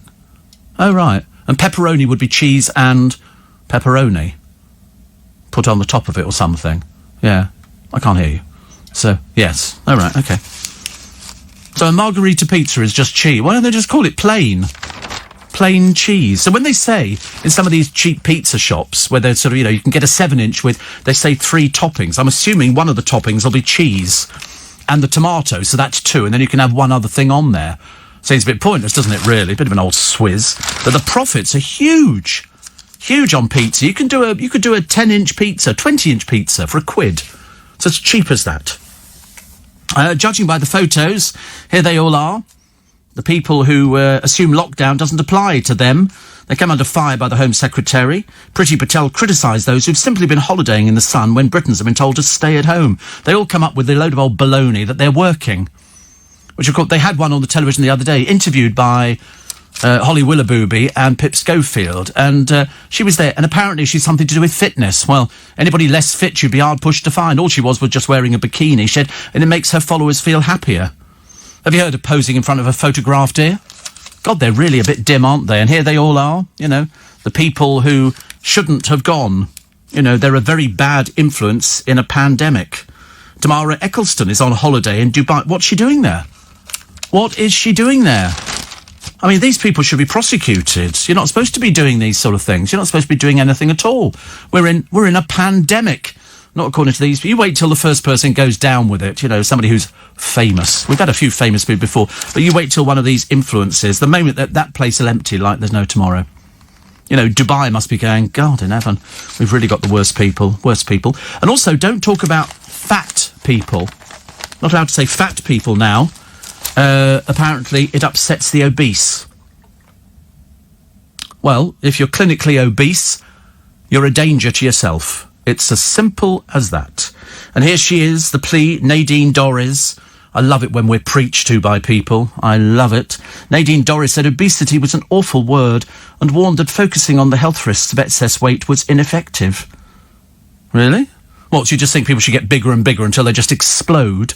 You do sometimes wonder, about these people. She told MPs it was better to emphasise the positives of healthy living, including better relationships, improving sleep and a sharper brain. Oh, do one, please. I don't want to be told what to do. By Nadine Dorries. Oh, I'll tell you, look at your own life first, love. Sorry for worrying about ours. She said the way to go about it, it's like with all things that are positive, and you put over the good message, and you're going to have better outcomes. Really? I suggest you watch the television a bit more. You're a bit naive, aren't you, in this? But mind you, we've had MPs who've come up with this sort of stuff before. They had a man the other day. I think it was a man. I couldn't tell you. It was an American programme, and they've got a bloke who deals with clinically obese people, Miss Dorries. Clinically obese. People who are going to die because they haven't followed the advice. And this one wanted surgery. And the doctor said, but you haven't lost any weight. He said, I've given you the diet, and you've obviously not taken a blind bit of notice. And this person was sitting on this chair. They could barely get their bum onto the chair. They were so clinically obese, a danger, their heart strain, everything.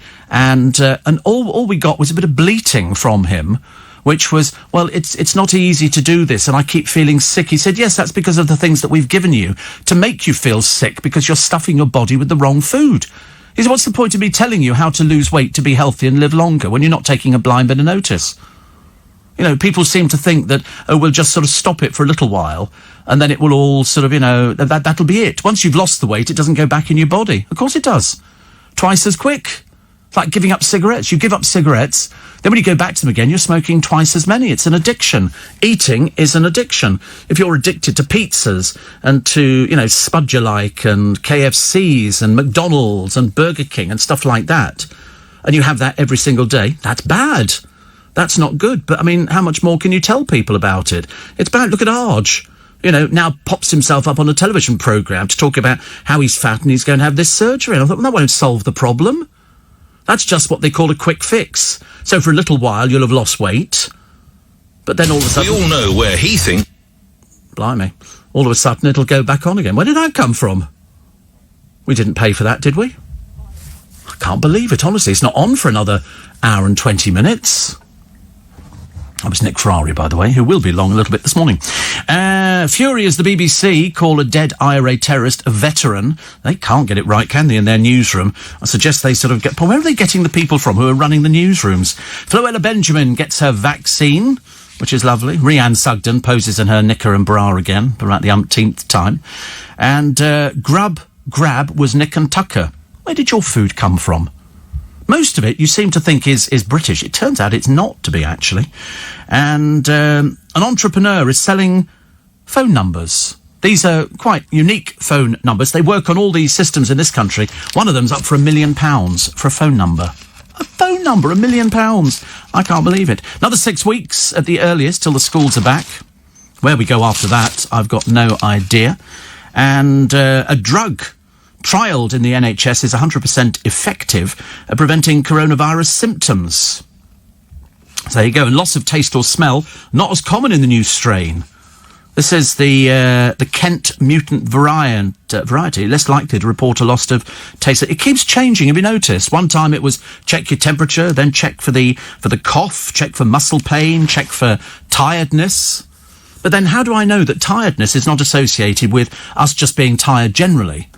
You know, I went to bed yesterday at about 4 o'clock.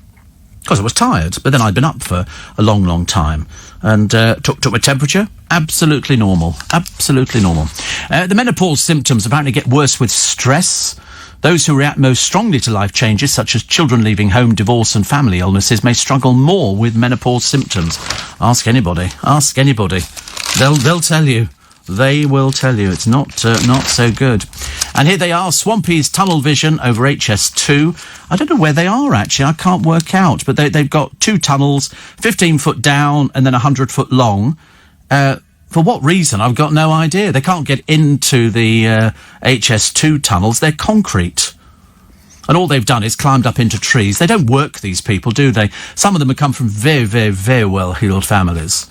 I love some of the names of these people who've been sort of carted off by the Rozzers.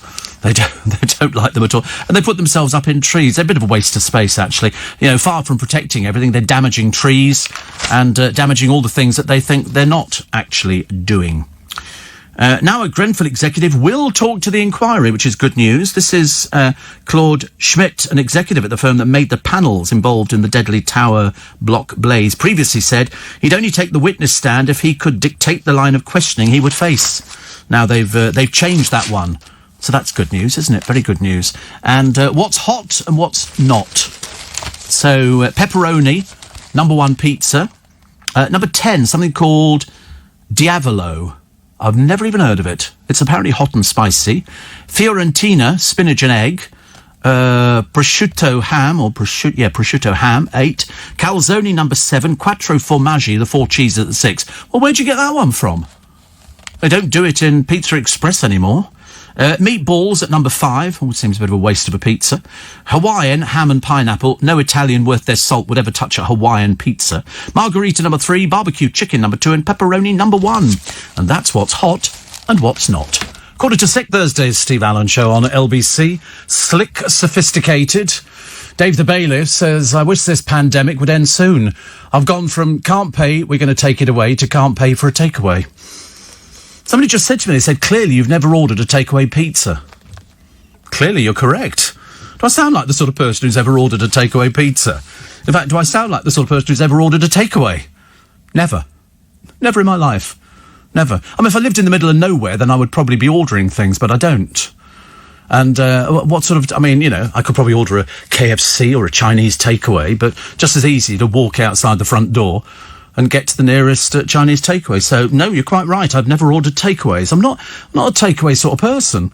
I'd rather go and get it so it's sort of fresh in your mind kind of thing. What else was in the papers? Oh, yes, it's this programme which is coming up shortly. The Sex Pistols or the Great Rock and Roll Dwindle. The drug-fuelled anarchy scandalised Britain. It did for a little while. And then they decided, all these years later, they were going to do an explosive TV series. So the Pistols are back with a bang, and you'll be able to see Malcolm McLaren, Vivienne Westwood, and all the people there, because they must have filmed loads and loads of things. There'll be loads of sort of footage. Sid Vicious doing his pathetic little snarling act, which sort of, you know, people just point and laugh at him. And then they went to America, and they were, I suppose, in a roundabout way, living this sort of quasi-rock and roll dream. I think at one point, didn't they actually sign the Sex Pistols for some huge amount of money, and they never even recorded anything? They just got given this money, and it was done outside Buckingham Palace. I seem to remember that sort of thing. But to see them, you know, there were lots of publicity shots. Where they all are now, I've got no idea. Johnny Rotten... I think advertises butter on odd occasions and sort of tries to get himself back into society. Nobody's really interested. Nobody's interested. And the rest of them, well, we know Sid Vicious and Nancy are dead, but where the rest of them are, I've got no idea. Apparently, Sid Vicious used to strip down to his underpants to reveal a skinny torso scarred by self-inflicted knife wounds. I mean, it was really the oddest thing ever. He really was. He was, I mean, they weren't particularly good. They were signed to A&M. The managing director, Derek Green, said that their behaviour has never offended me. I just thought it was a very bad little act. I thought they were like little boys. You need to give them a good clip round the ear. You know, I think, actually, EMI gave them a payoff, 115,000 quid, about 600,000 today. McLaren was not unduly worried, because they soon signed with Branson's Virgin Records. And they launched God Save the Queen, which included lines like, God save the Queen, she ain't no human being. I mean, you had to sort of play along with it. And it was on a riverboat that sailed past the Houses of Parliament during the week of Her Majesty's Silver Jubilee. It was in the days of, let's come up with some way to get the public interested. And then they made a film, didn't they? Where they went over to Rio de Janeiro to see Ronnie Biggs. And so Ronnie Biggs featured in their film, playing on the sand with them, you know, because they thought that was being very anarchic and all that kind of stuff. Whereas, in fact, it was a bit dreary. And then we had to put up with Ronnie Biggs, the great train robber, when he came back to this country, because apparently he was going to die. Sadly, he lived for years after that in an old people's home. But he did have his little foray into the Sex Pistols. They sort of played on the beach and did all sorts of things. It was interesting, wasn't it? I don't think they ever made anything in America, but it was. I just didn't understand it. There were loads of punk bands around at the time, and they were all doing the same sort of act, but nobody did it like the Sex Pistols. I don't even know who came up with the name. Probably McLaren, and they were, I suppose, of their day, the group who turned out the least but got the most money. And there were loads of clubs in London that they could play at, where most of the crowd spent most of their time spitting, or as they politely called it in those days, gobbing at people. And there was all, and I never quite understood that at all. I didn't sort of get where that was coming from, because I lived through everything. Well, it seems like I did. Birthday today, Alan Alda. Alan Alda, you know, do you not? No, Alan Alda from MASH. From MASH. You'd have to be a certain age, because I never watched MASH either. I knew he was from MASH. But he's best known as Hawkeye in MASH, but also starred in West Wing and The Bridge of Spies, diagnosed with Parkinson's after realising he'd been acting out his dreams, which can be an early symptom. He's a 6-time Emmy winner. He's 85 today. So congratulations to him. Also born on this day in 1944 was Bobby Ball. He died the other year, little Bobby Ball. Rock on, Tommy. He was a welder. They were both welders. They earned 20 quid a week, but at the height of their fame, they were raking in £200,000 a month. 200,000 a month. So that's why when you read about Bobby Davro, who says, I've got no money, that would be the sort of money he'd be on. 100,000 a month for doing all these gigs. That's how they made their money. But he hasn't got any money now. Can't feel it's, I could sort of feel as though it's sort of coming back. And Ronnie Scott was born on this day in 1927. He said, in these days, he said, anybody who opens a jazz club is in for a struggle. He said, you either accept that or you open a discotheque or a strip joint. Still there, Ronnie Scott's still there. Dame Anne Leslie, the Daily Mail's veteran foreign correspondent, is 80 today, dubbed the most versatile reporter of them all. So, many... She also, plus whilst reporting in El Salvador, she made a white flag to fly on a car out of an M&S petticoat. You see? People being clever. People being clever. They were showing one of these programmes. I think Dominic Littlewood has this programme on the television where they show idiotic people who've been caught robbing shops. One of them turned up, he climbed through a window with a pair of pants on his head. But then because he couldn't see, he took the pair of pants off without realising he was caught on CCTV. I mean, a complete and utter idiot. Complete and utter idiot. It doesn't take them long to catch them nowadays. The meter and greeter is named Jay Blades, a very famous restorer, appeared on many TV shows, including Money for Nothing. Oh, right. Yeah. For some reason, can't call your live telephone now. We don't have a phone-in on. It's not a phone-in programme. Hasn't been a phone-in programme for 42 years. I thought I'd mention it now, just in case. Just in case. I just don't think he's very good. Which is good. Ashley says the FedEx plane carrying your parcel has probably disappeared, but don't worry, Tom Hanks will deliver your package in a battered state in a few years' time. That's obviously a reference to some film which I'm not aware of. I don't know these sort of things. Steve, do you remember the Today programme with Bill Grundy? Yeah, we did that yesterday. You need to keep up with this programme. It's like some of the stories I've read in the papers today. We did them 2 weeks ago. 2 weeks ago. They're very late. Very late. And where did that... Malcolm McLaren died, you know that. Where did they bury Sid Vicious? Where was he buried? I can't remember whether or not... I'm sure he died in America. I think in a hotel room with Nancy Spungen. I seem to remember there was an avant-garde kind of hotel. And there you go, he died in Greenwich Village. Cremated, ashes scattered, specifically location unknown. But they were allegedly scattered on his girlfriend's Philadelphia grave in King David Cemetery. That was Nancy Spungen. So 57 to 79. 57 to 79. So he was just cremated. But I think actually it was a disaster. It was an absolute disaster. But I think it was drugs. It was drugs. I think Sid was 21, and so the others would have been about the same sort of age. But I can't remember. Did he kill her or did he not? I can't remember whether or not there was. I mean, there was sort of, yeah. So Sid didn't kill Nancy, McLaren insisted. His lover Nancy was in the bathroom dead from a stab wound. Despite being arrested and charged with a murder, he always denied it. Sid Vicious died of a heroin overdose. You know, you could sit there till you're blue in the face saying to people, don't do hard drugs. They're going to kill you. And seemingly, not in his case, but, the most sensible people just seem to ignore the advice. People, unfortunately, you look at, people like, who was that Australian who went out with Michael Hutchins? I mean, he was another one. They were all practising with all sorts of things, and I do worry. But it doesn't matter what you say to somebody. You can say, look, somebody died, and they go, yeah, but not everybody dies. And you can't win, can you? Some MASH trivia, Gary Berghoff, Radar O'Reilly, was the only actor who was in the movie and the TV series, says Eric. See? People know these things. Sex Pistols most famous for that TV interview. No, they weren't. No, I think they were more famous for sort of signing up to a record label and not producing anything. It was constantly, sort of money going in and out, and they just had to snarl at the cameras and say a few stupid things. And people went, oh, they're really anarchic. Yeah, man. And so they went on. I mean, poor old Johnny Rotten never could sing for a toffee.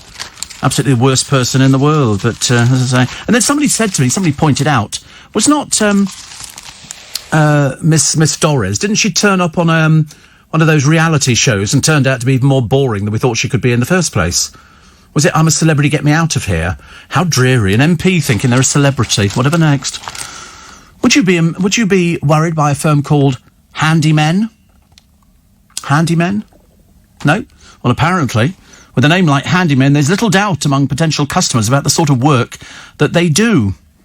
But they've been turned down for a grant because Handymen is sexist. So they're not having the money. Tell you more about them, the other side of the news, which is coming up. Nice to have your company this morning. It's Steve Allen's Early Breakfast. Bit chilly, bit wet, bit miserable, and there's more rain on the way. And then apparently next week, snow. But if it keeps raining, we won't get the snow because it won't have a chance to settle. It just means even more rain. And the drains are absolutely overflowing at the moment. So there is a very good chance. Morning, nice to have your company. Welcome to Thursday, 28th of January. Thank you to Priscilla, who sent me some sinfully sweet scents. These are wax melts, and I love wax melts. I've got a little burner, and you put a tea light in it. I've got a big tea light, which you get from Waitrose, and then you put some wax melts in the top, and lovely. So thank you very much indeed. Little Birdie told me you love wax melts. I absolutely do. Thank you very much indeed. And apparently, you said on Tuesday how much you like product demos, says Sia. I do. I could watch people demoing things for ages. Well, apparently at Garson's farm, they put their 8 TV demonstrated products right next to each other, and it's madness because they're all talking at the same time. It'll do your head in or entertain you. Probably entertain me. I'm very good at things like that. Very good. Carol says, I enjoy listening to you in the morning. One of the things I love hearing you talk about is Secret London, the places you visited. I'd love you to write a book about them. Do you know there are loads of books on Secret London places? In fact, I think if you go to Amazon and type in Secret London books, there's an absolute plethora of them. And you can discover all sorts of things. I mean, it's a really, I love discovering things, or underground London. But there are Secret London books, aren't there? I think. Here we go. There's London Secret Walks, Pretty London, Discovering London's Beautiful Places, Occult London, 500 Hidden Secrets of London, Secret London, An Unusual Guide, Unusual Bars and Restaurants, Bizarre London, I feel as I'm part of that sometime, Secret Gardens of the City of London, Unseen London. There's just, you cannot move these books. And I'd advise everybody to get them if you want to know more. But also, they must do them for your area. So if you live in a part of the country that you think's actually, quite nice, there'll be a book about it because there'll be a local history society. And they will do all sorts of things. Ed, he says, I've rediscovered your show after years of listening to it on the drive from Sawbridgeworth to Finchley. Sawbridgeworth is where the Beckhams used to have Beckenham Palace. I now live in California, and I'm made happy listening to you each day on the podcast in the car. Mary and the Meat Pie. He said, I laughed a lot. Give me a mention at your programme. We have a connection as I worked with Dale at the London studios in 2001, 2002, and I'm racking my brains as to what programme he was filming. But I was a runner. I helped him customise an omelette from the make-your-own omelette bar. Really? He was useless in the kitchen. He couldn't cook anything. Seriously, he could barely stick a Band-Aid on straight. But no, he couldn't cook for toffee. That's why he ate out all the time. I don't think he ever cooked anything. I think his oven at home in Regent's Park was absolutely spotless. I don't think he even heated anything up. He didn't. He just went to the deli, bought a load of stuff, took it back and ate it. So he was very much, a creature of the moment. But he wouldn't know how to fry a sausage or make mashed potato. He really was useless. Totally useless. Another one here. Ian says, on this rare occasion, I have to correct you. Oh, here we go. HMRC have extended the deadline for self-assessment until the end of February. I didn't say when it was. I just said they've extended it. Which indeed they have extended it. I said it's for the first time in history that they've extended the deadline for self-assessment. That'll please everybody. Especially in our business, definitely. Maxine says, those who are exempt from wearing a mask, can they not wear a visor? They can, of course they can. But they choose not to. I tell you, if you really want to wind yourself up, Maxine, today, go and type in on YouTube.co.uk or .com Nasty Karens. And there they are, waving their bits of paper in the store, which have already been poo-pooed by all the government bodies in America, saying they didn't issue this. This is made up. But these people have been told they're this stupid. I mean, seriously, you know, you can sue somebody for, what was it? $30 million if they don't let you shop without your mask. And so this woman's standing there arguing, and I wanted to say to them, but of course they're all being filmed, so they've got to watch their businesses at the same time. But it's a shame. I want to say to them, get out. Get out. I'm going to sue you. Good, well, off you go then. Bye-bye. Bye-bye. Because they're so dumb, these people. I told you there was the woman, she goes in, she wants her teeth cleaned, I think, and she's not wearing a mask. The woman behind the counter in this dental place, she says, whatever it's called. So obviously she'd gone in there being stupid, and she looked a bit thick. And she said, I demand you do this. You have to do my teeth. And she went, well, we're not. You're not wearing a mask. It's as simple as that. And so she said, get me the owner of this. I'm going to sue you all. I'm going to sue you and you and you. And you go, yeah, I spoke to my lawyer before I came here. That's how thick she was. But it's the people. My favourite is the woman who she's just told quite bluntly. She stands there with no mask on, waving her silly little bit of paper, which of course is fake. Are you going to serve me? She says to this shopkeeper. And he goes, no. It's the end of conversation. She said, you're not going to serve me then? He goes, no. She said, you're a so-and-so. He said, yeah. Absolutely, but I'm still not serving you. And so, then she lets herself down. She swears as she goes out the shop. She's an old woman, but what can you do about it? But they are in America. Glenn Matlock was the original bass player in the Sex Pistols, apparently sacked for liking the Beatles. McLaren replaced him with Sid Vicious, who had no idea what a bass guitar was, and despite not being in the band anymore, Matlock taught him some basic chords. Not that it helped much, as most of the time he was too drugged. Says H, not the steps one. Okay, because that would be tragedy, and the feeling comes, you can't go wrong, it's tragedy. Yeah, I always thought that, I didn't think that poor old Sid Vicious had an ounce of talent. Not 1 ounce of talent. But what he ended up with is a little bit of money, which enabled him to do the drugs, which made him probably think that he had talent, but he couldn't do anything at all. I remember the Sex Pistols, says Kathy, an album with a picture of two coaches on the front, say Nowhere and Boredom as destinations. I don't remember that one.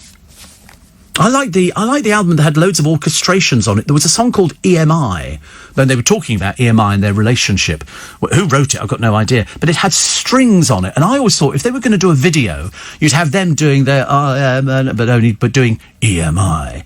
And all the musicians, I wanted to be little old ladies with little mop caps on and white hair, playing their little guitars and strings and stuff like that. I just thought that would be quite good, actually. Very good. Also, Nicola Sturgeon, of course, has questioned whether Boris's planned trip to Scotland today is essential.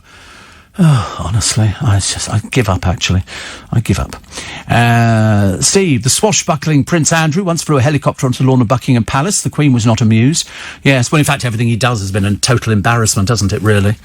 He hasn't actually achieved anything in the time that he's been sort of faffing around. Another one here, which says, Sid Vicious went to my school in Tunbridge Wells. Thankfully, I didn't know him, says Lou. Well, I'm assuming most of them had to go to a school at some point, but it was then, I just thought it was an act. But then because he was on drugs, he probably didn't realise it was an act. Also, there is a company called Hire a Hubby. Hire a Hubby. Is that sexist? Well, I don't know. See, and the trouble is, on this particular one, this is the council. This is James Squire Wood's business. And Handymen applied for £1,000 funding to help it through the coronavirus lockdown. The manager, Mr. Squire Wood, says the only reason given for the application being recommended for refusal was on grounds of gender, which he believed was down to the company's name. The firm was only one of 2 applications out of 8 to be listed for refusal. This is in the Vale of Glamorgan, Penarth, which employs both men and women, have been left shocked by the suggestion. He said we might actually consider legal action. Penarth Town Council has offered no further detail on why it refused Handymen's request. A Penarth Town councillor said it had asked Handymen for more details about the gender of their employees. Well, I've just told you they've got women working there and men. Does it take too long to sort something out like that in Penarth? Why do councils put things up, and put obstacles in the way of a company who are trying to keep themselves afloat and provide employment in the local area? I suggest the buffoon who sort of turned them down should be out looking for a job later on today. Somebody else says, oh, we were talking about songs for guys the other day. John, I'm Only Dancing by David Bowie, Matthew and Son. We got that. And Eric, the Half a Bee by Monty Python, which is one I do not know. Steve, my name's Karen. No, not my name's Karen. Her name's Karen. She lives in Twickenham. I've been a friend of Paul Cook of the Sex Pistols for many years. He lives not far from us and is doing well. He still performs with his band, The Professionals. Steve Jones lives in America and has had his own radio show for years. Netflix are about to make a 6-part drama about his life. So there you go. So Steve Jones has his own radio show. Have you noticed they all gravitate to radio? I think I'll be a radio presenter. What do you do? I was in a band. I'm a radio... They do that in Liverpool. A lot of people who are in the bands up in Liverpool ended up on radio stations, which I thought was quite good, actually, whereas I sort of didn't end up on a radio station, having been in a band. But at least it was a good idea, wasn't it, really? A lovely one here we've got a picture of. This is Sir Rod Stewart's ex-wife, model Rachel Hunter. Stopped talking for 19 days last year as part of a spiritual retreat in India. What a godsend. Imagine if somebody says to you, can you be quiet? There are silent orders, are there not, of nuns where they don't... I'm sure they must talk, okay? Don't you think they would cheat and go, have we got chips for tea? Do you think they might say that? I often wonder, I can't imagine a life of celibacy. Well, actually, goodness sake, honestly, what am I talking about? A life of celibacy. Self-imposed, I think. I was talking to somebody the other day. I can't tell you who it was, because it's somebody that you might be aware of. And they said, I've not been out with anybody for a whole year. I said, oh dear, what a shame. They're very boring. And I said, oh, goodness me. I said, how have you coped? He said, well, it's not easy. It's not easy. And I said, I've been single since about 1986. I said, never posed any problem for me. Never posed. I bought triple thick chips again the other day, triple cooked chips. I've decided in the morning, because I don't have many of them, I might have about 10. And that kind of sets me up for the day ahead. Because yesterday, I didn't know do you know what I had to eat yesterday? Bowl of shreddies.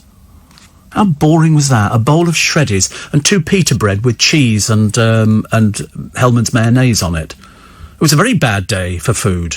I might go for something a bit more exotic today. I don't know what. So I can't have chips every day. Because I think that's really, really bad, actually. Very bad. Steve, why couldn't Nicola Sturgeon just rejoin the Crankies and self-isolate in the Outer Hebrides? It's not very nice, is it?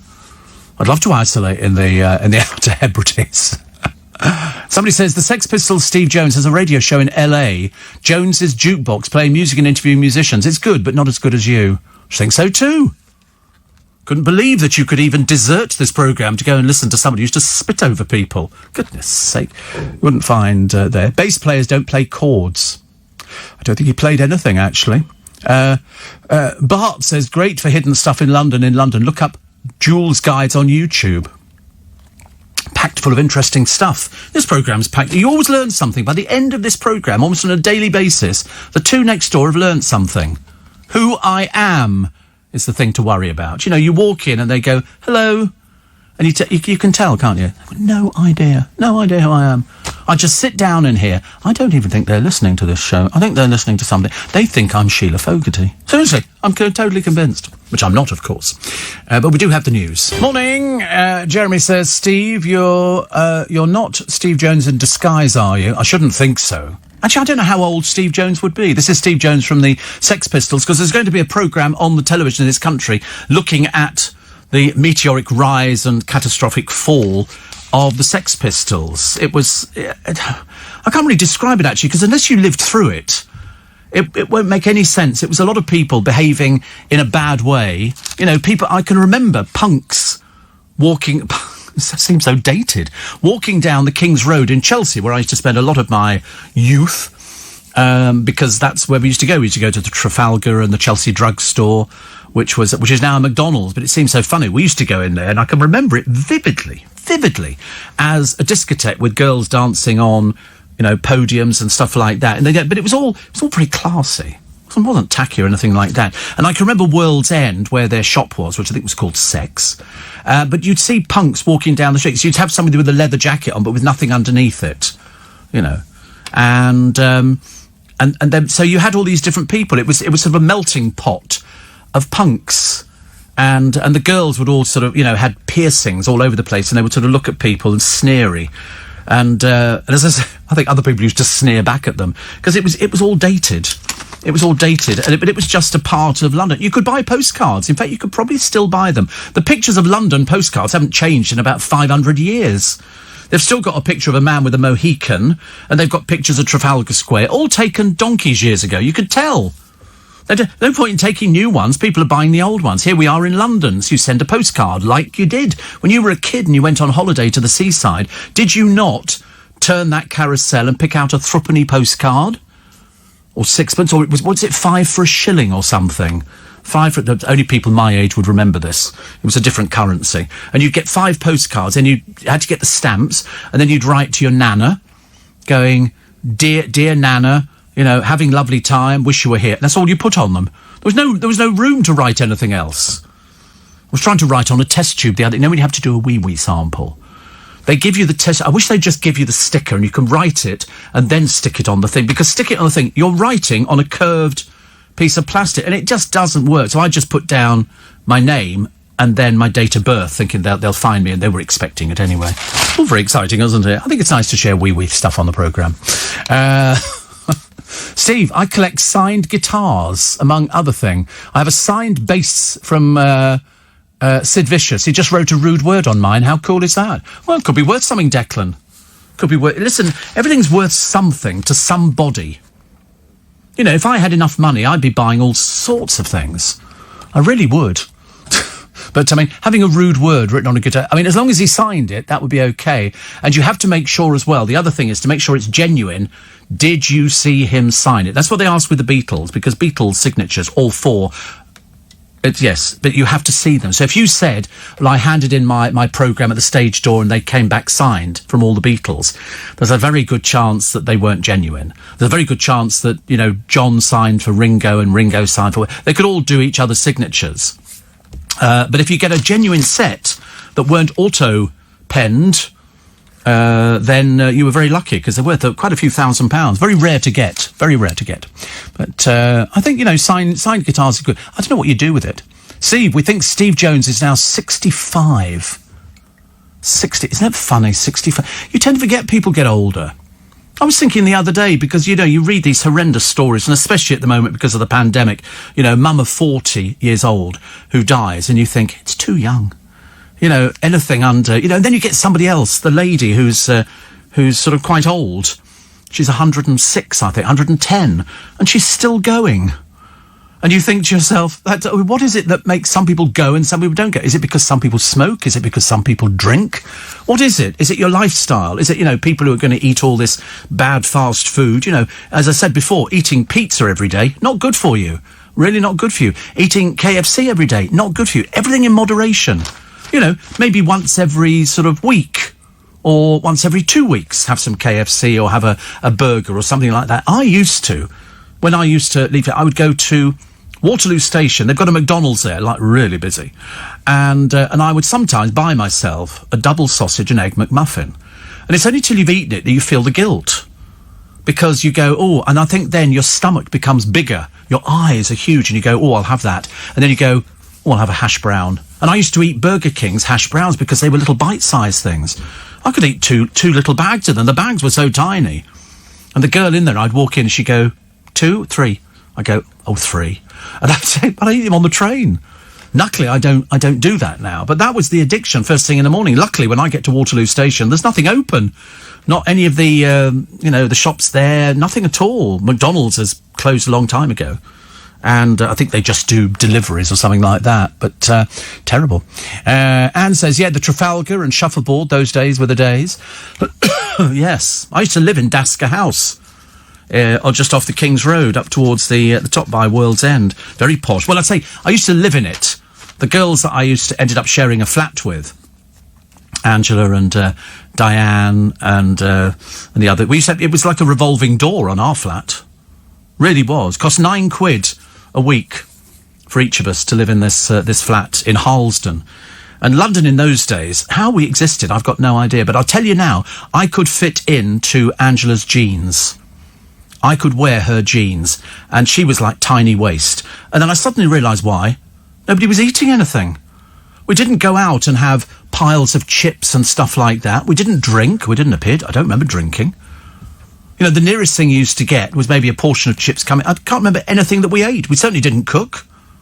We didn't do anything at all. We had some milk delivered, and we'd do maybe some... I don't know what we did. I don't think the girls cooked or anything. So perhaps we just existed on air.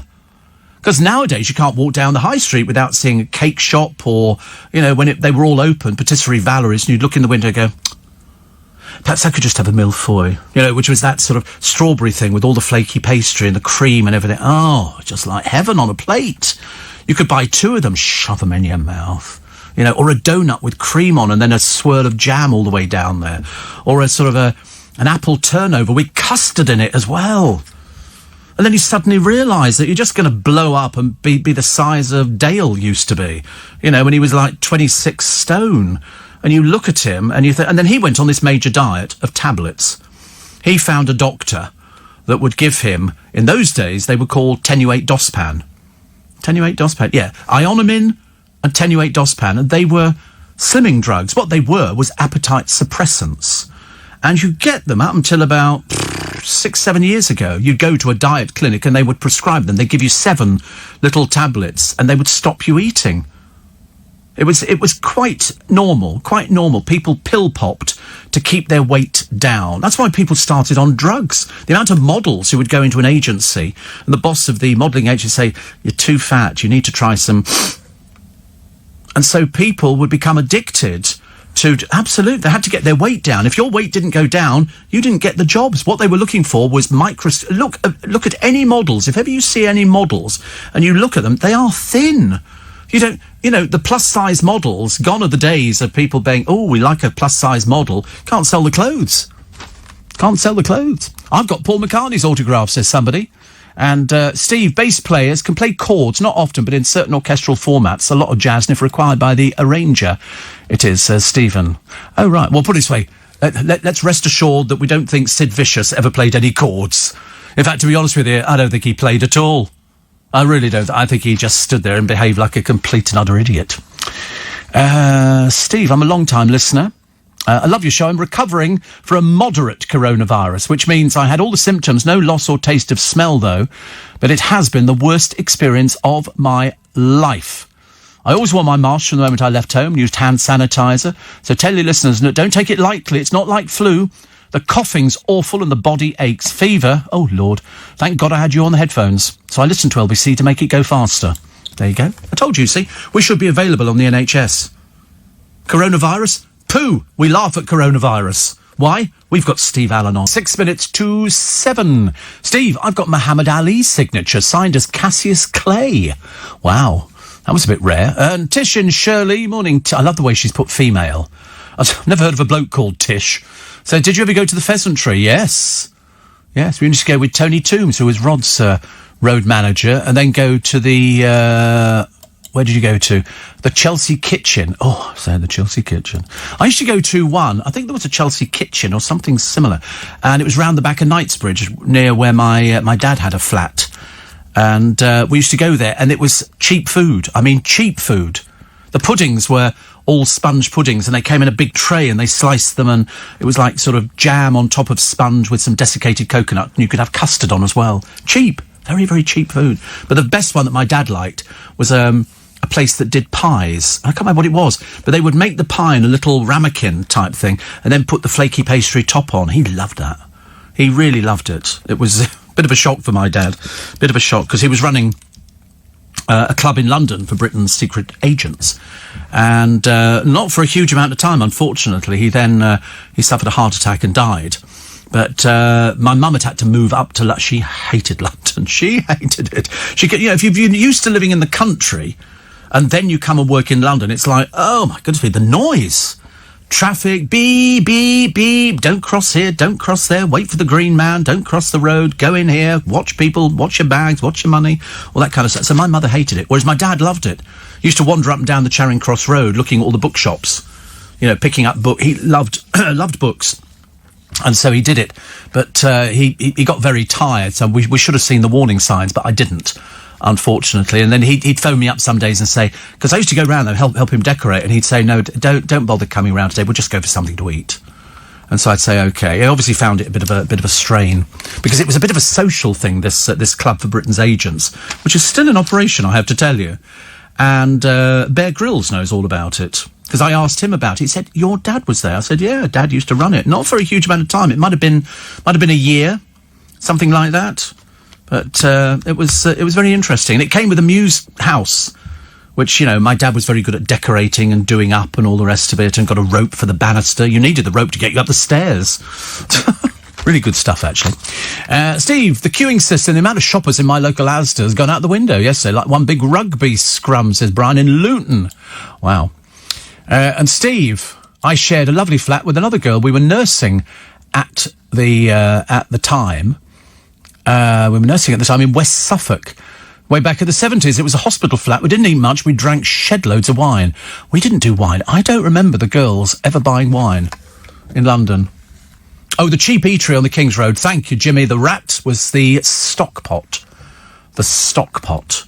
And they were all over the place. There was a little chain up, but it was cheap. Lovely, you know. I mean, you were always looking for cheap places to eat in London. Well, you weren't bothered about the surroundings. You were just eating cheap food. There you go. Somebody says, was the Knightsbridge restaurant the Stock Pot on Basil Street? It was. I used to go there all the time. Well, I say all the time, you know, twice a week. I thought it was quite a lot. Why is it that Angela Rippon's revealed she can still do the splits? This is 40 years after she did her high-kicking dance routine on Morecambe and Wise. I always remember it. Do you remember that?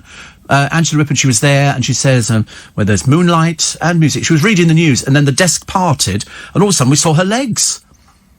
Never seen her legs. I had no idea she had. I thought she was on casters. And she was there, and she came out and danced, and it was wonderful. But she says, I'm still very supple.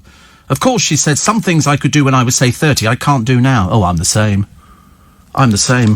But she's maintained a dedicated fitness regime. Amazing, isn't it, really? Amazing. And she was very fit. And, of course, we weren't expecting that. That's what was so novel about it. 26 million people watched that Morecambe and Wise show. I used to love Morecambe and Wise. But on the other hand, I love that song from Cannon and Ball. Sing me a song, bring me a rhyme, ba-da-da-dun-dun-dun-dun-dun. It was so good. And they did what I think was the best thing. The best thing, which was they did pathos. So sometimes Bobby would go, do you not like me, Tommy? And he'd go, of course I like you. He said, do you love me, Tommy? And they'd have to carry him off stage. It was fabulous. Steve, when you first started your LBC shows, which celebrities did you take the mick out of? Oh, I can remember it vividly. Moses, Noah and his Ark, Henry Plantagenet, and Anne Boleyn. Oh, they came in for it. I'm telling you, I wasn't putting up with anything when I started all those years ago. Can you imagine? I'm just nipping down to the Tower of London to do a quick interview with Catherine of Aragon, just before the execution, and can you get us Henry VIII? I'll do a 10-minute Q&A with him. Get him up on the phone. Oh, we don't have phones. I know. I'll just go down there and record something on my wax tablet. That'd be good. Reggie says, I've just tuned in to accompany my wake up a cup of coffee. It doesn't usually happen at this time. I need the cup of coffee in the morning. 2 this morning. I had 2 cups of coffee. And I don't need to wake myself up because I'm awake. Otherwise, I wouldn't find the kitchen. And made myself 2 cups of coffee, and that's me. I'm sorted for the day. But at the studio, it's tea. And it's their tea, which is, I don't know what it is, but I think it's really tasty. Really. They've also got posh teas, like peppermint, bergamot, and all those that I can't drink that, seriously. So I just have an ordinary cup of, it's not even Builder's tea, because it's not too strong for me. I cope very well with that. Steve, the Chelsea drugstore's now McDonald's, also a gathering point, says Hugh. Have been shopping at Boy, yes, B-O-Y, just down from the stock pot. It's funny, you know, when you look at what went on in London, we didn't take taxis very often. It was too expensive. But if we did, we could sort of share the cost. And the girls would sort of dance to supplement their income. Everybody supplemented their income. But the King's Road was great. You had Lord John down there. You'd look at all the clothes in the window, and it was all the fashionable stuff, and that's where you went for fashion. It was either that or Carnaby Street. Well, if you go down Carnaby Street now, it's a shadow of what it was, but it still attracts the tourists because they, had heard about it. And the King's Road as well. People still go there. I used to go to the King's Road Theatre. That's where we used to see the Rocky Horror Show. It moved from Sloane Square. There's a very sad story here of Tracy and Darren and David and Pat, and they're all from the same family.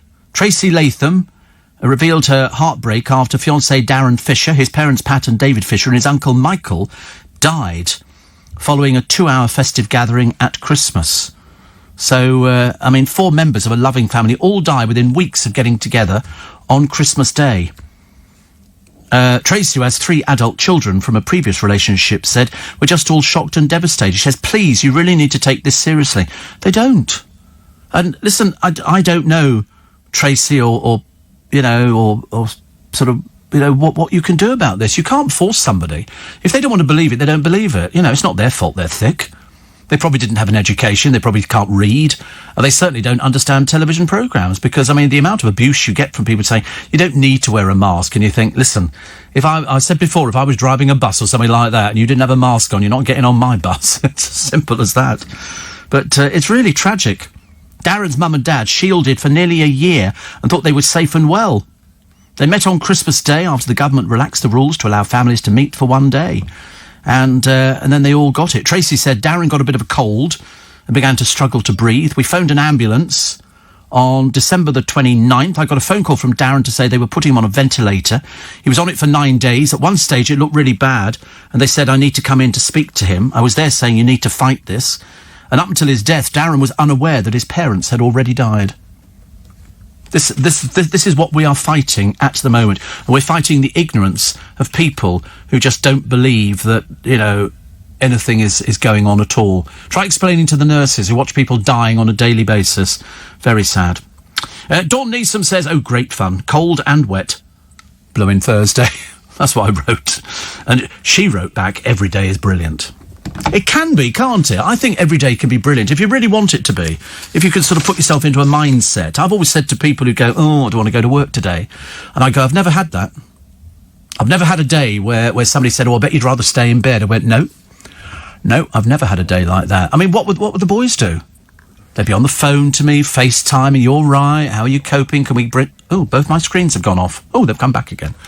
That's you jumping up and down and sitting again, isn't it? We had this the other day where the screens go off when you stand up. Don't stand up again, all right? If you want to go out the studio, slide off the chair gracefully and crawl out of the door, because it's the only way we're going to get round to it, incidentally. You were talking about the day talk about your dad. My father, says Shane, was fishing south of Sydney, and he was washed off the rocks. I was 10 years old at the time. Oh, that's tough, isn't it? Do you understand at 10 what, the difference is between life and death? Do you understand? I think when my mum died, I always remember saying to my brother's girls, and I said to him, do they understand what it means that, she's not coming back, she's up there as a star, and you always say that, don't you? I don't know why. Steve, making jokes from our grandfather Noah. I really expected something better, says Monica. I don't know, getting on Sham, for example, but Noah, I'm very disappointed. Irony mode off. Monica, my sort of favourite Jewish cabbie. Keir Starmer's on with Nick Ferrari, taking your calls today on Call Kia, which is good. And do you remember the Le Gourmet from the 70s and 80s and Country Cousins? I do. Country Cousins, I do remember. Yes, definitely. I can remember going to a burger bar opposite... It was at the bottom of Ken High Street. OK, I think I've told you this before. And we used to go there for a burger, but what you could get was booze. You could have vodka and Coke, but they served it in a teapot. So in other words, if the police came in, nobody had alcoholic drinks. It was in the teapot, and you poured the teapot out into your teacup, and then you added the Coca-Cola. That was how we got the booze, because they weren't licensed. It's lovely. Steve, do you ever cook chips from scratch?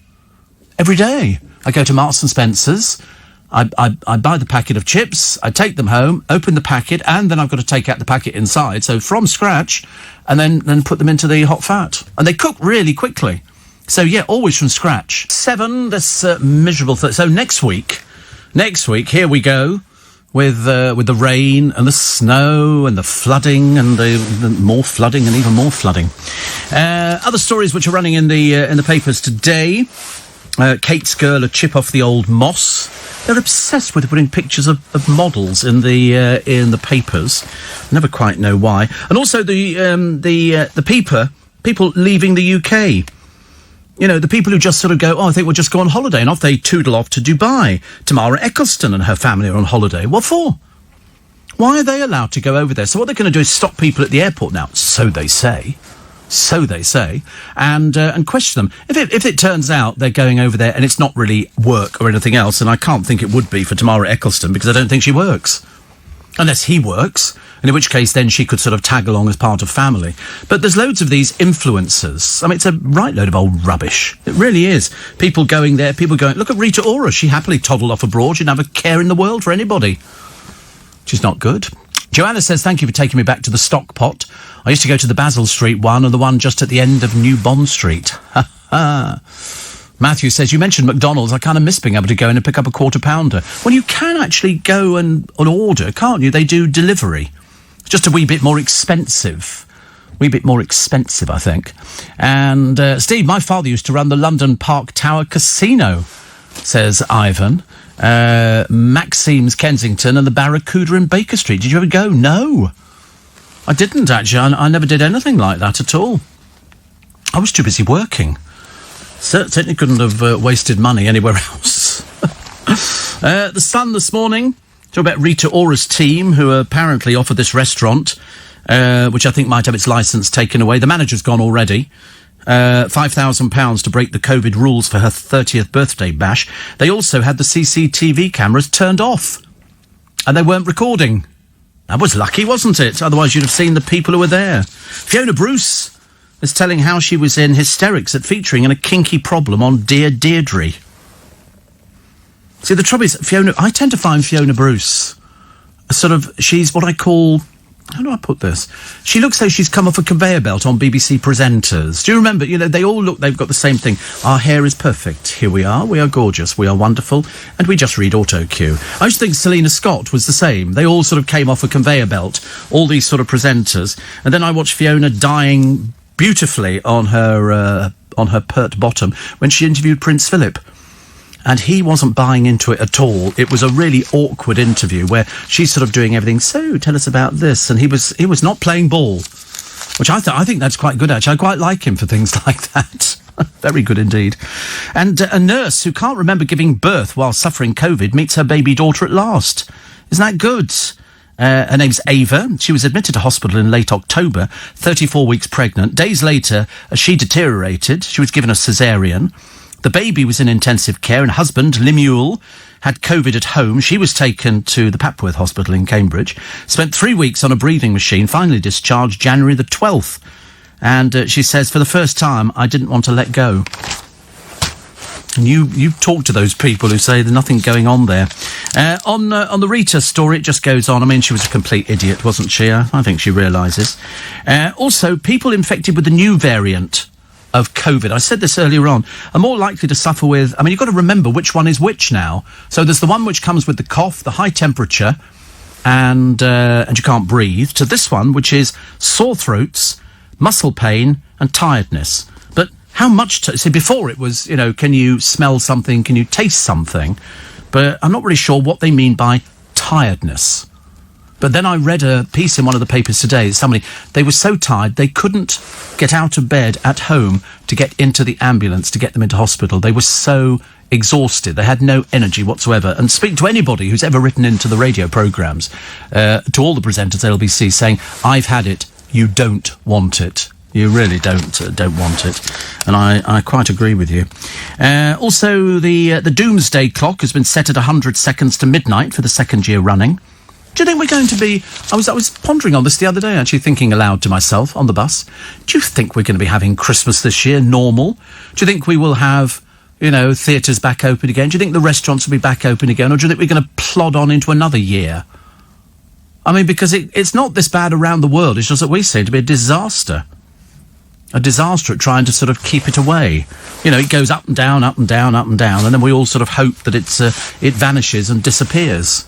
So it'd be nice if we could have a normal Christmas this year. You could go and visit people, but I'm worried that we go and visit people and then all of a sudden people start being stricken again with it. Because even after you've had the coronavirus jab, there's no guarantee that you won't pick up coronavirus. There is no guarantee on that at all. So I think we need to just be a little bit more careful.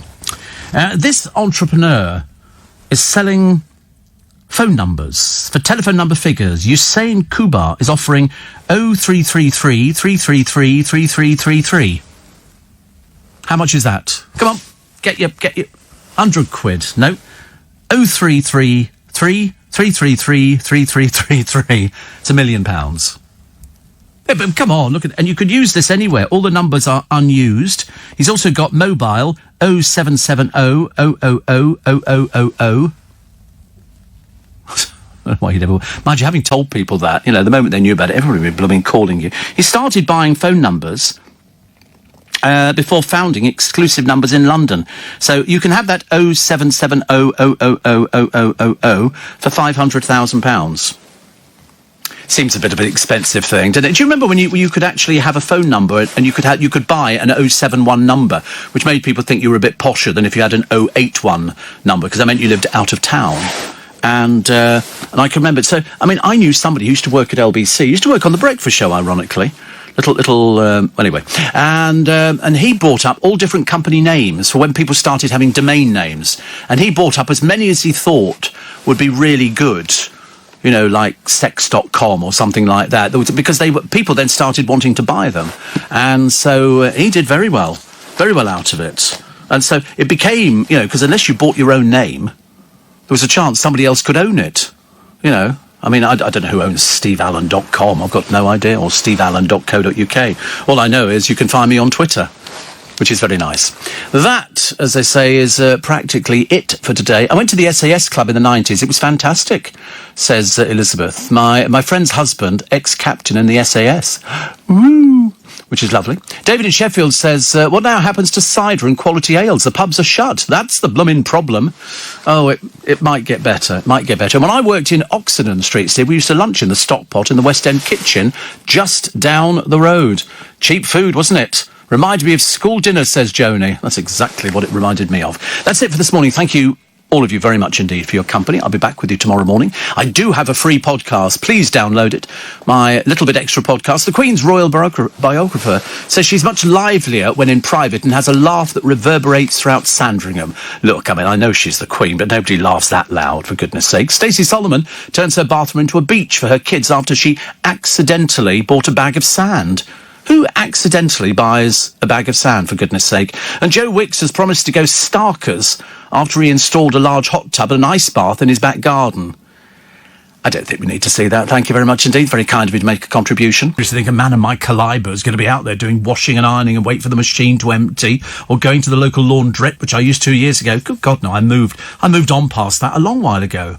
And so I take my clothes in, spaced over the week, you know, shirts and everything else, and then on the Saturday I go back in there and they're all on hangers covered in plastic bags. I take them back, hang them up, and then use them as it's as easy as that. I don't need to sort of start worrying about loading the washing machine up. You know, it's like people who load the dishwasher up. I don't do that. I just go to there. I couldn't believe that there was actually somebody in this day and age who believed that the dry cleaner was only for dry cleaning. You know, they have all their pressing machines and everything else, and I've just had all my shirts done for ages, and it's so much easier. I don't have to start scouring around. I mean, Corey, I don't want to say anything, but I mean, he must throw all his clothes on the floor and then just picks up the least creased and puts it on, and if it's really creased, he puts a jumper on over the top of it, so it covers it up. You know, whereas me, I mean, everything is, and so I only wear it once. I mean, you don't wear something twice, do you? And then yesterday I go to Marks and Spencer's to go and get some spare ribs. And while I was there, you could buy all the clothes you wanted and everything. Whereas the one in Richmond, they've moved all the stuff from upstairs to downstairs. Not all of it, though. And they didn't appear to have any pants for men. So I thought I'll go to Kew, which is a retail park. And it's a big Marks and Spencer. I might go back again. They've got all their coats out. They've got jumpers out. They've got all sorts of things. I might go and have a little bit of a spend. But then I thought, I can't be bothered. I really can't be bothered. I don't need anything. It's a case nowadays, do you really need it or do you not really need it? And I really don't think I need anything else. But they did have all the nice jumpers out, and I thought, perhaps I'll treat myself to some sweatshirts. You know, because I quite fancy it. It's easy to pop on, isn't it? A sweatshirt, you just take it and put it on, and it doesn't matter if it's a little bit creased. So, but, and socks, I get those all from Costco. So I'm quite well sorted for stuff like that. And every time I take clothes in, if I go and buy something that's brand new, I take it into to Thomas, who does all my ironing and everything else, and he then takes all the packaging off and then irons it. You know, it's one of those things you have done, isn't it, really? It really is as easy as that. It really is. And I take them back, they're on the hangers, hang them up, job done. And because they've got bags on, they keep for ages. What have we got? The race against time to get themselves out of Dubai. Oh no, don't bother coming back. We don't want you. It's all the numpties over there. Oh, I'm an influencer. No, you're not, darling. You're just on holiday and hope you've saved your tax money. That's all I hope. I would hate to think that all the bimbos and himbos who appear on the television haven't saved their money to pay the tax. You know, oh, this is me with my jet-set lifestyle. They have no idea what jet-set lifestyle is. They really don't. One of them, she was earning, what did she say she was earning? I think it's about £2,000 a week. And she thought you could have a jet-set lifestyle on £2,000 a week. She's that thick. She was nearly as thick as the bloke who was sitting on the television talking to Eamon Holmes. Talking about the moon landings and how they were faked. He said because it's been proven that the moon sometimes goes translucent and you can see through it. And you really are stupid. It's unbelievable, isn't it, that you get people as dim as that on the television. But the three blokes who were talking about the Earth being flat, and then one of them said, "But you don't see? Are you telling me that aircraft fly upside down?" I mean, really dim. Really dim. People like that must have left school at very early ages or kicked out because the teachers put them down as stupid and not savable. But the bloke who talked about the moon landing, it was all done in an aircraft hangar. What for? What for? What? I mean, and also, how would you keep it secret? More than 1,000 people get involved with making the rockets. Where do they go? Just up in the sky and then come back down? An awful lot of money spent on so. They're so thick, these people. What's worrying is that they seriously believe all the gubbins that they read on the internet. Did you see that thing the other day? It's in the paper today. A bloke who was poo-pooing the coronavirus, so it doesn't exist. Doesn't exist, all made up. Went for a test, got it, died. Simple as that. Yep, that was really fake, wasn't it? Really, really fake. The family have blamed the, people writing in the newspapers for all this kind of thing. No. It's because he didn't believe it. There's people dying in hospital. I mean, what more do you want apart from pictures being flashed up on the television of people breathing their last? What would you like to see? What would you like? If you walk down the road or get on a bus without a mask on, you're a prat. OK? It's as simple as that. There's a very good chance you could catch it and die. And you don't want to die of coronavirus. You'll breathe your last and you'll struggle every second of the way. Hospitals will do their best to make sure that it's OK, but they are struggling with this. They're really struggling. And so when you get buffoons who go, oh, it doesn't exist, and then they die of it, you feel like saying, you want to have another word with them, don't you? And say, still believe it's not real? It is real. It's very genuine. The NHS is strained. Absolutely. 60 million more jabs set to be made as the fourth vaccine shows stunning trial results. 60 million more jabs. I'm getting ever closer. If you don't want it, don't have it. I couldn't care less. Don't make any difference to me. That's the way you want to end your life. Good for you. Also, the RSPCA are giving up their own prosecutions. So all the people who abuse animals won't be prosecuted. They can't be bothered to do it. And we've got another Celebrity Bake-Off battle with another bunch of old has-beens. Somebody out of Little Mix, Stacey Dooley, Rob Beckett again. I mean, yawn. Do us a favour, mate. For God's sake, keep him off the television. Every time you turn on the television, there's Rob Beckett again. Not very good at anything in particular. He was better at just being a comedian, I think. And also, one of the last Botticellis in private hands has just been sold. £68 million. Can you imagine having a painting on your wall and somebody goes, that's a Botticelli. And you go, is it? And they go, yeah, it's a Botticelli. And you go, oh, what's that worth? Million? 2 million? They go, about 68. 68 million for a Botticelli. I've always wanted to have a big house. And there's a room which is hidden. It's a secret room. You push a button and the door opens. And in there are all your old masters, all your Van Dycks, all your Constables, all these Botticellis, things like that. And you say to people, this is my private art collection. Did you see the thing on YouTube in America? If you're very rich, you go buying jewellery in a jewellery store. But when you go into this particular jewellery store, there is an inner sanctum. Okay, you're going into a safe. It's a big safe with a door on it on the outside, but that's where they keep their really expensive jewellery. And this woman turns up there, and she goes in and she wants to look at expensive rings. So they show her very expensive rings, and she decides to pick out about $7 million worth. And what she does is she takes them, and as the bloke's sitting there chatting away about the diamonds and all the rest of it, she's just, buying these things. She wraps them up in brown paper with sticky tape, puts them into her bag, and then substitutes. She takes out an identical package. The salesman knows exactly what she's done because she's another thick person. And so what he does, he tries to get the bag off her, which has got his diamonds in it. She wrestles them. He goes out of the safe and slams the safe door shut and calls the police. Police come and arrest the old bag, and she gets thrown in jail for God knows how many years. Eating Chinese food could make kissing more enjoyable, a new study says. There you go. Do people do kissing anymore? Is kissing still sort of popular? Is it very popular? Yeah. Yeah. Still in fashion, is it? For the hip people of this town, go out there, kissy. I thought air kissing was better. I prefer air kissing. I think it's, yeah, that's sort of like, that's like showbiz kissing. Showbiz kissing. And sometimes you just like that, but sometimes you actually do sort of kiss them on the cheek, which I think is quite nice, actually. I think that's a bit safer. And, but eating Chinese food. It doesn't say what Chinese food. I'm hoping it's spare ribs. Freezing front of Arctic air will blast Britain. Over this weekend, 7 inches of snow, they've said. Hope it's not down here. I've had enough of the snow now, thank you. It's very pretty, but I don't want any more of it. And Romeos can pop the question on Valentine's Day, Feb the 14th. Would you like to be my Valentine? The answer is not really, no. But Heinz have brought out Alphabetti spaghetti with marry me on it. So you can make up key words like fancy a bit, and things like that out of all the... Did you ever do that when you got Alphabetti spaghetti? No, we didn't. No, we never seemed to have the right letters. But we had Alphabetti spaghetti, and I don't understand how you made the thing. It's sitting in this gunk, this sort of tomato gunk. Do you take the letters out and put them on a piece of paper or something? It's very odd, but we used to have it. But now they've got the Valentine's Day tins. It's another way of selling spaghetti, which I quite like, actually, when it's in the sort of tins in the gunky sauce. But I'm not sure I want the Valentine. I might just buy the Valentine's one and then pretend... that I've got sort of somebody I'm going to write it to. I'm probably not, actually. And on this day, a few years ago, Walter Arnold was handed Britain's first speeding ticket.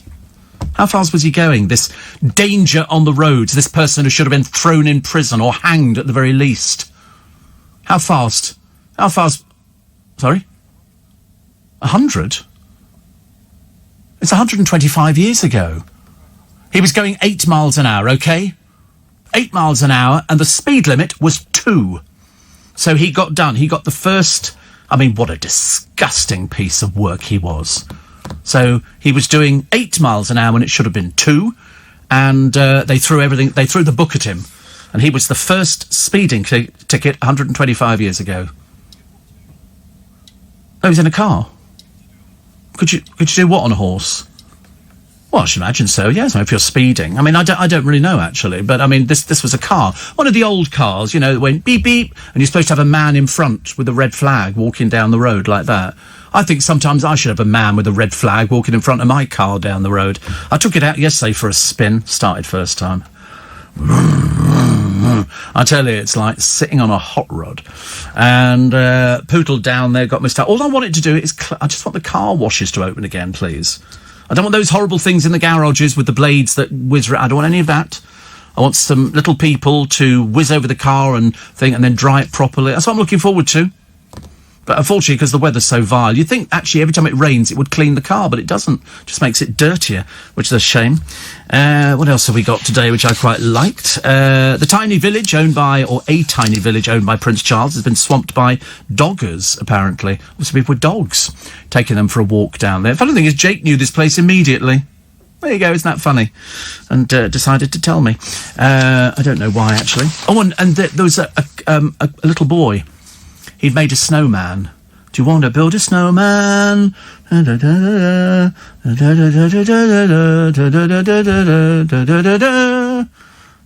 love that song. Can't remember the words. It was good, you know. And he builds this snowman, and it's got a big head on it and a big body, and they last for ages, even after the snows have disappeared. And the bin men came around, and the bin man pulled away their bin and threw it at the head of the snowman, and it came off. And it was ruined. But luckily, the little boy's family have got CCTV, and the man's been sacked from his job. That was good, wasn't it? I couldn't have been happier. The councils were not having that kind of stuff going on. Ruining a kid's, favourite thing in the snow. Yeah, get out, mate. You try and find a job now, you peasant. Horrible pit. Fancy ruining a little kid's snowman. I mean, they spend all day doing that. Get that ball at the bottom, and you put a scarf and a hat and a pipe and some bits of coal and a carrot for a nose. And then when it defrosts, all you're left on the ground is 2 bits of coal, a carrot and a scarf. And that was it. That's all that's left.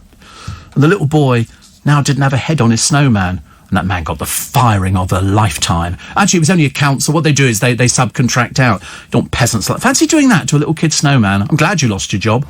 I'm really, really happy. Actually, if that had been me, I'd have gone apoplectic. Apoplectic. Oh, the good news was my FedEx parcel arrived yesterday. No, it didn't. No, it didn't. They stuck a card through the door. We tried to deliver your parcel. It said up till 6 o'clock in the evening. What time was mine? 9:30. A lot of bloody use that was. I was having a little doze. It wasn't delivered no. It wasn't delivered next door. No. It was, he just left a card. And so then I checked on my phone. Dear Steve Allen, we're going to deliver it today up until 2 o'clock. I might have to sit outside waiting or attack every FedEx van that comes anywhere near the place because I want my parcel. I don't want it to stay there for the weekend. I mean, don't you get excited over parcels arriving? I do. Wow, do I ever get excited. This has come all the way from, I like to be in America. It's come all the way from over there in a box. They've lovingly looked after it. They've treasured it, brought it over here, and I want it today. Okay, I've paid enough for it. It cost me like $69 to get it over here. Well worth it, isn't it? Moira Higgins is turning her stroll around the duck pond into a sachet along the catwalk. She's very plain. She's put a flat cap on. She looks very boring and dull. And believe it or not, Roman Kemp dressed up as Batman the other day. You wait till we find out the place that cut his hair like that. What's going on? He dressed up as Batman because George Michael bought him a little Batmobile car years and years ago. So they brought in to Leicester Square a Batmobile. But as you know, I've told you before, there are about 10 Batmobiles. Some cut down the middle, some in half, some just the seat, depending on what bit they were actually filming. And I've seen them. I went to the studios and I did the posh, not the public tour. I did the proper tour for people interested in filmmaking. I went to watch the orchestra playing to the soundtrack. So they watched the film and the orchestra playing along to it. So they put the music onto the soundtrack. I was shown a garage. We went to a garage and our guide, Phil, opened the doors and there were all these different Batmobiles covered in sheets and all the rest of it. Because I was privileged. Anyway, apart from that, it's Friday. Thank God for that. Woo, the weekend. I know. Woo, the weekend. Nothing to do, is there? Do the same this weekend as you did last weekend, the weekend before. Look at that woman on the television. She's got something through her nose. Why do people put rings through their noses? It's because they want to be led. That's why. It's like watching people. I've decided the other day I'm going to have a tattoo done. And do you know why? Because some people have tattoos done to cover up disfigurements. And because I got burnt, I thought what I could do is sort of have them all joined up and turned into a serpent or something. I thought that'd be quite good. And so when people see my legs, apart from, going, ooh, they'll go, oh, that's a nice tattoo. And I can get it's covering up my disfigurements. Got to do things like that, haven't you? And nice to be company. Welcome to Friday, 21 minutes past 4. And who cares? Who cares? Katie Price's son Harvey set to fulfil his dream of being a railway announcer. Where did that come from? I've never heard that, ever. In all the interviews I've ever read with Katie Price, never once has she mentioned him being a railway announcer. They're going to record a few little bits and pieces, and that'll be it. The woman who fell halfway down a cliff at 230 foot, and then they managed to rescue her, frighten the life out of me. Remember the bloke the other day we had? He got swept away by a swollen river, and he managed to cling on to a tree branch as he was being swept away and used his Apple Watch to call for help. I mean, how he held on, can you imagine how cold that must have been? And you're clinging on. Oh, my goodness me. Terrible. Also, a criminal barrister who slapped a female colleague bottom told a disciplinary tribunal he was blowing off steam. He was found guilty and he's lost his job. You can't go around slapping somebody's bottom. Much as though you might want to. I promise you, you're not allowed to in this day and age. I mean, you can't do anything like that, can you? That's invading somebody's body and things like that. I mean, you might have thought occasionally, cool, but, you're not allowed to. You're definitely not allowed to. And so he was taken to this tribunal. And they said, no, you can't touch people's bottoms. Dean says, I thought the unique selling point of FedEx was how quickly they deliver around the world. And, I just sort of think, because but couldn't they have left it, sort of tried a neighbour or something like that? But it doesn't matter. Listen, I'm going to get it today, because if I don't, I'm telling you, it's going to be trouble. With a capital T. Oh. No, I haven't called them. They've just sent me a text. We will deliver today. They've said Friday. Yeah, up till 2 p.m. So I'll have to probably get some food in or something and sit there waiting. But at least I'm going to get it by 2 p.m, which is good. Hope so. Yeah. I mean, to be honest with you, I feel a bit fed up really about it, because they said Tuesday, and then I got the thing yesterday saying we're delivering it Thursday, and then I got another one superseding it saying we can deliver Tuesday. I don't know what's going on with them. Somebody's having a breakdown at FedEx. But hopefully today we will get it. If you're listening, FedEx, 9 o'clock would be quite nice. If you're thinking about doing it early for Steve Allen in Twickenham, that'd be a good time. 9 o'clock before he goes off to do everybody else. I don't want to wait till 2. I might have died. Or aged. Probably aged, I should imagine. So 9 would be nice. Happy Friday. Talking of Roman Kemp, I like him. Nice lad with a good personality, says Matthew. I've met him. Yeah, not all that. It's just because he's young. I was young once, and, mind you, the one thing you'd never get me doing is dressing up as Batman. I'm sorry, I don't care who you are. I ain't dressing up as anybody. 100 million, you never mentioned money. How much money? 100 million. See, the trouble is, somebody said to me, would you want to go on I'm a Celebrity? And I go, no. And then they go, you would if it was the right money. And you go, no, I wouldn't. I really wouldn't be remotely interested. I'm not that sad and desperate like the people on the Celebrity Bake Off. As I say, Rob Beckett again for about the umpteenth time. God, it's turning into the bore of all centuries. Steve, I hope you're kidding about getting a tattoo. You have much more common sense than that. Tattoos are so déclassés, says Carol. Well, you wouldn't see them, would you? They're on my legs. And I don't wear shorts. Well, not out in the open air. It's not the sort of thing you do. I've got a postman, Darren, who wears shorts all the time. And the boys, as you know, are forbidden from wearing shorts on this programme. We have a house rule, no shorts, mainly because we don't want to look down at 2 little sticks covered with little bits of hair. It's going to look a little bit embarrassing, isn't it? So, what's the matter now? What's the matter now? Bigger than a stick. It's not bigger than a stick. You've got little legs. You've got little spindly legs. You can't see them. You just see them when you look in a mirror. You don't... Dale had the worst legs ever, and he wore shorts all the time. Seriously, I was feeling embarrassed when he went out, because for the size of his body, the legs just didn't match at all. Seriously, says Monica, it is hot. No, seriously, I had a problem yesterday when temperatures reached 14 and passengers started to complain it was too hot. Now already 9 degrees centigrade and rising, so another perfect day for our floating sculpture, our Polynesian catamaran. What was the catamaran from years ago? Do you remember? I might be the only one who remembers this. The Kon-Tiki. Thor Heyerdahl. No? Thor... What are you looking like that for? The Kon-Tiki, it was that he made this replica of a boat, Thor Heyerdahl. Kon, K-O-N, Tiki, T-I-K-I. The Kon-Tiki. It was very famous, and he made it. And, yeah, there you go. Thor Heyerdahl's Kon-Tiki. I love the way they always test me. They do, I don't think that's right, Steve. We'll just check it. Oh, blow me down, it is. And there it is. He was a Norwegian hero. And he sort of made this replica of a raft. It's good, isn't it? I quite like that idea. I want to go and live on a raft, actually. So that's why when you say Polynesian catamaran, but slowly taking shape, says Monica. And she says, next week we'll start seeing A Shape of the Hull. Brilliant. So have a happy weekend. Shabbat Shalom. Thank you. I was singing the other day Hava Nagila. I don't know why. I just fancied singing Hava Nagila, which is good. And then I opted in on YouTube to a Jewish wedding in New York. And they brought on, obviously, a comedy group. These Hasidic Jews who come on and sing and dance. And it's one big festival. It was just brilliant. It was just brill. And I quite liked it. They were doing all the songs and everything else, and everybody's clapping along.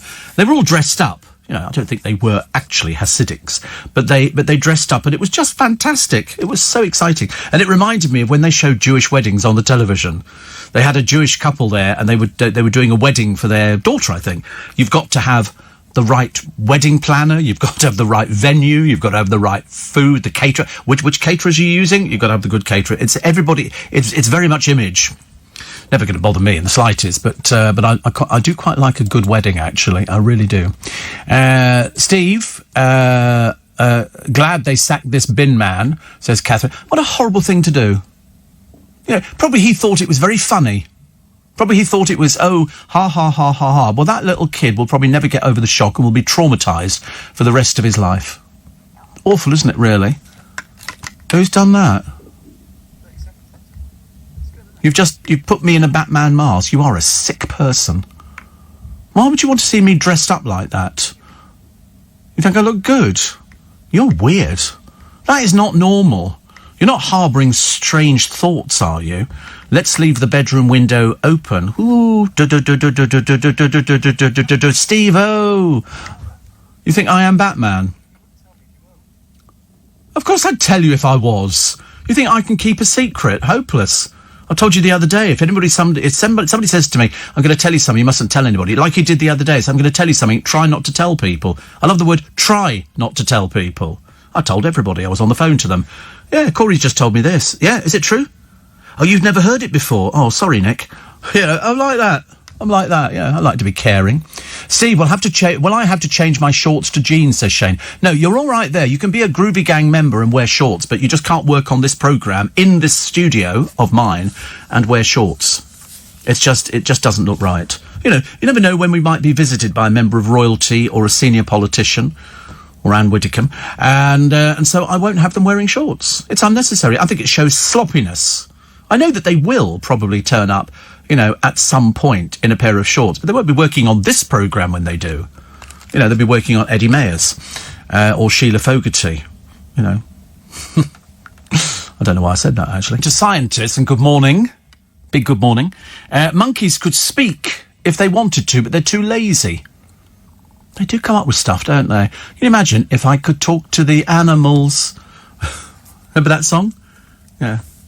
Philip Schofield sang that on stage when he played Dr. Dolittle, talking to the animals, the push me, pull you, which was basically an animal with two heads on it. I thought that was what was the one in Greek mythology? Was it the Hydra, which had lots and lots of heads? That was horrid, wasn't it? And I saw a programme the other day about, they always film in these jungles, and there was a little tiny chipmunk, storing its nuts for the winter. Because once the winter comes in, chipmunks have got to make sure they've got a good supply of nuts. So they basically go in, have a wee, and then they go to sleep, and they sleep throughout the whole of the winter. Then when they wake up, they've got some nuts to eat. Well, this one was being a bit lax. What he didn't know was that watching him from a tree, and this was supposed to be a dangerous part of the forest, was an owl. And the owl was asleep, but very, very acute hearing. And at the bottom of the tree was another chipmunk who had befallen the owl, and the owl had picked its bones clean. This other chipmunk comes along, finds some nuts, and is making a bit of a noise, scrabbling, and all of a sudden, tink, the owl opens its eyes. And then it decides to swoop down. And it's the most amazing... How they shot it, I've got no idea. But you can see the owl coming in, and they're almost no sound at all. Completely silent, and it comes in, it's just about to grab the chipmunk, and the chipmunk sort of turns around and goes, "What the heck?" and shoots down into its burrow and stays in the burrow, but it still hasn't got enough nuts. Its nuts were in short supply, so it had to sort of go out again and find more nuts. It's very clever, though. I like programs like that. But also, then it's on a tree, sitting there, eating its nuts. A trick in itself. And I remember thinking, you know, that something's going to befall this poor little chipmunk. And there it was. A 15-foot python crawling along the branch of the tree. And I'm thinking, oh, don't eat it. It's been eating its nuts now for some time. It's obviously got a bit distracted. And I really I couldn't bear it. So I had to turn over the channel. I was so frightened that I didn't want to see the snake. And the snake got so close to it, but because it was clinging on, it couldn't strike. Because it just needed to sort of get hold of it. And the chipmunk's it's managed by this time to get 3 nuts in its mouth. I mean, have you heard of such a thing? 3 nuts. And it's got there, and so it looks a bit sort of like a puffed up hamster. And it's going, oh, I've got to get away. And then it tries to work out the distance between jumping, or whether it's going to be sort of, you know, going to be another meal for this python. To be honest with you, I should imagine a chipmunk, they're not very big. It wouldn't even be a snack, with or without its nuts. It seriously wouldn't be you just have that as a little hors d'oeuvre, which would be quite nice, you know. I like things like that. I couldn't eat anything like that. I really couldn't. Even if I was stranded on a desert island and somebody said, you've got to catch your own food, I would rather starve to death than catch my own food. Odd, isn't it, really? And I'm not vegetarian or vegan or piscatorial or whatever else I could be. But I just don't want to kill anything, which is good. Steve, we got a lovely postman. He doesn't wear shorts. Okay, I think that would be illegal. I think he can't just walk up and down in his pants, can he? You know, that would be a little bit worrying. He says, but he does check that we're okay. And in the snow, he trekked up my path to the front door rather than put the post in the box on the drive to save me walking down. He's very thoughtful and lovely. Our one's very good. Our one's very, very good. Darren's very, very good. You know, and there's a couple of girls. One of the girls said, you're not Steve Allen, are you? I thought, oh, God, here we go. You know, hate being recognised, because I'm quite a shy, retiring person, as you all know. Boys will testify, with or without shorts on. But Dan's been delivering my post for years, 14 years. He is amazing. Yes, I mean, I think they are. They come out in all sorts of weathers, and nobody ever thanks them, do they? They never sort of say, oh, thank you very much indeed. I know they get paid for it, but even so. And Steve, have a Nagila. Havana, Gila, Havana, Gila, Havana, Gila. Let us rejoice. It's always good, says Monica, my favourite Jewish cabbie. I just like it. It made me feel good. Monica also says Kontiki was a raft named after Tiki, one of Polynesia's gods. Our catamaran's going to be called Aikaroa in Maori mythology, mother goddess of all the stars, which makes all the spikers first hear the name of our boat. There you go. So I think it's Aikaroa. Ikaroa, I think it's got to be. It's good though, isn't it? I like things like that. I wouldn't mind being on a raft. We did when we were little. We had a river and we had some oil drums which we lashed together. On second thoughts, that wasn't me. That was the famous 5. And then they put some planks across it, and then went off sailing. We didn't do anything. We just had a lilo. When we went on holiday on the beach, we had a lilo, but it wasn't made out of the thin plastic that you buy nowadays. Ours was quite like a linen kind of thing. You had mention on Dave O'Brien's show yesterday, says Ian the Skip. What, again? I've got to tell his wife, this is getting out of hand. In between him, our techie bloke, who keeps coming up all the time, Will Guyatt, he keeps mentioning me. Eddie Mayer keeps mentioning me. The only person who doesn't mention me is my boss. On second thoughts, he does mention me. And that's always the bit I never like. That's always the bit. Oh, hi, Steve. You got a few minutes for a quick catch-up? No, not at the moment. No, definitely not at the moment. Do you like Enid Blyton? Do you know what? I know something about Enid Blyton you don't know. Yes, I do. Well, you're a big Enid Blyton fan? Yeah. As a kid. So you did The Secret 7, The Famous 5. Okay. But what was unusual about Enid Blyton? There you go. You won't know this. I tell you, that's why, never ever, Steve Allen's never wrong. Never ever challenge him. Come on. She was quite a mean mother. No, that's not that. No, not that at all. No. She was a naturist. She loved playing tennis with no clothes on with her friends. Yeah. There you go. Told you wouldn't know. See? Yeah, of course. I just like the idea that in The Famous 5 you had all of them. Julian, who was like, okay, yeah. And then you had Anne, who was a little bit, and then you had George, who was slightly butch. In fact, that was an understatement. George was about as butch as they came. And what was the name of the dog? It was called... Oh, for goodness sake, you know all about Enid Blyton? You don't know the name of the dog? No, Timmy. Timmy the dog. Oh, I love the way they look vacant at me. In the famous Five, the dog was called Timmy. What is the matter with you? What, Timmy? Well, you didn't know she was a naturist. What was the point? I mean, honestly, that's what I'm put on this earth for. I'm put on this earth to educate you. He said to me the other day, he said, I spend more time with you than I do with my girlfriend. I've had to move. It's become a bit frightening. Oh, where shall I go for a walk this weekend? He said to me earlier on. Oh, perhaps Richmond Park. Oh, getting a bit close. Getting a bit close. We're going to have to start building the Berlin Wall around Twickenham to keep out people like that. But yeah, Timmy the dog. You don't remember Timmy the dog? There he is. Yeah, there's Timmy the dog. And he was... Well, how can you say that you know everything about Enid Blyton? When I said, you won't know this. Well, yeah, well, I know everything. Pfft, shoot you down in flames, pal.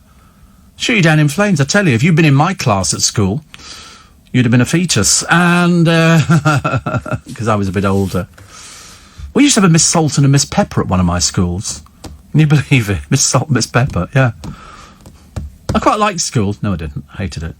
I couldn't wait to leave. I didn't see any purpose in it. The only thing school taught me was how to read, how to spell, and how to endear yourself to people very quickly.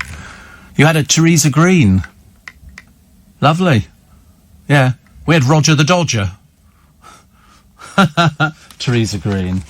Actually, I was going to do something for you this morning because I thought, we always like to have a sort of a little lead up to the weekend, so that we can have the weekend and have a bit of fun. Unfortunately, after a year and a half in lockdown, there's not really much fun out there, is there? Which, apart from 7 inches of snow and more flood pain coming in, that's not very good, is it? I don't like that. There was also, I'll tell you the story about the Corbyn spit abuser, a rather stupid man called Gerald Dorr, who unleashed a barrage of abuse at Mr. Corbyn, who was cycling with his wife, and then he spat at him. I tell you, it's just absolutely... What a stupid man. Stupid man. He had a barrage of abuse, and he got an 18-month community order. I'd have had him in prison, straight away. Knock-knock jokes. Apparently most people don't do knock-knock jokes. So, knock-knock. Who's there? Tank. You're welcome. Oh, God, you're hopeless. I got you on that one. OK. Knock, knock. Little old lady. I didn't know you could yodel. Little old lady who... OK. Knock, knock. Dishes. Dishes the police. Come out with your hands up. Nobody's heard these before. These are good. Knock, knock. Cows go. No, cows go moo. Uh-huh. Knock, knock, who's there? No, sorry, not. I'm now jumping into everybody else's space. Knock, knock. Who's there? Lettuce. Let us in, it's cold outside. And finally, knock, knock. Europe. No, you're a pool. No, sorry, no, you're a poo. Sorry, knock, knock, who's there? Europe. You're a poo. No, you're a poo. Oh, right. Couldn't even read. On the last one, I screw it up. I'm so sorry. Go and listen to another radio station. I'm rubbish. I'm so sorry. I'm really not good enough for this programme. The programme's way above me. Way above me. I love it, honestly. Seriously. Where else can you have this much fun on a Friday? Well, I've got the phone number of somebody if you want, but let's sort of keep it to ourselves. Quarter to... How are you? I don't care, I'm just asking. It's the kind of thing you do. Steve, Bill Stickers is suffering from anxiety, as they've been prosecuting him for years, says Harry. I know, I used to see all those signs. Bill Stickers will be prosecuted. And I used to say, when in Hong Kong we used to get those. And I remember saying to my parents, I feel a bit sorry for him. He's everywhere, isn't he, poor soul? Thank you. Did you know when Mantovani got married, he lived in Mottingham? That's where Rob Beckett grew up. I wish he'd go back there. Every time you turn on the television, there's Rob Beckett again, and you go, haven't they got anybody else? And the answer is, no, they haven't. So they gave him a quiz show, ghastly. You know, they stick him as a guest on just about everything. The little Tom man who wears the little suits and talks like that, they can't find a gig for him for love nor money. Stacey Dooley's on this latest thing. Oh, yawn, yawn. How dreadful. Steve, you have to feel sorry for the postie in keeping up appearances, delivering to Hyacinth Bouquet. Yes, he used to creep up the drive, and then she'd open the door and go, "Lady of the house, what post have you got?" He said, "Nothing." "Well, you should have." And then she'd confront the milkman and sort of say, I'm sorry, I want my milk bottles back. I don't want somebody else's. I mean, she really was quite a ghastly character. Also, talking of Enid Blyton, there's Matthew. I had all her books, but during her era, I brought all the Asterix books, which some kids nicked during a sleepover. I liked the Enid Blyton books. I was a big fan of the Famous Five. But, I mean, did you ever see the comic strip doing the Famous Five? And Uncle Quentin, who lived on Kirin Island, turned out to be a predatory homosexual, which was so funny. And the comic strip I should have bought it, actually, because it was very funny. It was basically adults dressing up as kids with shorts on or things like that. Five Go Mad in Dorset, I think it was. And that was very funny with Uncle Quentin, who was very, very leery. Very leery. Also, James mentioned every time he thinks that he came up with something new, he discovers that you've been doing it for ages, says Monica. Oh, right. Every time he thinks he came up with something new, he discovers that you have been doing it for ages. Well, we got the clip. Oh, we got the clip as well. Well, how have you found this? Honestly, you couldn't find the fact that Enid Blyton was a nudist, could you? But we managed to find the piece from James O'Brien's programme from yesterday, where he talks about me, but I didn't hear it. I did hear quite a lot of yesterday, but I didn't hear this particular piece. Oh, Steve Allen. Do you know, every single time I think I've done something new in the context of radio, Steve Allen and Clive Bull were there 20 years ago. In Steve's case, 200 years ago. It is absolutely impossible to come up. There is nothing new under the sun in the world of radio presenting that hasn't been done by Nick Abbott, actually, when I think I've been particularly funny or creative. Clive Bull, when I think I've been particularly insightful or warm on air. And Steve Allen, when pretty much anything else I think I've ever managed to achieve. Steve's been there long before me. So anyway, I shall be following Steve Allen down the merch route. Was he doing Prosecco glasses last time round? Was that right? Yeah. Yeah, all right, with your board game. Back in your box, Jimbo. It's true, though. Everybody always thinks... I mean, can you believe yesterday I was about to leave the building in disguise, baseball cap on, dark glasses, face mask, stick, and all the rest of it. Do you know I found my walking stick at home the other day? I bought a walking stick in the chemist a few years back because I got really bad back, and I've often wondered if I get sympathy on the bus if I'd sort of appeared with a walking stick. But anyway, what was I telling you? I can't remember what I was going to tell you, actually.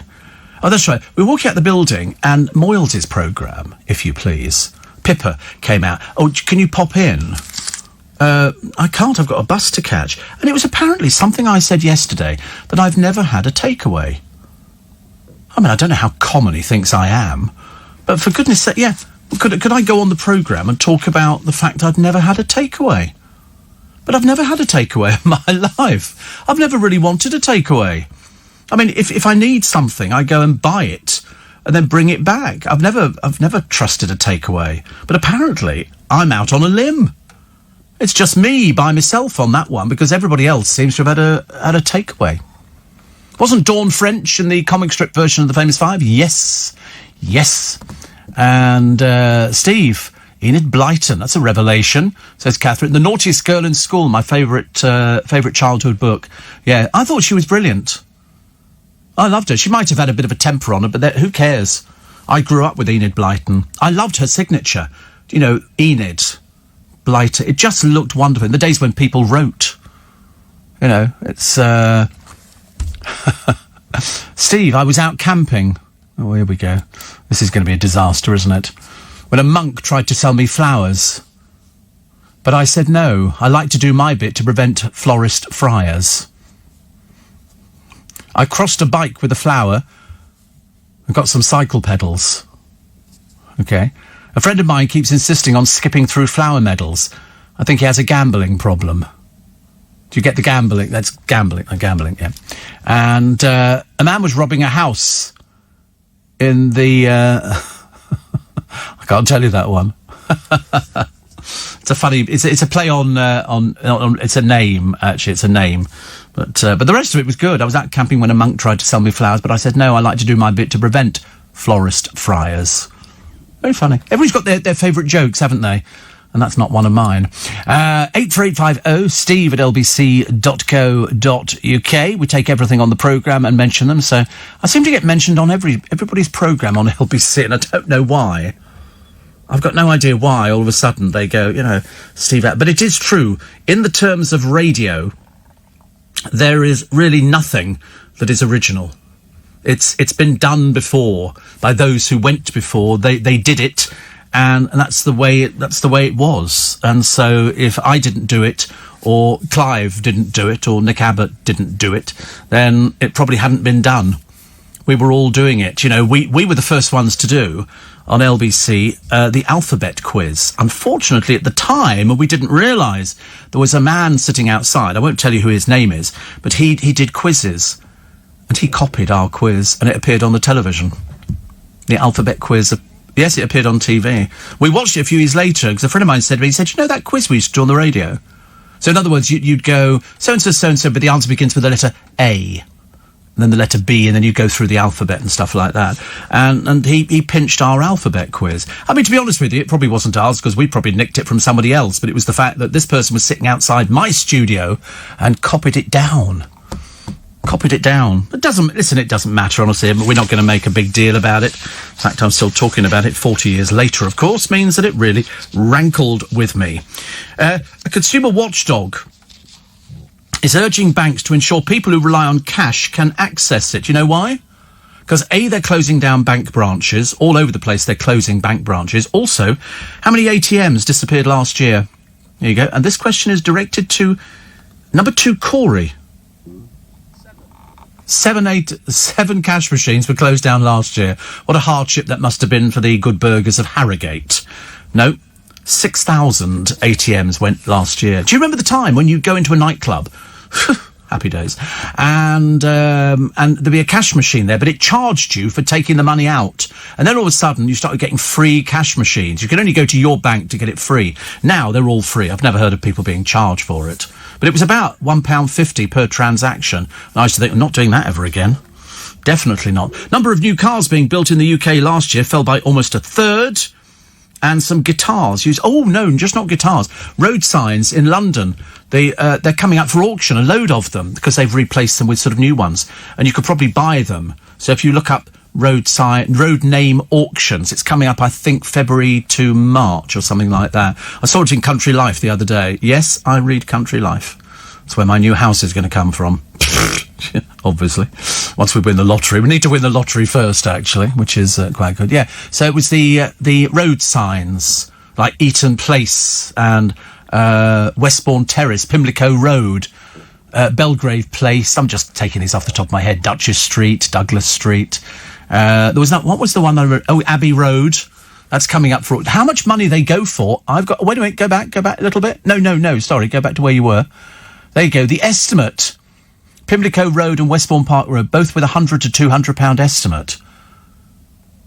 That's quite cheap, isn't it, for a piece of memorabilia? Don't you think so? They'd be metal signs, so it's a chance for you to buy a piece of history. Abbey Road would obviously go for a load of money, wouldn't it? You wouldn't be able to afford that one. Here we go. Oh, look at this one. Is that Abbey Road? An estimate of £1,000 to £2,000. I think that's a bit too expensive. It's all right for the boys; they could probably afford that. I can't afford stuff like that. I'm just a working person, and our postman is for many years very cheery. Whenever I see him, I always thank him and tell him he's the best postman we've ever had. Well, you haven't had any more, have you, Duncan? It's your only postman. You've never known anybody else. Ours is good. Steve, my favourite Enid Blyton books are the Magic Faraway Tree collection. How many different collections did she have? Loads. I went to school with Teresa Green's cousin, and it was Babs Brown. Who came up with that one? Was that you? Oh, no, somebody else came up with it. Sometimes you want to change them, don't you? You really do, honestly. You sort of get so far down the line, you think, thank goodness it's Friday. Thank goodness. It used to be, thank Crunchy, it's Friday. It's the weekend. And we like the weekend, but there's nothing you can do this weekend that you couldn't do last weekend or the weekend before, anywhere over the last, 12, 13, 14 months. There's nothing, you can't go, oh, today I think I'm going to go wind sailing.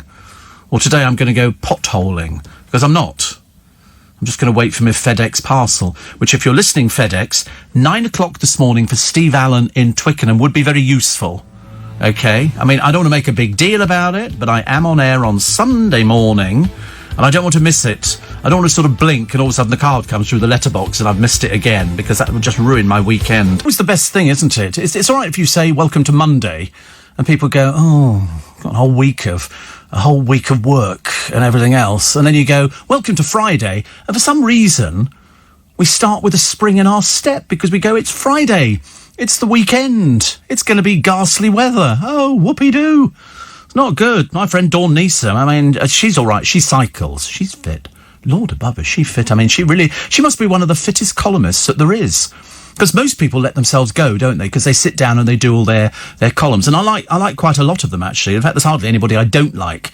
And I like the TV critics. And the more cruel they are, the more I like them.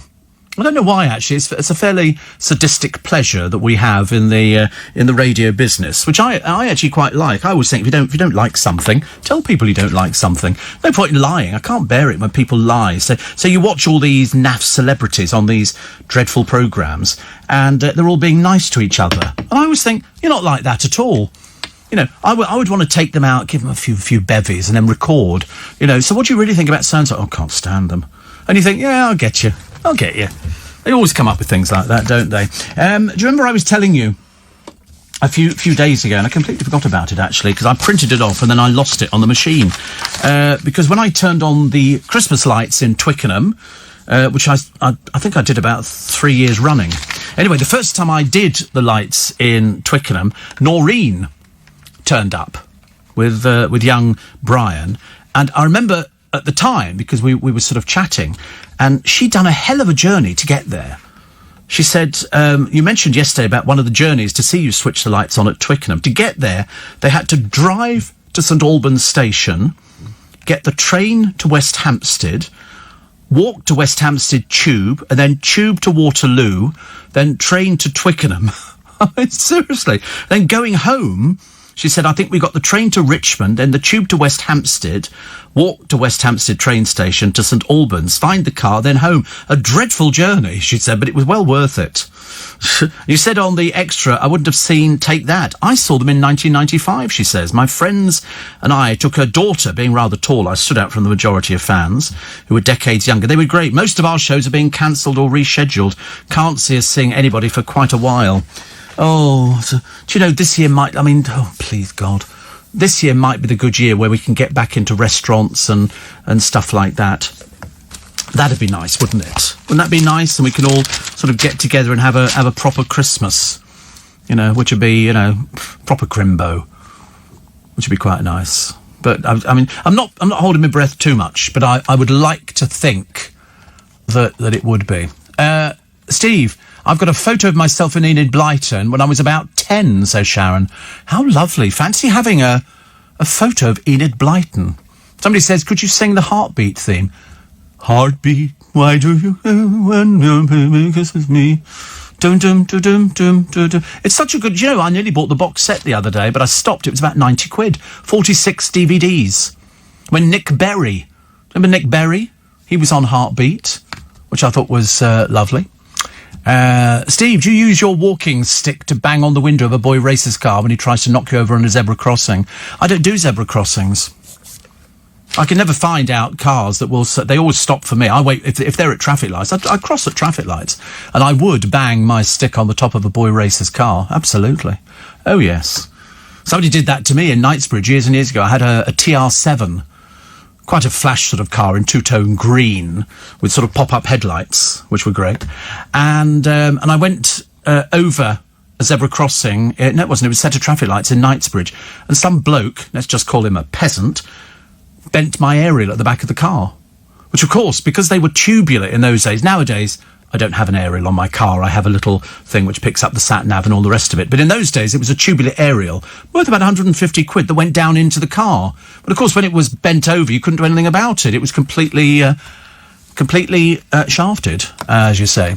Matthew says, you mentioned other presenters, all different but all good. Yep, that's what James O'Brien was saying the other day. The thing about LBC is we've got lots and lots of different presenters, all representing different things. You might find a presenter that you're particularly attracted to because you like what they say, or it's the time of the morning, or it's the time of the night. It doesn't matter what it is.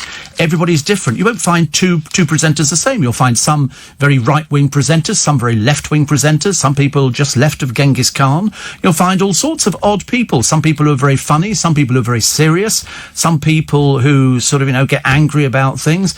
And then you get me, and that's the icing on the cake. That's the little bit, because everybody's different. What would be the point of having two people who are the same? It would be ridiculous if I was the same as Eddie Mayer, or probably nearer Sheila Fogarty, or if I was like Ian Dale, or if, everybody's different. And somebody always said to me, it was interesting because James was talking about this lady who came from America to tell people what their strengths were and what their weaknesses were. And I apparently was doing it okay because I talk about everything. So she didn't need to see me. And her name was Valerie Geller. And she came over and she was going through all the presenters and telling them, to talk more about yourself, because as James said yesterday on his programme, we're allowed an opinion. The BBC presenters aren't allowed any opinions whatsoever. They don't like it. I'm sorry, having an opinion? Oh no, they don't like things like that. And of course that's what people want to do. You've got to have an opinion. You've got to be different. Somebody always said to me, don't try and be a facsimile of another presenter. Most music jocks years and years ago, used to aspire to being Roger Scott. Roger Scott used to have one of these whooshes. And I worked with people. Dale used to model himself on Tony Blackburn. Sensational. And that's... It's uncanny, isn't it? It's almost like they walk in. Sometimes there's no extra charge for this bit. Seriously, this is all free. Normally you'd have to pay to go and see a variety show like this and pay good money. Not on this station.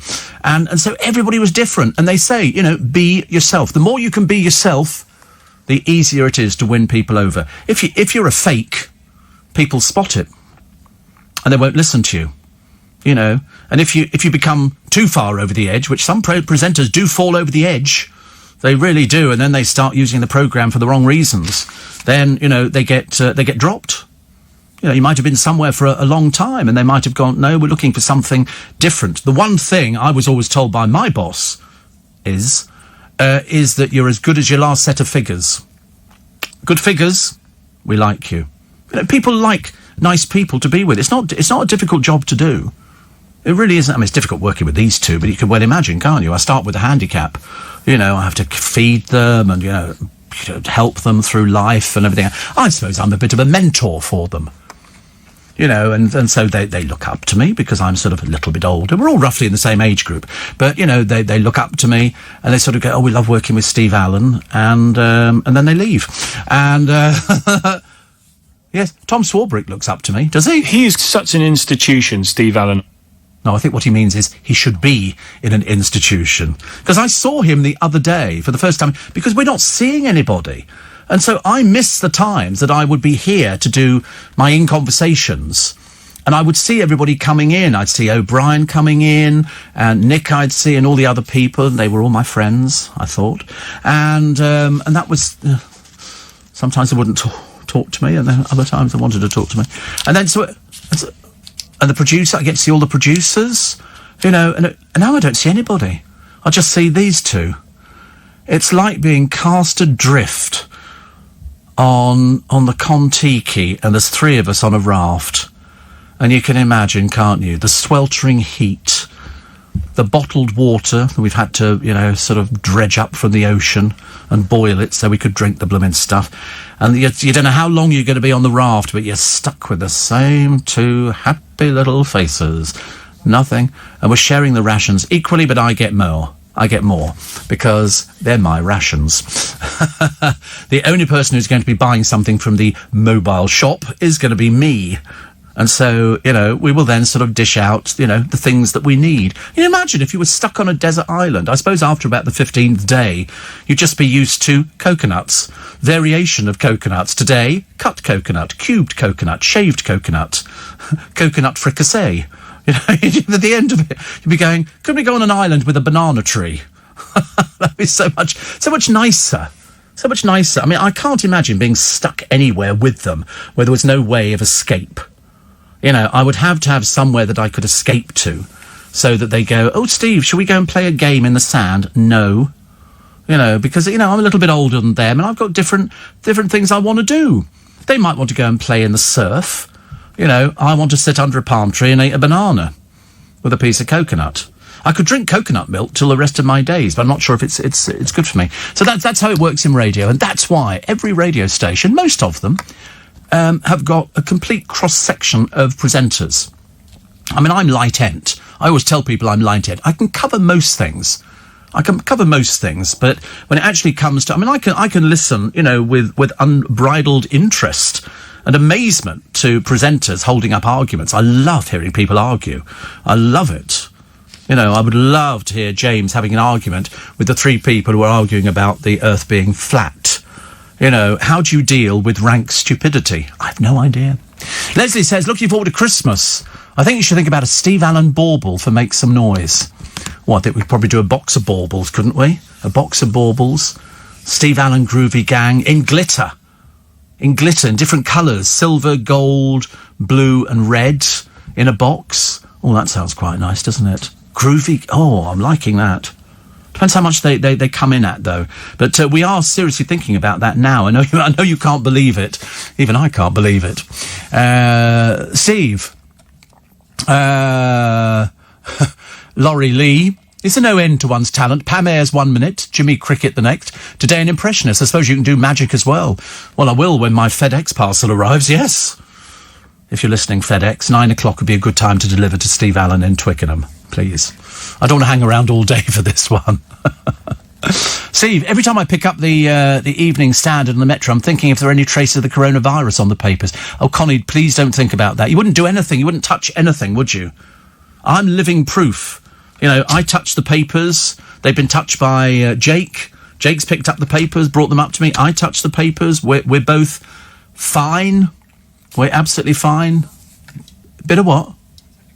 We're technically in a bubble. Well, you're certainly in a bubble, and long may you stay there, I think. But I quite like the idea of Christmas baubles for the Steve Allen show. Don't you think so? If we could get sort of either 2 in a box, or 3 in a box, or 4 in a box, I'd go for that idea. I think that's a fab idea. No, we don't want to give ideas just yet because, believe you me, there's enough things to think about at the moment, as anybody in this business will tell you. Did you know that there are more molecules in a glass of water than there are grains of sand on the Earth?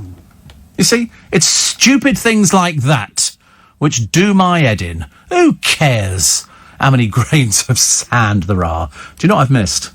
But I've deliberately left it until this particular time. We do have Poem of the Day, and that'll be in a minute. But first of all, welcome to Friday. Welcome to the 29th of January.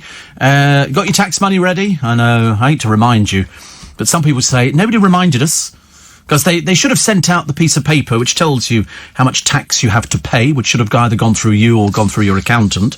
And then you sit there going, well, where do they think that's coming from? Because Cheryl Baker's in the papers today, she doesn't have her tax money. She doesn't have it. I mean, she's lucky, I think, because she's married. So if there's 2 people in a relationship and you're in a house together, you can survive with one person's money, can't you? Better with 2, but it's because they were cancelling gigs left, right and centre. Not so good. The poem today is by John O'Neill. It's called The Flatulence Tax. Okay, the flatulence tax. A flatulence tax on cattle and sheep, another rip-off to make us all weep. Preserving the ozone at any expense, it's all propaganda that doesn't make sense. Abandon the flock and abolish the herd. When it comes to survival, then nothing's absurd. But what will we eat for daily protein? The answer is simple, the mighty baked bean. So plough in the forage and pastures too, put paid to the curse of the cattle poo, then plant all the land with navy beans, belching out gases from smoky machines.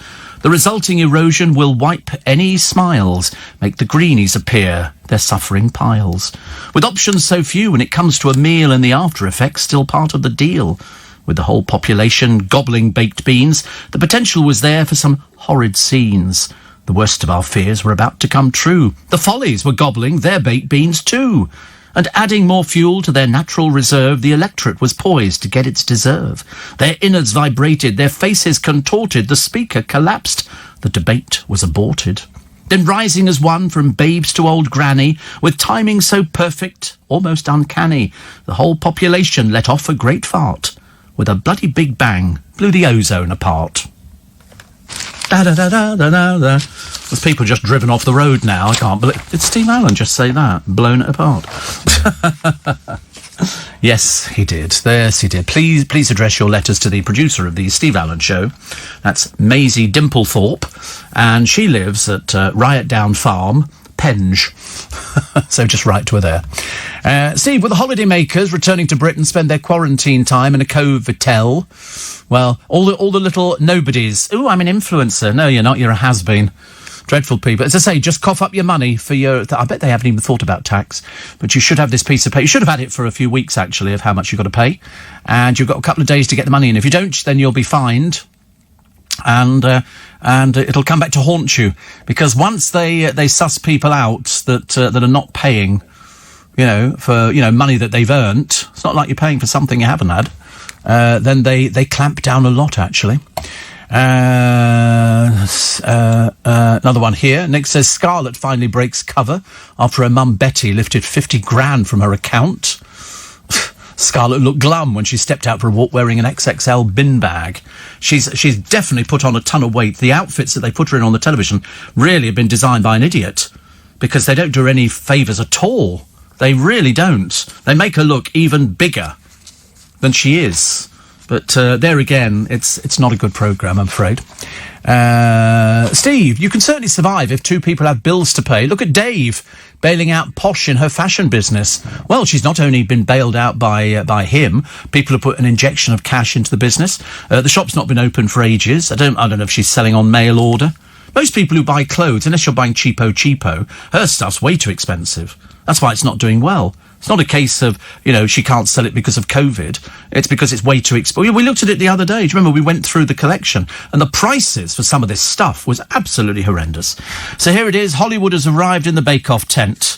And we don't mean Paul, because actress Daisy Ridley, who appears in the Star Wars movie franchise, has signed up for this year's The Great Celebrity Bake-Off.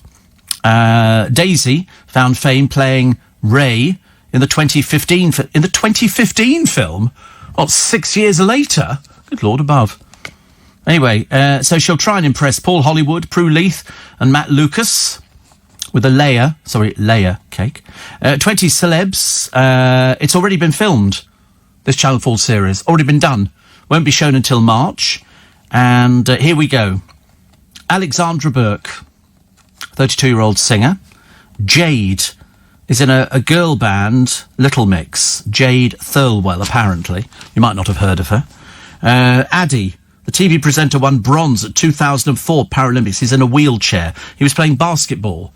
They seem to use him for everything, but I don't think he's been on a couple of these programmes before. Annika Rice, again. They've used her before. JJ. Anybody on JJ? Anybody on JJ? No? Sorry? No. He's known as KSI. He's a rapper, singer, and actor. He's a what? Oh, right. A YouTuber. Anne-Marie. Anybody on Anne-Marie? I'm going to look at a picture of her. I've never even heard of her. She's got pink hair, so I suppose if you've got a plain face, colour your hair pink, and it makes people notice it. Singer. She's a singer and now a coach on The Voice. James. I think it's James McAvoy. We've heard of him. Okay. Stacey Dooley, yawn. Good Lord above her. Documentary maker. Dizzy, rascal, pioneer of grime music. Honestly, all these people are selling out. What are you doing, love? Oh, I'm baking cakes. Dame Kelly and Nadine Coyle and Catherine Ryan. Well, we don't have a picture. And a string of top 10 hits. And those are the... But it's already filmed. So there's obviously no audience for these things, and they'll be socially distancing. But, whatever it is. A senior Tory MP will not apologise for telling vaccine sceptics to persist with campaigns against lockdown, despite being slapped down by 2 cabinet ministers. Sir Desmond Swayne, don't be fooled by the title, doesn't mean he's any more intelligent than you are, told Save Our Rights UK in November statistics were manipulated. Intensive care units were not usually full, and the virus seemed a manageable risk. Pray to God you don't get it, love. Pray to God you don't get it. Here's the ridiculous picture of poor old Stacey Solomon. By mistake, she ordered sand. And so she's filled up the bathroom with sand. Sounds very tacky, doesn't it, really? Also, the freezing front of Arctic air will blast Britain this weekend. So if I was you, I'd get a vest and strong pants and things like that, and perhaps a scarf and put your hood up and stuff like that. Go out there. You need to look after it and take an umbrella. I've got my umbrella with me. And very good it is too. Because we need things like that. There's no point going out there getting wet. That's a little umbrella, isn't it? Where'd you get that one from? Is that your girlfriend's? You lost yours. How can you lose an umbrella? It's like people who leave things on buses and trains. There's a lost property office in Marylebone, a shop for the High Street. And in the window, they've got some of the items left there. A false leg. A toupee. Clothing. Are people getting off the train stark naked with one leg and no hair? I couldn't quite work out how you could leave things on train. A typewriter. You get on the train with a typewriter and you get off without it. You not realise, It's like the idiots who got on. There was a man got on the bus the other day, a bit of a fool, and he gets on. He's not wearing a mask, and then he gets on, having infected everybody in his walk from the driver to the seat. Then he starts hunting around for the mask. I felt like saying, "Are you stupid?" There was a bloke who got on the train. The mask is under his nose. Stupid. It's supposed to go over your nose. You breathe through your nose, thicko. Not very good. 2 of the Queen's Guard were in custody last night after being arrested by detectives on suspicion of plotting to steal bullets. Oh dear, they were arrested at a residential address close to Windsor Castle. Oh dear. Not very good. They've had a few troubles with some of the guards down at Windsor Castle. We heard they were changing the guard at Buckingham Palace. They need to change it down at Windsor. They had a big drug problem down there. There's a huge barracks, and then there's all these but they just don't seem to think that anybody's going to check. But of course, if you're found with drugs on you, you're fired immediately. So, not so good. And the US, this one annoyed me. I shouldn't be annoyed about this, but I really am, because I equated it. If it was me, or you'd be equally angry. The US State Department has once again said Harry Dunn's alleged killer, Anne Sakoulis, will not face extradition, stating the decision is final. Well done you, Anne. How well done you. Got away with that one, didn't you? Got away with that. Don't you think at some point you want to come back and explain to the woman whose son is now dead why you're such a so-and-so? But apparently, State Department spokesman Ned Price, he maintained the position that she would not be extradited, saying the driver in this case had immunity. Oh, that means you go out and run somebody over, does it? Fantastic. Good old America. Come on, Biden, pull your finger out, for God's sake. Oof. Sidcup Julie says, Stephen, the boys, you make me laugh. The boys? They've never made me laugh. No, she wasn't talking, it's not you. Other people, she means the boys on the station, the other presenters. I mean, you at all. Honestly, they've now taken that as glory for them, Ooh, we make Steve laugh. You've never made me laugh in my life. You haven't. Well, apart from a minute ago, and I shall tell them in a minute exactly why you made me laugh when you'd forgotten to do something. You can't have forgotten already. How can your memory is like that of a goldfish. You cannot remember what it is that made me laugh. You really can't remember. And it was less than 15, 20 minutes ago. And you've forgotten. Oh, we finally remembered that. You remembered. I'm going to tell them, don't worry. No shame on my programme, mate. No shame, no gain. Just a little bit embarrassing. 29 minutes past 5. I don't know why I'm telling you that. I've got no real sort of prior knowledge of having to tell you the time. Somebody said to me once, why do you tell people the time? I said, because somebody wrote in years and years ago to me and said, would you mind telling us the time? I thought, no, I'm not your alarm clock. Have a look on your wrist. Look on the radio, look on the wall. You must have most people must have at least 6 clocks and watches on their premises. And still people expect radio presenters to help them out. Hi to the lovely lads, says G in Nottingham. Is it Corey and Jake? No, today it's Arabelle and Twinkle, which is very nice. Twinkle's new to the team. Twinkle's new. We sort of rescued her from a boat drifting on the Thames, and she's joined the small but happy band of merry producers, which is lovely. Anna says, I once found a pair of false teeth on my seat, the number 14 bus. And Steve, I know the frustration of waiting for a delivery, but this is worse. I ordered a crystal whiskey glass from eBay, tracked the parcel was late, got an email, good news, your parcel's been delivered. So I opened the door and nothing. Contacted the seller, who asked me to check it was not left in the bin. Still no package. Do you know they're supposed to take a photograph of the parcel inside? If they don't, they're lying. I have to be careful. T-shirt showing a greeting from the TV show It's a Sin have raised over £20,000 for an HIV charity in 24 hours. My friend Paul Smith started watching it and loves it. He said it's very, very good. Said makes you cry. You know, and it's very, very good. Very, very good. So, what have we got? Oh, news. I forgot who I was, actually. Steve Allen. I am Steve Allen. Hello. It's 25 minutes to 6. A beauty queen has been honoured by the actual queen for her climate change crusade. Miss Solomon Island, Gladys Habu, has been named the 168th recipient of the Commonwealth Points of Light Award. Gladys is working with other environmental activists across the world ahead of the COP26 UN Climate Change Conference in Glasgow in November. She says climate change is not just an environmental crisis, it's a health and a social crisis as well. Interesting. US TV chef Martha Stewart, with an estimated fortune of £300 million, can afford to splurge a little on her pampered pooches, creme brulee and bête noire. She seriously is called a dog, creme brulee. But still, where did they get the jewelled collars from? Van Cleef or Cartier? I can't remember, was her nonchalant response.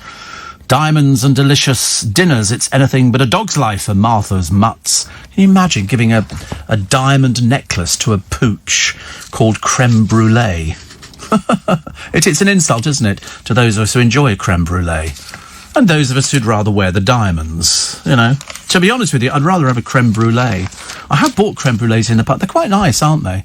I wanted to buy a blowtorch, but I thought, knowing my luck for flames in the kitchen, maybe not a good idea.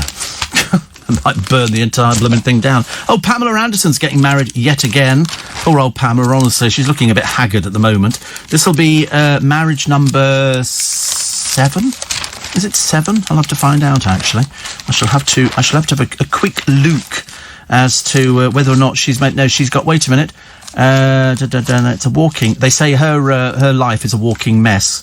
So husband number 4... No, this could be husband number 5, I think. 5. First one was Tommy Lee, and they sort of divorced in 1998. They got married in 95, and then they called it quits in 2008. Then it was Kid Rock. She got in. They didn't last too long. Rick Salmon, a professional poker player, got married at the Mirage. She obviously, I mean, she's got no money at all. Pammy Anderson lives on a trailer park. Then she married husband number 4, John Peters. Now, you know who John Peters is. He's a filmmaker, but he was the one who was a hairdresser, goes round to Barbara Streisand's house, and she makes him wait. And eventually, when she deigns, a little bit like sort of Elizabeth Taylor or that ghastly Naomi Campbell, they've got no idea of time. They just think they're being clever by turning up late, as opposed to being just downright rude and ignorant. And Barbara Streisand turned up late, and John Peters picked up his stuff and he said, "Don't you ever do that to me again," and walked out the door. She, of course, ooh, he's really butch. And so they got married. And then basically on her back, he became a film director very, very successfully. But then he married Pamela Anderson. I mean, you could have seen the warning lights immediately. Seriously. They split after 12 days. She said we were never legally married, and it was just a bizarre theatrical lunch. She's a bit of an oddity. She made a little porno film. You remember? It was a very little porno film. And all she did was run up the beach in Baywatch. And people used to go, "Ooh, Baywatch." All sort of young prepubescent boys used to enjoy Baywatch. I'm the only one watching David Hasselhoff. Everybody else is watching Pammy Anderson and all the other people there. It was, I mean, it sort of set a new, people used to stay in deliberately to watch Pammy Anderson running up the beach, and they would do slow motion. So when she was running along the beach like that and her boobies were jiggling, jiggling, jiggling, they would film it in slow motion. And so that was sort of, it was sort of like Babe Station, but with words. It was all very peculiar, very peculiar. And I never quite got it at all. I never did. Never did. Steve, yesterday you mentioned Tony Toon. I remember being in Mr. Chow's in Knightsbridge with him, and they only came over. And I'd never been to Mr. Chow's. It's still there, isn't it? I don't know whether it's still open. Well, it can't be open at the moment. Very interesting. And thank you, David in Putney. I didn't quite get... I'll have to sort of read that one again. Sometimes I don't get it. Steve, do you think the Prime Minister would have had a harder time in Parliament if Burko was around? No, I don't think so. No, I don't think so. Where have they disappeared to? Him and that ghastly wife of his, do you remember?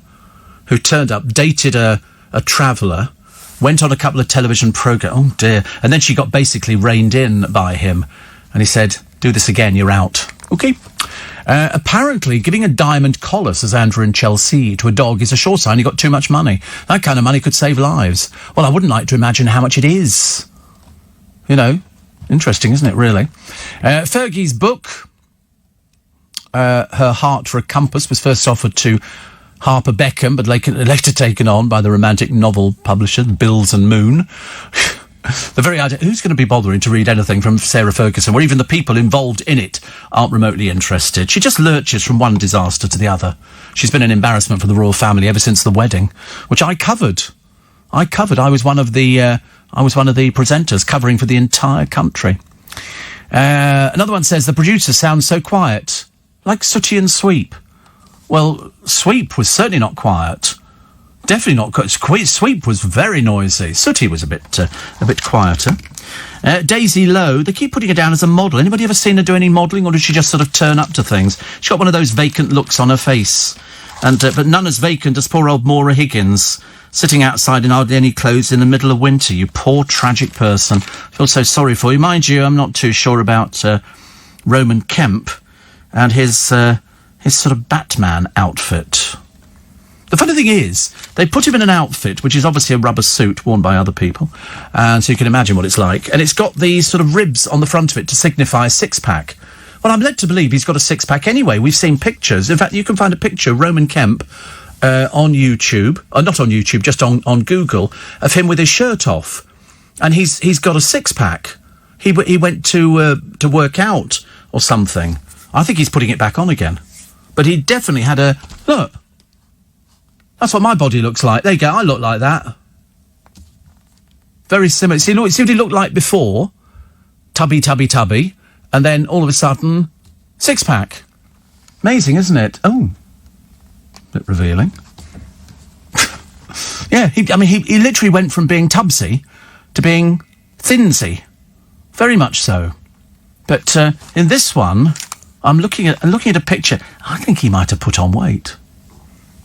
But anyway, he was celebrating his birthday the other day, and so they got a Batman car out here in Leicester Square. It's very nice. They always do these things when I'm not here, because they know what'd happen. I'd be sort of jumping into the photograph. Ta-da! I'd be sort of muscling in on somebody else's publicity. Can't help it. The great Baker was off. Yeah, brilliant. And the bin man. Look at this little boy here, Joseph Taylor. He's 3. He watched the shock attack through the window. He built this snowman with his little sister Amelia, who was 6, and some friends. His mummy says, Sophie, Joseph always likes to watch the bin men out of the window. This day he came running to me in tears, sobbing, the bin man has broken my snowman, and he did a kicking motion. When we watched the CCTV back, I was shocked. The camera captured the bin man taking a run-up before kicking the snowman in the head outside the house. Wipe the smile off your face. Okay? In Hereford, he empties the bin, then comes back and finishes it off with more kicks. He's a serial snowman kicker. Dad Tom says it's unbelievable. My kids put in so much effort into that. So I'm a bit emotional. So much effort into that. Hereford Council said the bin man who worked for the agency has been sacked. And there's a picture. Sorry, very emotional. Picture of little Joseph with the remains of his snowman. I mean, you can just about see the carrot.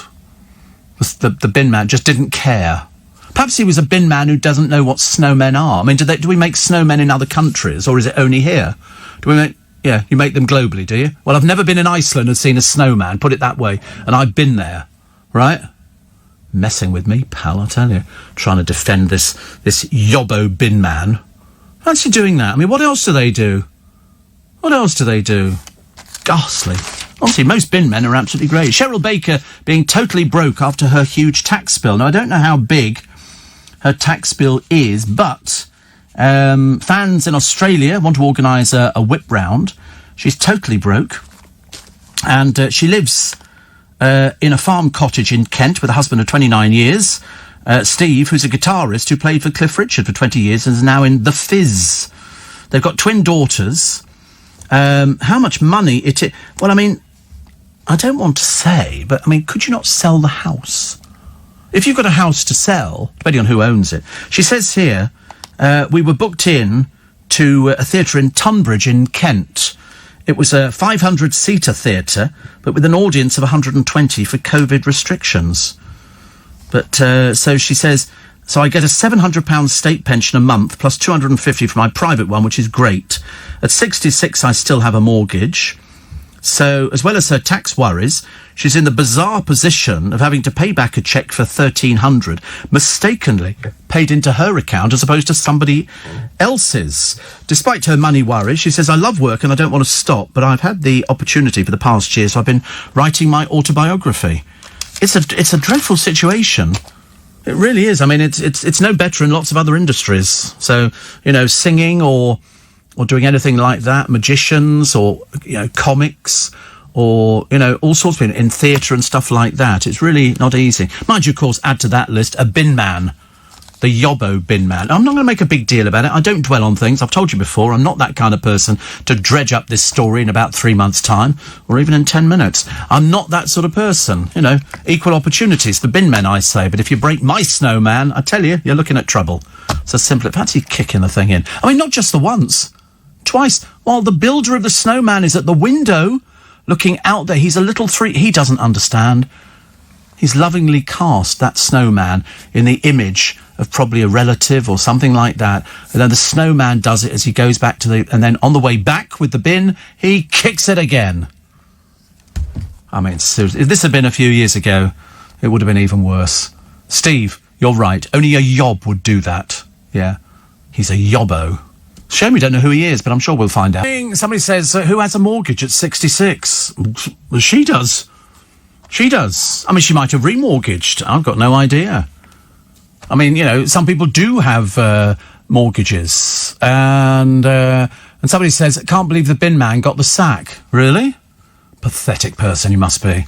Pathetic person. What do you mean? Of course he got the sack. Can't go round that. I mean, put it this way, would it be the same if the bin man turned up at your house and just emptied all the rubbish all over the ground and went, you pick it up yourself? You'd be the first little one to go, but we don't care. You had sympathy for poor Cheryl Baker. Why not show the same for Bobby Davro? Can't stand Bobby Davro. Can't stand him. Can't stand him. No, I was quite glad, actually. Couldn't have happened to a nicer person. Steve, the internet dating sites. Tumble is one. Tumblr. Oh, right, you know. You've heard of it. Right. Grindr. Okay. And Bumble. What the heck is that? Are they all different sites for different people? Are we obsessed with this dating in this country? Why are you both smiling? What sort of sites are they? Are they? I mean, so you can meet somebody and say, "Should we go for a Starbucks or should we go for a Wimpy Bender or something like that?" I mean, what are they? Or are they just sites for "How's your father"? Is that? I don't have any imagination where that comes from. I've got no idea. I mean, I've heard of one of them, I think, but I haven't heard the second ones. I couldn't believe it, actually. I mean, there's all these. So there's all these people dating on these. Have you used them? Have you used these sites? No. Why are you smiling still? What is going? Oh right, you have done. Oh right. Oh, Lord.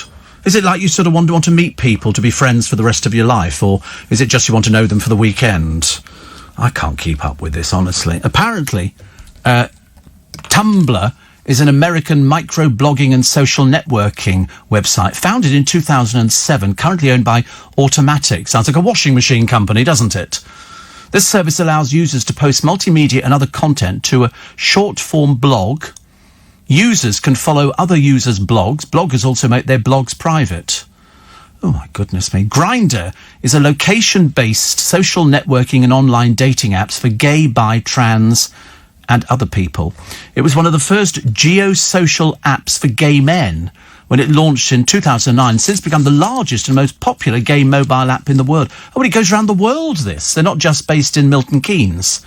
It's sort of, it's all over the place, you know, even in Scunthorpe. You could go there and discover. So it's basically online dating. You know, I'm in a strange town, you know, it's 2 a.m. I wonder if anybody's... It's a bit like CB radio, but this time you can see the person you're talking to. Oh. Bumble is a location-based social application that facilitates communication between interested users. In heterosexual matches, only female users can make the first contact with matched male users, whilst in same-sex matches, either person can send a message first. Oh, my God. Complicated and rules. Complicated and rules. Bumble. I wonder why it's called Bumble. Is it in particular? It doesn't stand for anything, does it? And you meet people. Do you think there are people out there now who want to be meted? Oh, right. Hey, we should pick somebody up and go, listen, we're doing a radio programme at the moment, but you could pop in. How bizarre. It's obviously very big business. I mean, I'm assuming there are lots and lots of members, as they say, around the world, and I suppose wherever you go, you can hook up with somebody. I'm not sure I'd want to hook up with somebody, really. I don't think that's... Finding love. Finding love. Oh, right. Do you not find love where you come from? Do you have to go onto some sort of dating app? I can't imagine, really. Oh, here we are, we're in Bolton. Oh, let's go on to Grindr. There can't be many people on Grindr in Bolton, can there? And Scunthorpe and Skegness. Really? Wow. Well, I know what we're doing for the weekend. That's sorted that out, hasn't it? We're avoiding places like that. Steve, as you have a favourite cabbie, maybe you should have a favourite train driver. I don't mind favourite train drivers. And, Steve, another one here. David in Nottinghamshire said, I still have an Andrew and Fergie wedding commemorative mug. Do you think I should get it insured? Oh, listen, I've still got Diana and Charles mugs. I've got goblets, Diana and Charles. I bought them at a car boot sale. I wasn't thinking about that being insured at all. Tinder and Bumble are for straight, says Matthew. Grindr's a gay hookup site. He says, I bet the boys are laughing too. Well, I didn't understand why they were laughing, but they've heard of all of these things. It's obviously a young person's thing, isn't it? You know. Simon says, wouldn't it have been better to give the bin man the option of No, of course not. It's very easy to apologise, isn't it? Very easy to say, you know, oh, I'm sorry, after it. No, you can't do that, no. I'm sorry. That's just ridiculous. That's the easy option, isn't it? So, definitely not. Somebody says, why don't you like Bobby Davro? We need to go back about 6,000 programmes and you'll hear the story. OK, can't be bothered to do it again. Joe says, do you believe in aliens? Well, now you've written yes. and somebody says, what was the name of the Chinese in Isleworth? I think it's called the Swan. It might not be, actually. Well, it was in my day. It was very nice. Very, very nice. I mean, they did do the best curry. I feel I could go for it today, actually. It was curry and the rice, and it was just delicious. And now we know that if you eat Chinese food, that's the best way to snog, apparently. I hate the term snogging, but Corey seems to understand what it is. Parts of the UK could be blanketed with up to 7 inches of snow today and tomorrow. So this is for northern England, much of Scotland, winter flood. Oh, dear. You see, when we had it the other week, it was pretty. But then it vanished by the next morning. That's the best way. I don't want it any longer, thank you. Definitely not. Heavy rain and surface water causing concern in Lancashire, northeast Wales. And the Met Office said the UK had experienced its snowiest spell since January 2019. So now you know. And there's more to come. More to come. What have they got here? Oh, how to do TikTok food craze. Crunch wrap, dessert, vegan, burger, breakfast, a total tortilla. I had chips again yesterday. I've got to stop having chips. It's ridiculous. It's not good enough, is it? I can't keep eating chips all the time. But it's only the big fat chips which are better for you than the little tiddly chips. The little tiddly chips take too much fat on. That bit I have learnt. It's as simple as that. And my friend Chris has written to me again. Seriously, it's becoming like Dear Deirdre, isn't it? I feel like I'm sort of sorting out his problems. He said, "Love the show, Steve. Would you please say hello to my very good friend Bobby, who's listing this morning." Apparently he's obviously leaning to one side. He's a comedian, so sadly can't... No, he's not. No, he's really not. I promise you. He can't work during these strange times. He's very funny. He's a big fan of yours. Such a fibber. Such a fibber, honestly. I love the way he's a comedian. Well, we put it to a vote in the studio, and we decided he wasn't. He wasn't. I might tell you the story, actually, Mr. M, at some point, and then you'll know why we don't like him. Wait a minute. Dear Steve, we tried to deliver your parcel. Your friends at FedEx, yeah. Don't try that one again today. I hope they don't start at 8 in the morning. I couldn't bear it if I don't get back till 8:15. Can you imagine if I get there and there's another card through the door? That would absolutely drive me mad. 9 o'clock, boys.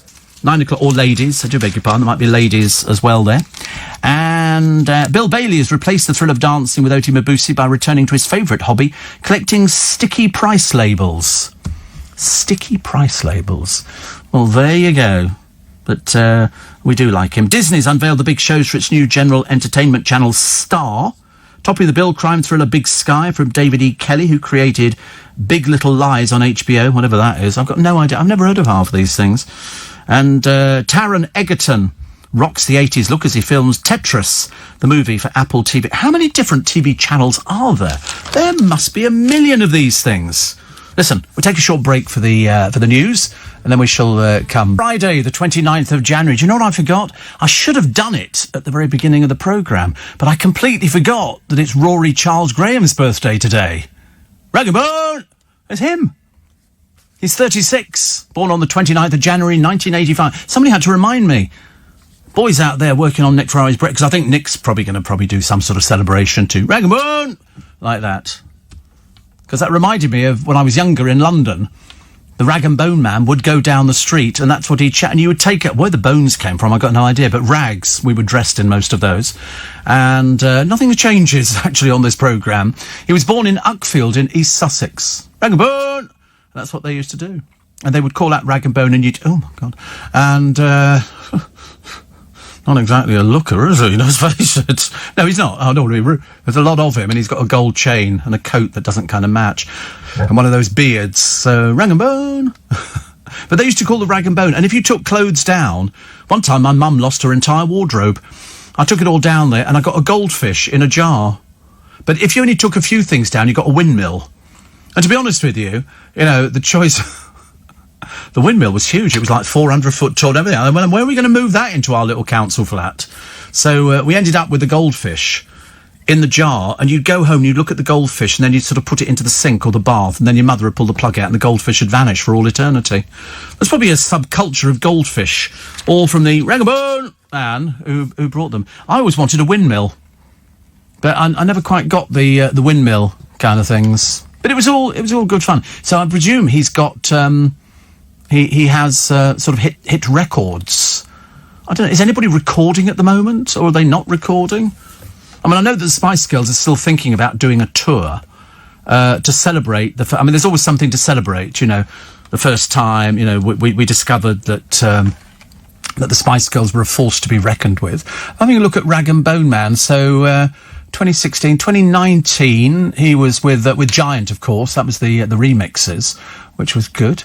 And I don't think we've had anything actually since then. I can't think of anything since then. I mean, the Fire, I think, was 2016, 2017, something like that.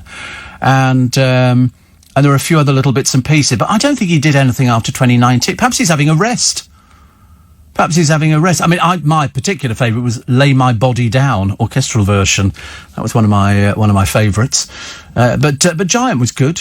Human was okay. So he's obviously made enough money, hasn't he? I don't know how much money these people make. I mean, he responded to reports. You remember that he'd had a narrow escape following a plane crash near Heathfield. And so people, known. I mean, if you were, coming up with what he was known for, deep baritone voice, a little bit like myself, deep baritone voice, and his debut album which was Human, released 2017. But what he's doing at the moment, we do not know. Elizabeth says, it's my birthday today. We'll be celebrating on my Todd, with pizza and vino, usually in Barbados at the Cliff. At the moment, it's Finchley. And another one here says, why are you so coy about these dating sites? Surely Dale confided in you about his conquest on Grindr. He didn't do anything like that, actually. It wasn't his sort of thing at all. He was much more basic than that. He didn't do anything on that at all. I love it when people sort of write things down, think they're being really clever, whereas in fact you're being so dumb and stupid. It's almost an embarrassment, really. And somebody says, the Chinese was Man's Beijing. No, it wasn't. Not in Isleworth. No, it was definitely called the Swan. I remember that. And somebody else said, it's amazing how many people seem to know all these dating sites, but I would suggest to you in this day and age, it would be very unwise to be mixing with people, in the middle of a coronavirus pandemic. But what can I tell you? It's my birthday, somebody else said. Do you remember the toffee apple man?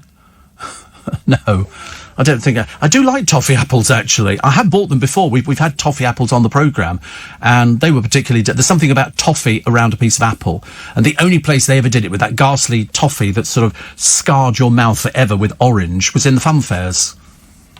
But I did used to enjoy a toffee apple. The apples were never great, but it was the toffee you went for. And if you actually managed to get the combination of biting the toffee off with a piece of the apple, the resulting taste in your mouth was almost cataclysmic. It was fantastic. Other stories which are in the papers for today. Oh, Nadine Dorr is still droning on about don't call fat people fat, whereas in fact that's exactly what they are. You can't call somebody something that they're not. If somebody's fat, they know they're fat. I mean, I'm sure they don't see themselves as thin. She thinks it will put people off dieting. I think not. I love the way she thinks she knows everything, doesn't she, and yet knows nothing. We did all our knock-knock jokes today. I think... Oh, did we do this one? Knock-knock. Who's there? Cash. No thanks, I'm allergic to nuts. I thought all the other ones. There must be loads of them, actually. It's just that perhaps there should be a book of knock-knock jokes, but apparently the young people nowadays don't know what knock-knock jokes are. And it was always knock-knock, who's there? Steve. Sorry. Knock-knock, who's there? Eamon. Eamon who? That's show business. They always work like that, don't they? They're always very, very, very funny. They always try to be very, very funny. Mr. M's back again. He says, I genuinely just received a message from my friend Andy Peters. You may remember him from a very long time ago. Oh, he writes to us all the time, Mr. M. And he says, anyway, he's just tuned in and loving the show just like I am. And he texts me to say hello to him. Well, he writes to us all the time. He writes to us. He says, P.S. still at the show. P.P.S. Bobby Davro says hello. I don't think he can afford to run a telephone at the moment. The race against time to get out of Dubai. The influences, the people caught out by the ban on return flights. It comes in today. Oh, perhaps we can get rid of Chloe Ferry for good. She's posted updates on her jet-set lifestyle. Darling, if you believe that's a jet-set lifestyle, you are more dumb than we ever thought. Not so good. Tony Blackburn's birthday today, too, says Elizabeth in Finchley. She says, have a good weekend. Steve, I've got Parkinson's, says David. Getting out of bed is a 3-act play. He says, just when I get upright, one of your one-liners makes me laugh and I collapse backwards. I know it could take all day, can't it, to get out of bed. He said, I love the programme. The laughs are a tonic. It has to be. I hate to say that, David. You'll think I'm being really crass, but I'm telling you, there's not much to laugh about at the moment, is there? Including that man, the one who was poo-pooing the pandemic, the one who poo-pooed it, said, no, it doesn't exist. He went for a test, he got coronavirus, he died. And you think to yourself, why are these people still denying it? Why are they denying something that is taking place under our very noses? And it's all the people who are out there who are sort of denying it. And this all stems from the people I saw on the television discussing, I think discussing would be a very interesting word to use, with Pip Schofield and Holly Willoughby about the Earth being flat. They seriously believed the Earth was flat. It was a little bit embarrassing, to see grown people whose obviously intelligence had disappeared along with the Mary Rose or the Titanic. And then another bloke seriously sitting there with a straight face who quite clearly had some sort of illness, discussing the fact that we never went to the moon. It was all pretend. And more than thousands of people across the world all kept it quiet. I mean, really, how dumb do you have to be? Answer, very dumb. And he was. We had some birthdays to celebrate today, apart from the usual ones. Claire Balding celebrates her birthday today. She's 50. We like Claire Balding. Do you know we've not seen her on the television for a little while? The BAFTA-winning sports broadcaster, former amateur flat jockey, one of the UK's highest-paid presenters. She'll be thrilled to read that. The taxman will be even more thrilled. Her father was a racehorse trainer. Her first pony was a gift from the Queen. Wow. She's married to Alice Arnold, the former Radio 4 newscaster. Tom Selleck's birthday is today. Perdita will know that. Tom Selleck is 76. He made his name playing Thomas Magnum. You see, I always think, how many people can play an ice cream in this day and age? Magnum P.I., undeniably the king of the hairy chest. He's 6'4". Mind you, his brothers are 6'7". 6'7". Born on this day, Anton Chekhov in 1860. I think if you say Chekhov, somebody will say the Cherry Orchard, Three Sisters. Died from tuberculosis. But I can't remember how old he was. And also in 1839, the naturalist Charles Darwin married Emma Wedgwood. Yes, of the Pottery dynasty. And in 1964, Dr. Strangelove, starring Peter Sellers, was released. So, all going on out there, isn't it, really? Which is nice. Also, it is the Swan in Isworth, thank you. I'm never wrong, actually.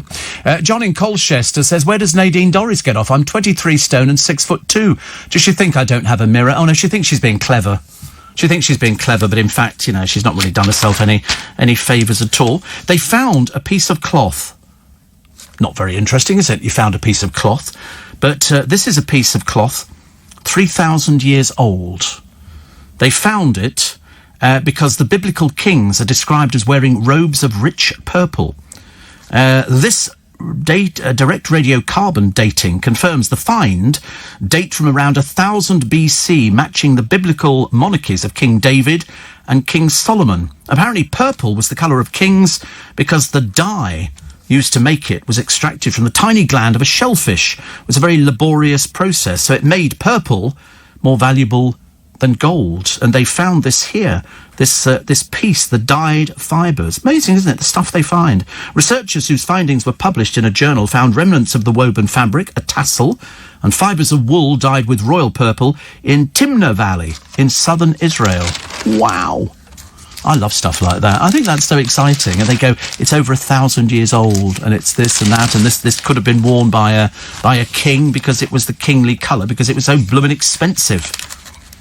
Andra Day didn't want to work with Lee Daniels, which is understandable, but she was adamant she wasn't right to portray cultural icon Billie Holiday. I thought Diana Ross played Billie Holiday very well. Billie Holiday, another tragic soul, but who sang amazingly. I always thought she was, like quite a lot of people who go into that music business. She was an addict to so many drugs, and most of the Britain's students feel overwhelmed by financial misery, poor souls. They need urgent support to secure their future. Well, if they spent less money in the student bars, we should be okay. That's what students do. I was speaking to some friends of mine who used to be students, and I said, what was it like at college? Went, oh, it was fantastic. First night you move into the digs, and then you're down to the bar because it's cheap booze. You meet girls, and some people meet boys, and then you just have a great time. And it doesn't matter if you fail everything, just go back the next year and do it. And at the end of the day, you end up with some qualifications which are about as much use to you as nothing, because you don't need... I don't remember anybody ever asking me when I became a broadcaster. When I say I became a broadcaster, I kind of morphed into a broadcaster. Nobody ever said, what are your qualifications?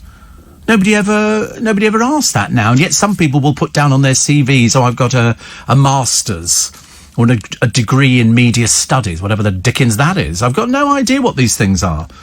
And I don't. Have you got degrees? You got a few qualifications, have you? In a frame. What's that for? In a frame. And so, what have you got a degree in then? Have you got a degree in? You've got a BA in linguistics, very useful for this job because we're constantly using other languages, aren't we? Yeah, and an MA in broadcasting. You are joking me, of course. An MA, that's a master's, is it, in broadcast? What does that mean you're qualified to? Because I don't know these things. I don't have any qualifications. What does that mean you're qualified to do? You could do my job, yeah. Like to see that happening anytime soon. I can just imagine you going, I tell you what we'll do, we'll get Steve Allen to start driving programmes and Corey, you can be the presenter. Imagine see how long that'd last, about 5 seconds. You're trained to do that. You actually had to go to university to learn how to drive a desk. But surely every desk is different. Every desk is different. You can't train. It's like training somebody to be a broadcaster. They always go, we used to have the National Broadcasting School in London. And I remember thinking, you can't train somebody to be a broadcaster. You could train somebody to read the news. You could train somebody to write the news. But you can't train somebody to be a broadcaster. I mean, I'm what's commonly known as light-end personality presenter. And I say that with a smile. I don't know why. So that's what I did. What have you got, Jake? I just want to make sure we've got the right qualifications on the programme. I don't want to be fended off with somebody. You've got a BA and an MA in history. What does that mean? Well, I know what history is quite clear. Does that mean you can talk about history and you know about qualified historian? Wow, so useful for this programme where we talk about Jordan and Bobby Davro. And interesting. Oh, right. See, I've got no qualifications at all. I left school at 15. Living proof that you can get through surely, just on talent alone. But it takes ages. But I like the idea. That they still sort of train people up to do various things. I didn't want to stay at school. I thought it was very boring. I used to spend most of my time staring out the window. In fact, all my school reports say the same. Stephen's a bit of a dreamer. And I was definitely a dreamer. Definitely. Steve, people are spending more time watching TV and gaming, exercising less. That is true, actually. That is true. Joseph in Bethlehem. He really is in Bethlehem. We've done this before. The Christmas countdown. We're now 329 days, 17 hours and 30-something minutes until Christmas. There you go. I knew you wanted to know that because it's very important. Very, very important. But you're quite right. We're not doing exercising at all now. Steve, my friend Dominic's been unwell all week. Wish him well. So there you go. Imagine being unwell all week. A lot of people are, aren't they, at the moment? A lot of people are sort of getting sort of sickness and coughs and colds and sneezes and everything else. We seem to be relatively unharmed. Relatively unharmed here. We're sort of, we're all looking very healthy. We're all being very good about it. You know, we do sort of do our socially distancing. As I say, the only embarrassing thing is as I walk out with the producer down to the bus stop. It's like he's sort of, you know, he's my carer or something, as he sort of takes me down, deposits me at the bus stop and then sort of skips over the road as fast as possible. Animal lovers, of which there are many of you, risk the RSPCA not doing things because the number of convictions for cruelty and neglect will drop. The RSPCA have said that they will stop prosecuting cases. They say they will hand the role over to the Crown Prosecution Service. They say it will still investigate claims, but the plan has been described as a disaster. They want to focus on frontline rescue work. Cliff Harrison, who worked at the charity for 30 years as an inspector, said the decision was a disaster. And he'd know, he was an inspector. He says people support it because unlike any other animal welfare charity, the RSPCA has always had the courage and tenacity to prosecute. Although they have had a few disasters. I remember one year they prosecuted some woman for going on holiday and leaving a goldfish in the bowl. Chris Packham, vice president of the charity, said the proposals concerned him, adding, the CPS have such a poor record prosecuting wildlife crime cases, so developing the responsibility doesn't appear to be a great deal. I love it in America, in Phoenix. They've got a programme on the television about Phoenix, and they go round to where people have abused animals, and they go to court and get an order to take the animals off them. And then they have to they had one a short while ago, tragic, a pony, and its hooves had grown so much it was in absolute agony and they had to cut them off. It was a slow process, but I think it made a champion recovery, as they say. What else do we have in the paper? Parents have faced a race against time. This is a couple here to raise £370,000 to send their terminally ill daughter to America for a treatment that could remove her brain tumour. She was found to have diffuse intrinsic pontine glioma, which is DIPG, said to be the most deadly form of child cancer. Oh, pop it. And so they've got details in the paper today. And why the future is looking golden for Tin Pan Alley. And they've got the places to go, which are on Denmark Street. That's where Dale and I went to interview he went to interview the Sex Pistols. But they've got all these. It's literally just up the road from here. It's not very far at all. Tin Pan Alley, they called it. And the world's most famous coin has been sold. It's a New York-style Brasher doubloon, made in 1787 and featuring an eagle, finest example of 7 known to exist. Previous record for a gold coin was 5.5 million. This one has just sold for 7 million. What do you do with it? You know, if you do collect coins, and it's very lovely. I'd never seen a doubloon before. The Heritage Auctions in Dallas say it's the finest of its kind. It was just the 3rd time the coin had been auctioned since 1848, and it's 7. You can imagine spending 7 million on something like that. Would you be taking it out of the case and looking at it? Would that be it? I don't know. Found 2 more knock-knocks for you just before the news, which is knock-knock. Who's there? None. None of your business. The other one is knock-knock. Alex. Alex, explain when you let me in. It's good, isn't it? My favourite is still knock-knock. Amen. That's showbiz. Amen. Who? Very funny. Apparently hostilities have risen in the world of television. There are always hostilities in the world of television.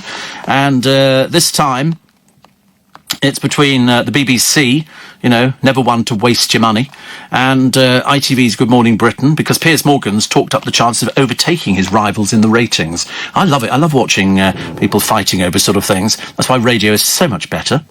And another one here.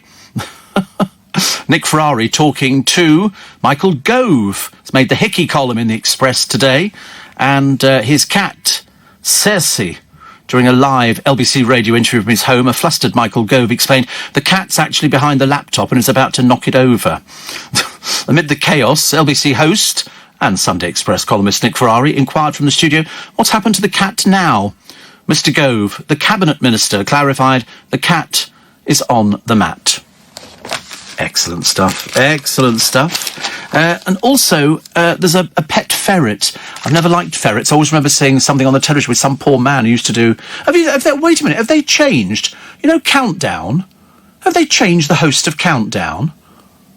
Where's Nick Hewer gone, or whatever his name is? Where's he gone to? This appears to be somebody new hosting Countdown at the moment. I'm not very happy about that at all. They're very scruffy, whoever they are. Very scruffy. And is his name Colin or something? What's he doing on there? Bring back Nick. Bring back anybody. We don't want this scruffy urchin. Goodness me, honestly, want decent looking... They pay him enough money, you'd think they could dress properly, wouldn't you? Somebody says you should let your producer do a 30-minute slot. Could be quite funny. Certainly be very funny, but not in a ha-ha kind of way. Funny, tragically sad. That's what it would be. minutes to 7. Somebody wrote in to me pretending to be a teacher. Of course they're not. They're one of these fantasists. And say we were sneering at education. You quite clearly don't know anything about students at all, do you? Oh, of course you wouldn't be hearing this at all. Bet you are. But we think you're a fake. We think you're a fraud. And I'm not a DJ. OK? Just try and get your facts right. Nothing worse than somebody who's poorly educated, quite clearly, like you. Also... we got loads of knock-knock jokes, thank you. Steve, is there less exercise because the weather is better? No. I don't think the weather has got anything to do with it. People who are interested in exercising are people who go out come rain or shine. If you see people in London, if it rains or snows, there's still people running. Still people in parks, still people running in the roads, people running on the pavements. They do that all the time. All the time. So the husband to stand by the teacher, wife, who had sex with her pupil aged 15. And this is Candice Barber.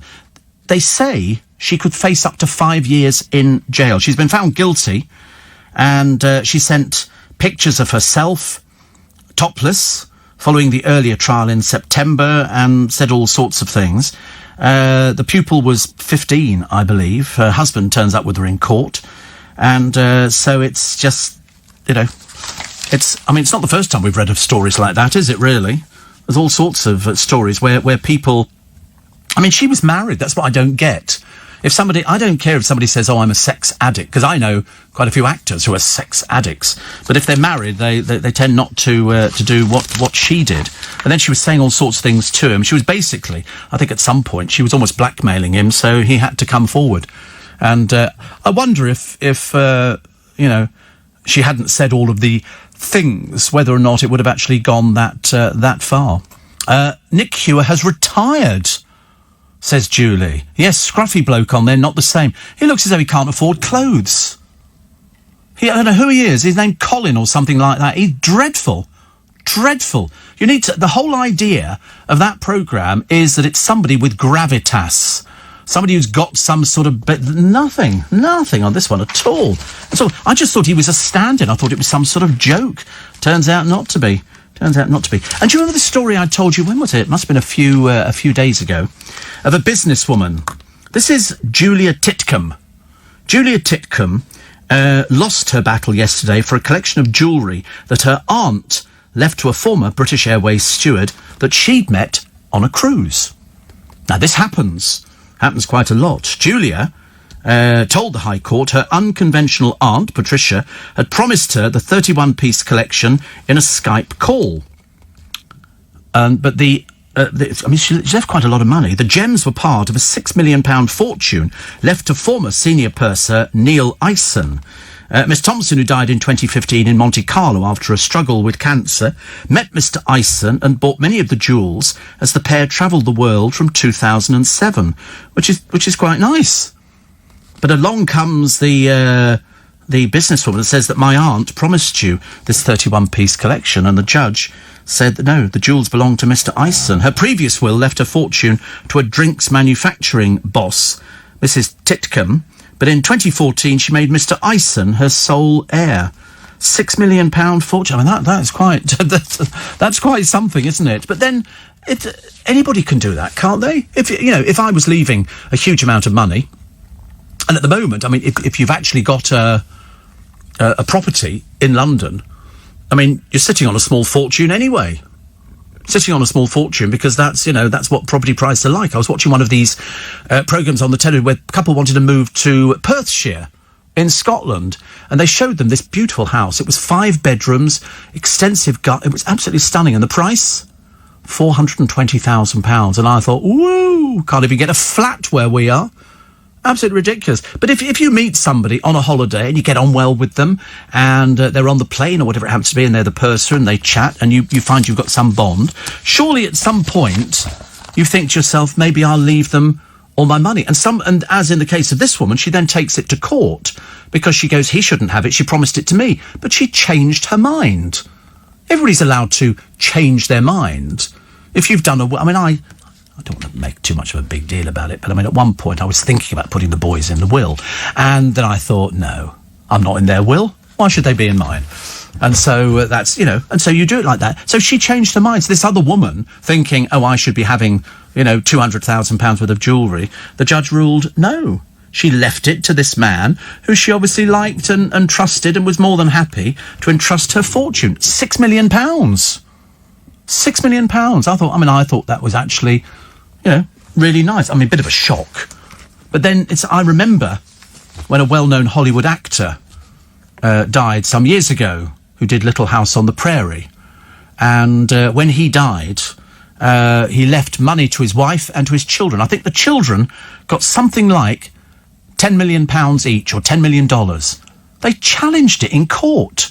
They wanted more money out of his estate. They didn't want it to go to the wife. And I thought...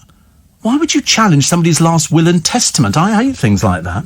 That's what they wanted to do with their money. If we're all sitting on clouds at the end of the day, I would like to think that, they were carrying out my wishes. Apparently he's Colin Murray, says Theo. Well, he's blooming awful. Blooming awful. He lounges back in his seat. He looks like he's dressed by, you know, by somebody who doesn't know how to dress people. Steve, why don't you host Countdown? You'd be good in that role. You could easily fit it in around your early morning schedule. I probably could do, actually. Got to be better than Colin Murray. God knows where he came from. The Daily Star, we're talking about Richard Hammond. They call him a petrolhead. Petrolhead, in case you don't know, is a term given to people who like motor cars. He's gutted that his Grand Tour partner, Jeremy Clarkson, has proved a triumphant host on Who Wants to Be a Millionaire. The hamster thought that oaf pal Clarkson would fail miserably. No, they thought about it quite carefully. I can understand why he's saying that. I understand that. And he says, annoyingly, he said, I thought the big oaf might fall flat on his face. I'm not going to say I was looking forward to it, but I did draw up a chair and think this will be quite good. But then he turns out to be okay on it. You know, admittedly, I don't think anybody could ever top Tarrant. Tarrant had it, you know, he was the one who goes, well, if you'd said answer B, I wouldn't be holding a cheque for £35,000. You got a cheque for £1,000. It's the wrong answer. It was terrible. It was terrible. But no, I think he's done all right. I don't catch much of it, but I think it's okay. What's our top comfort? I know what my top comfort is, and I can probably guess what the boys' top comfort is as well. But believe it or not, it's junk food. Junk food is our top comfort. Scoffing it, 29% of us admit to gorging on unhealthy grub. That'll be students. Students know what they like. Cheap food and booze. That's what they like. Have you seen Shed and Buried with Henry Cole? No, I don't think I have, actually. I'll tell you what, I'm sick to death of seeing on the television. I don't know why it pops up on my television. Perhaps it's an old one. Foyle's War. It was obviously filmed donkeys years ago. It seems to go on forever and ever, and I'll be glad when it blooming finishes. At the moment, it's absolute madness. And millions of people are failing to go green. Why? They don't understand the eco-language used on packaging. They don't understand what carbon negative, recyclable, sustainable, biodegradable. 2/3 of mums and dads confess they buy baby care products without knowing what they're made of. Wow. That's a bit of a worry, isn't it? Mind you, occasionally I get urges.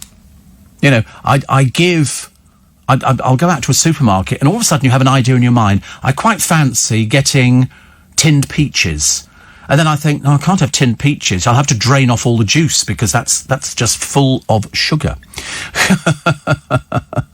84850 steve@lbc.co.uk. The guitars I told you about earlier on from George Harrison, Tom Petty and Bono going under the hammer for charity. And oh, here we go. Look, Rag and Bone Man in the paper today. Rag and Bone! 36. They say here he hits the soul hard with comeback single All You Ever Wanted. 3 years, I told you, 3 years since his All-Conquering Human album, but the new song laments the past and is the perfect anthem for these difficult times. The singer, real name Rory Gregg. Why did they change it for Rag and Bone Man? Why did he not call himself Rory? He says, I felt sad looking around Brighton and London where I grew up, remembering all those cool places that aren't there anymore.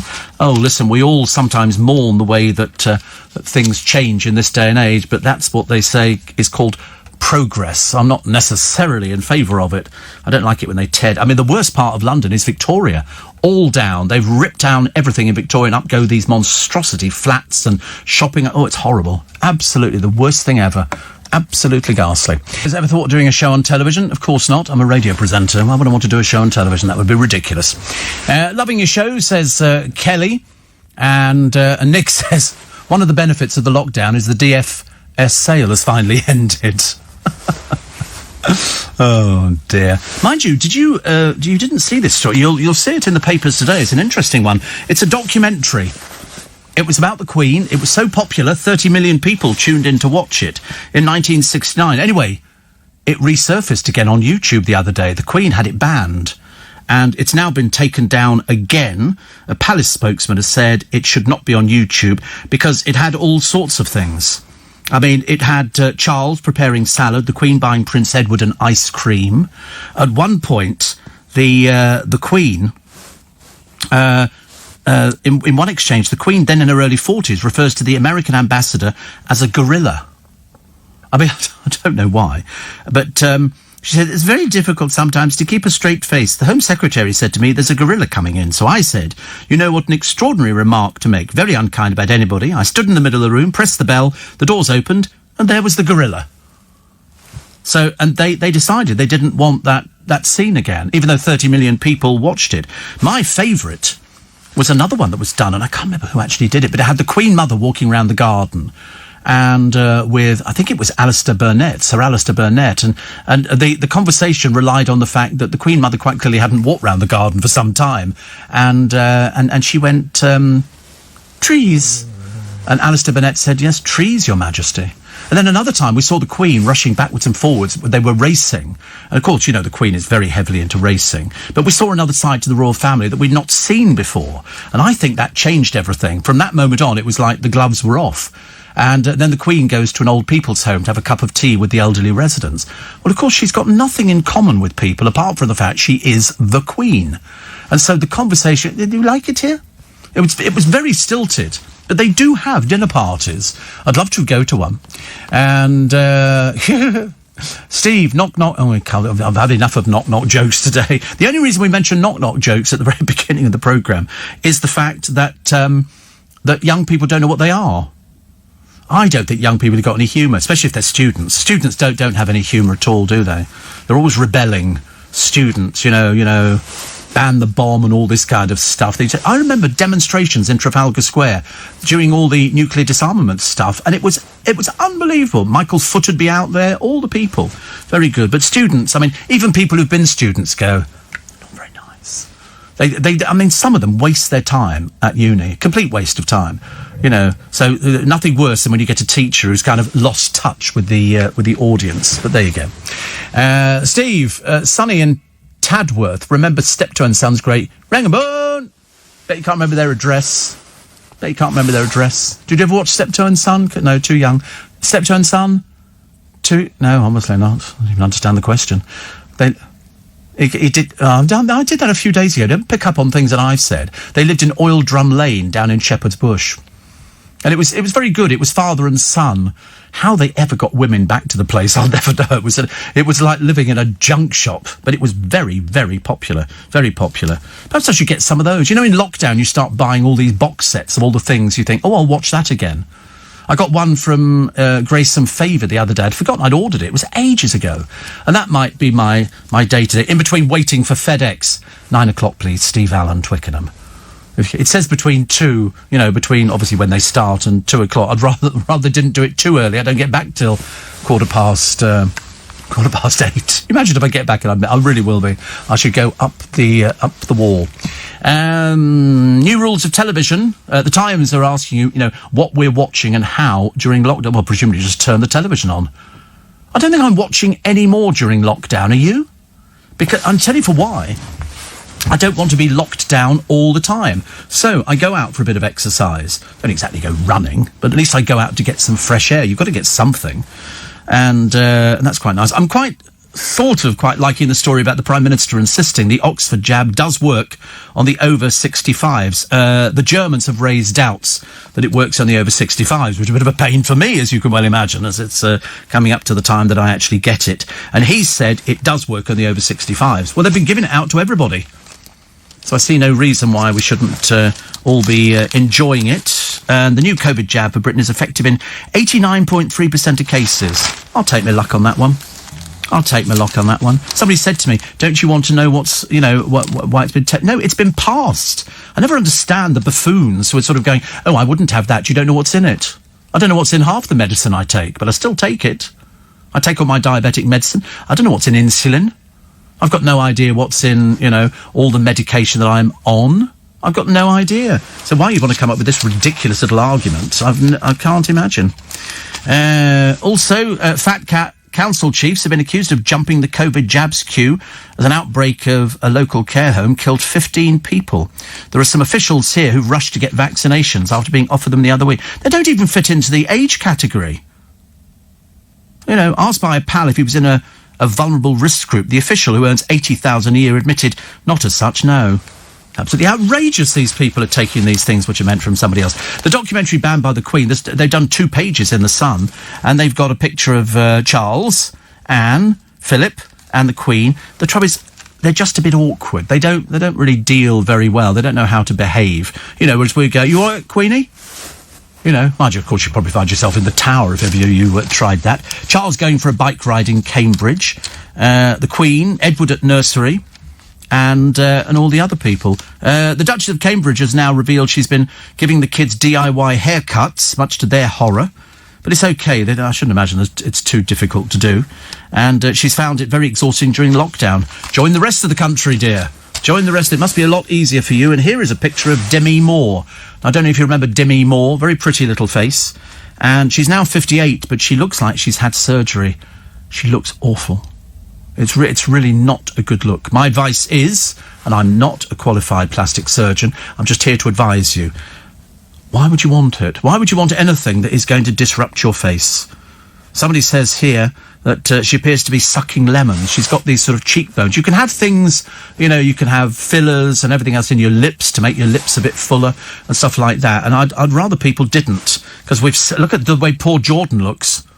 You know, the Bride of Wildenstein. I mean, all these people, it's just that they look dreadful. But, I mean, I'm sure that they look in the mirror and don't see what we see, which I find even more bizarre. It was number 1, Oil Drum Lane. And 84850, steve@lbc.co.uk. And, I love this one here. It says, students aren't lazy. Yeah, of course not, dear. Of course not. You know everything they do, don't you? You're so bright. Harold did bring women back in Steptoe. I do remember that he did bring... But the place was dirty. Dirty. And then his father would come in, Harold. And he'd say, get out, Dad. And he'd send him upstairs. But he used to leer over all the women. It was quite disgraceful. Quite disgraceful. So he did bring them back, actually, which we knew all the time. Fantastic. They finally banned this man. Do you remember I told you the story the other day of a bloke? His name is Mukakira. Blessing Mukakira. He was driving an ambulance, a second-hand ambulance, which you can buy, apparently, it's legal. But with the lights flashing, he pulled into an Asda store in Manchester, and the whole family got out and went shopping. So they've arrested him. He has no driving licence. And he's been jailed for 32 weeks. He also had more driving offence in 2019. He's obviously a complete idiot. And he went there, and they've taken the ambulance off him. Hurrah! There you go, good news. What with that and the snowman being vandalised, you know. Kind of sorted out the world this morning. Have a great weekend on my free little bit extra podcast. Rita Ora, branded selfish by the police for her lockdown party. Boo! She's off to Australia for The Voice next. They've got much stricter rules. Break them at your peril. The Great Celebrity Bake Off is here, and unsurprisingly, there are no celebrities. Kate Garraway tells us she's not been coping well as a single parent. Please take this virus seriously. He's been in hospital since March of last year.